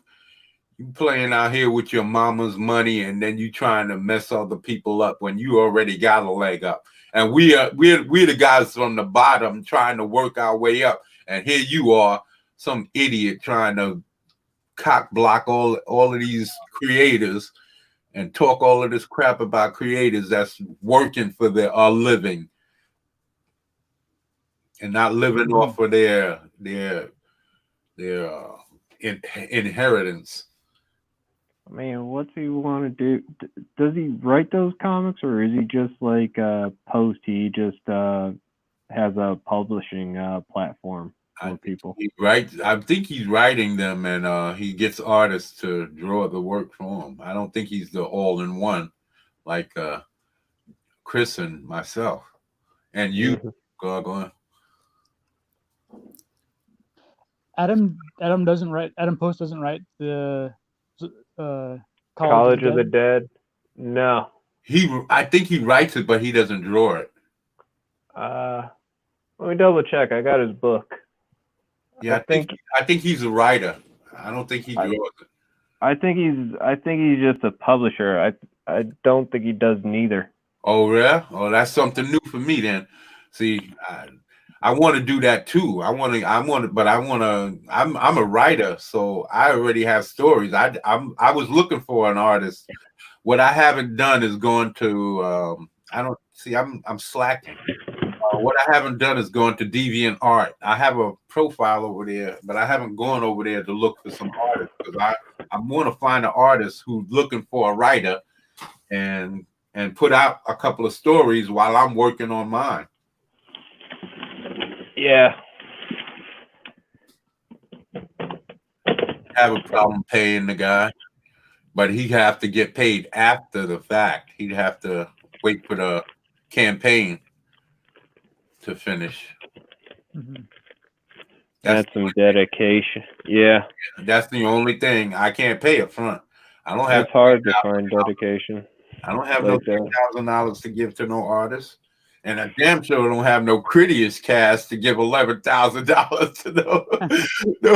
He got took. He got took to the bank. $11,000. Yeah.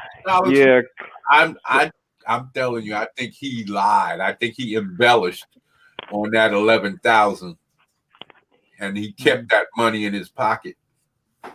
That's what I believe. It's really too bad because hey, here I am. Hey. Here's the College of the Dead cover, written by Stefan. Let's let me see if I can get you up here. Share it. Do I share that or? I'm not spoiling anything about the title cover. I don't remove.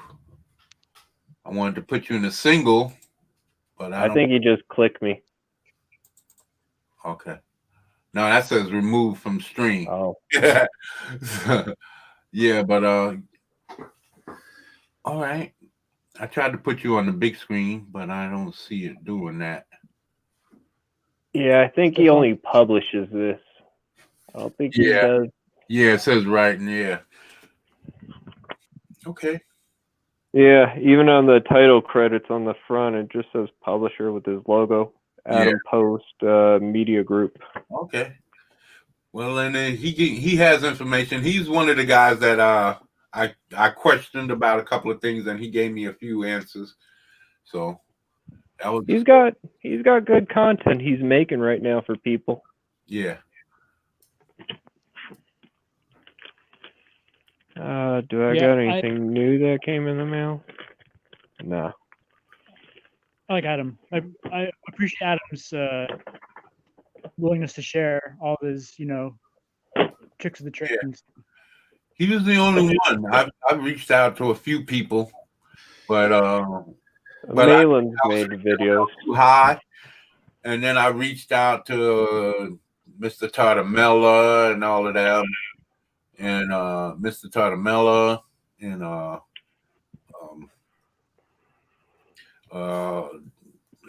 what's his name? Brian Antonio.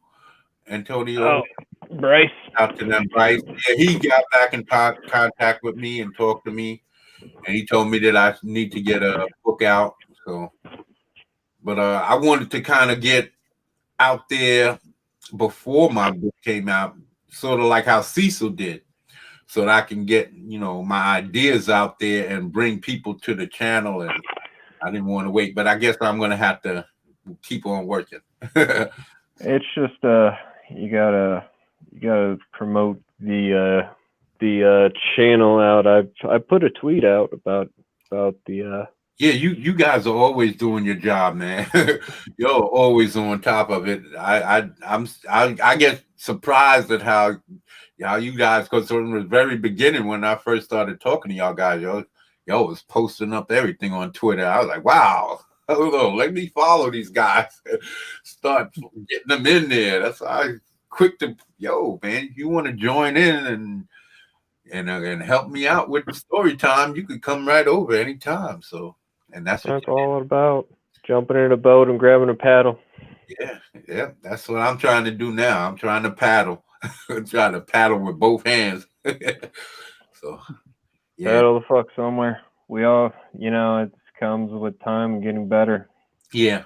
Well, this week everything's going to change for me. I think I'm going to start putting out more creations.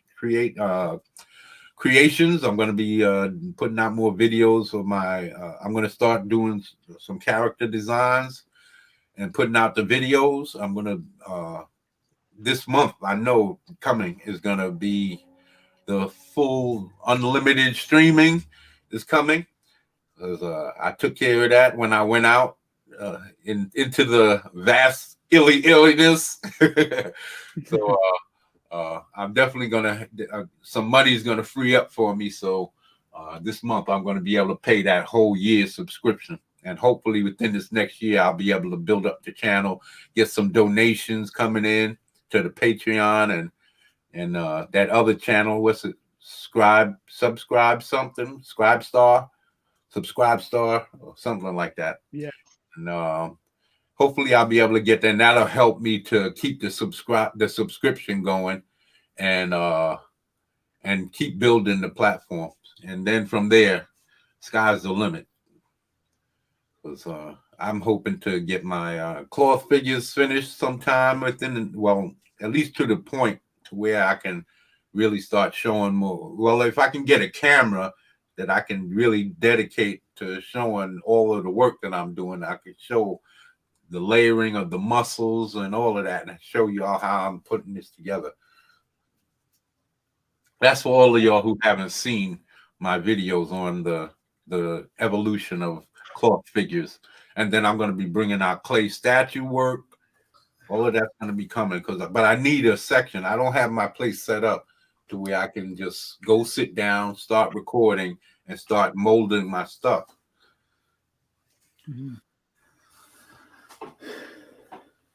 But I'm working on it. I'm still a work in progress. Right now, I'm working on the comic book aspect, and I'm putting together my cloth figures. So once I get the first one made of my cloth figures, it'll get easier after that, because I'll have the process worked out. And then I'll be able to make a bunch of them, and I'll be making metal weapons and leather armor and metal armor, helmets, and all of that. it's going to be great. If I can get the faces detailed as I want them to be, it's going to be great. So, And yeah. you're gonna bring in more a different audience to Comicsgate with your cloth figures. You're gonna attract like sculptor people to come and check out your channel. And I'm going to bring in clay guys too, because I want to do our Cyberfrog, that the cover for Cyberfrog Wreck Planet. I want to do that cover in clay. Oh wow! Yeah, with Cyberfrog kicking the Vespis and is breaking in half. I want to do that. Yeah. I've already started setting it up and having Lily on his back. The only thing I won't be able to repeat is the debris being kicked up in the background. It looks like rocks and debris being kicked up around Heather, and I won't be able to repeat that part. But as far as Heather, Cyberfrog, and the Vespis and Lily riding on his back, I can do that. So, well, you could try making it the debris right up on some smoke and fog or dust being kicked up from Cyberfrog kicking the Vespid. You know, making it look. I think I've been watching those sideshow statues and unboxing from a lot of those. What's his Gem Mint? He does a lot of unboxing of statues and a couple of other guys, and I've never seen smoke done or clouds like that done in there. I'm not saying it hasn't been done. I just haven't seen it. So otherwise, I would try it, but I don't want to do something that's going to make it look too out of the way or awkward. You know what would be dope? What about an incense tray? Just put the statue over it and then put the incense burn underneath. So when you look at it, you got the simulated debris. I think what we was trying to answer was the problem of having the debris kick up like that. The little rocks that's in the. If you look at the cover of Cyberfrog Wreck Planet, it's as Cyberfrog's kicking the Vespis in the face. There's rocks kicking up behind him around Heather Swain, and she's got her arms over her head with a knife in her hand. I think it is an axe. Sorry, axe. Yeah, okay. So the debris looks like rocks, and they're just up in the air, flying around her. So I don't know how to reproduce that. I was saying, if you made it an incense tray, then yeah, smoke, even if it's an incense tray, you're talking about smoke. That's not going to hold the rocks up in midair. You see what I'm saying? Well, I was saying that would substitute for the rocks holding up in midair. Otherwise, I don't know. You could use for rocks. It's a good idea, but it's like I said, I would have to. I'm going to have to work with the base stuff first and see what I can pull off. Just get the main characters in there and the Vespis, because I'm going to have to, because the whole Vespis isn't showing, so I'm going to have to reproduce the whole Vespis being kicked torn in half. I won't be. That'd be cool. Yeah, that's the one I'm going to have to focus on, making that as detailed as possible, and then creating Cyberfrog and Lily, and then Heather in behind them. I'm going to just have to say, forget the rocks. Well, one thing you could do for the rock, they make this this transparent, I think it's nylon thread it's like a sewing material. Yeah, but a lot of people who make dioramas use it to like hang like planes and spacecraft and stuff. So that's like one of the tricks for the diorama makers use. Yeah, I thought about that because I was considering like a fishing line, because fishing line is kind of, some of them are clear and can serve that same type of purpose. But again, I've been watching a lot of videos of these unboxing of these statues, and I've never seen that done. Now I don't want to be I have an innovation that I want to use in one of my other statues. I got a Earth X Captain America fighting the Red Skull, and the depiction is that he's beating the Red Skull's ass so heavily up against this wall that the wall and the floor collapses, and it's just being held in place by rebar, and the rebar of the wall is exposed because he beat the Red Skull so badly that it crumbled the wall, and the Red Skull is dangling in the rebar, and Captain America is basically just standing there with his foot up on some of the left crumbling concrete, and he's kind of looking back. If the first Earth X book, he has Captain America is kind of looking to the right with a shield in his hand, and you don't really see his lower half. You just see his upper half, and that's the picture that I want to reconstruct into clay. Everything else I'm adding in myself. The whole rebar and the surface and concrete and all of that, I'm going to have to reproduce it. But the innovation is that it won't sit on the shelf. It'll hang from it. If you understand what I'm talking about. The base will be up on the shelf and the rebar will hang outwards, and the whole concrete base that he's standing on is going to be hanging out from your shelf. If you have a shelf of statues, and then you'll be able to put another statue on top of the base that will be holding him out there. So that's a different idea, and I'm basically putting it out there for somebody to steal right now. Yeah. But I'm hopefully going to get that done because I already have the base form. I just didn't do the details, and I have a cardboard box that I'm using for the concrete slab to make it lightweight so that it's not dragging, being too heavy on the base. So I don't need like 50 pounds in order to hold 10 pounds hanging off of the shelf like that.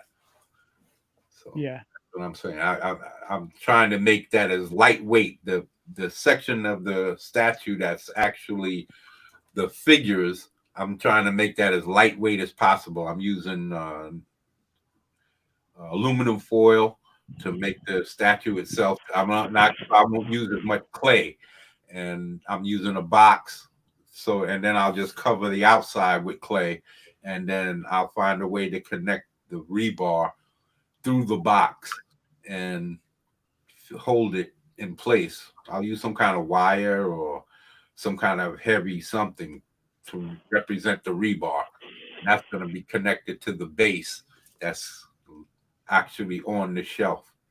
And that'll just be dangling out, and there'll be rebar and debris and crumbled floor, and part of the wall will be still up, but the Red Skull is, say, about 2 feet high in perspective, and then everything above that, you'll see the windows will be smashed out, and that part where the windows were is all going to be just destroyed, and the concrete in between the two windows going to have the rebar, and that's where the Red Skull is going to be dangling between. He's going to be like draped across the bent over rebar.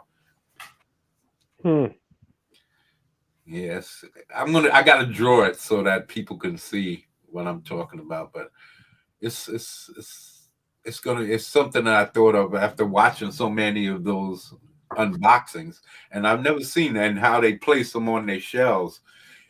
If you put it like up on the top shelf, it'll be nice because it will hang out over everything else. If I could pull that, it would be a nice statue to put out there. And the reason why I want to do it is because all I have to do is make one, and then I can make like 50 copies, sell it for like $600 a pop, and make like $24,000, $50,000, some crap like that.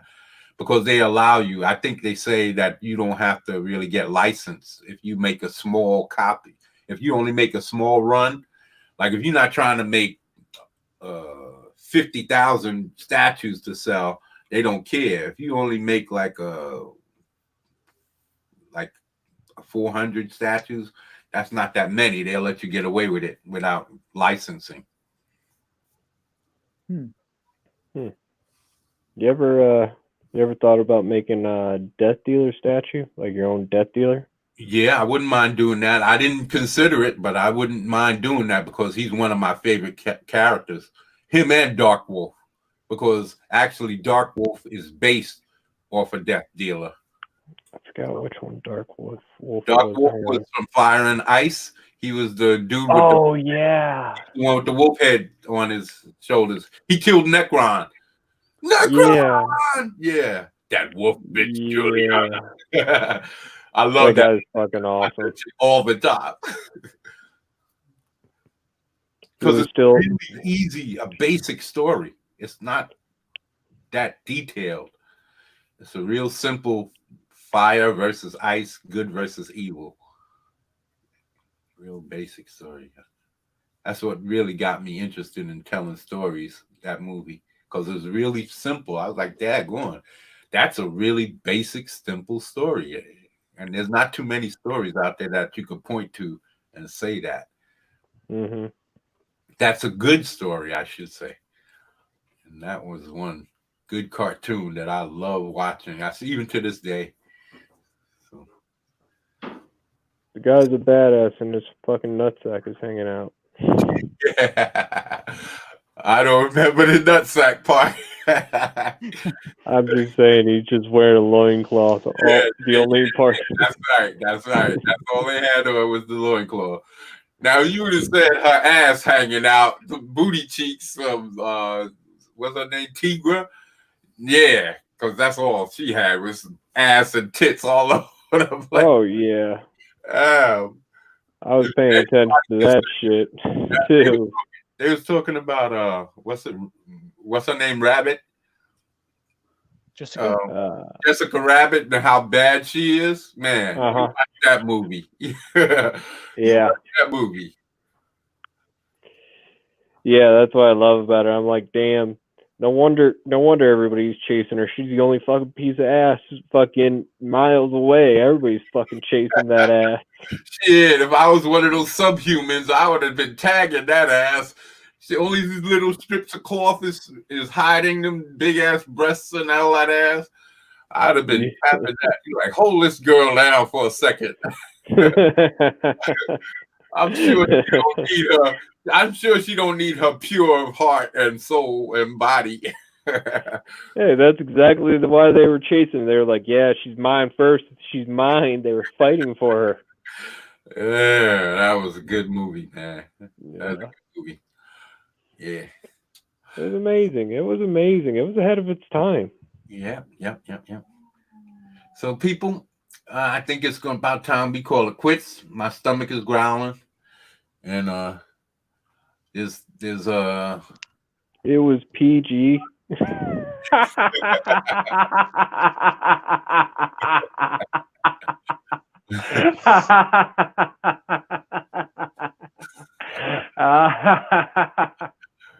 You're a bad man, Gargoyle.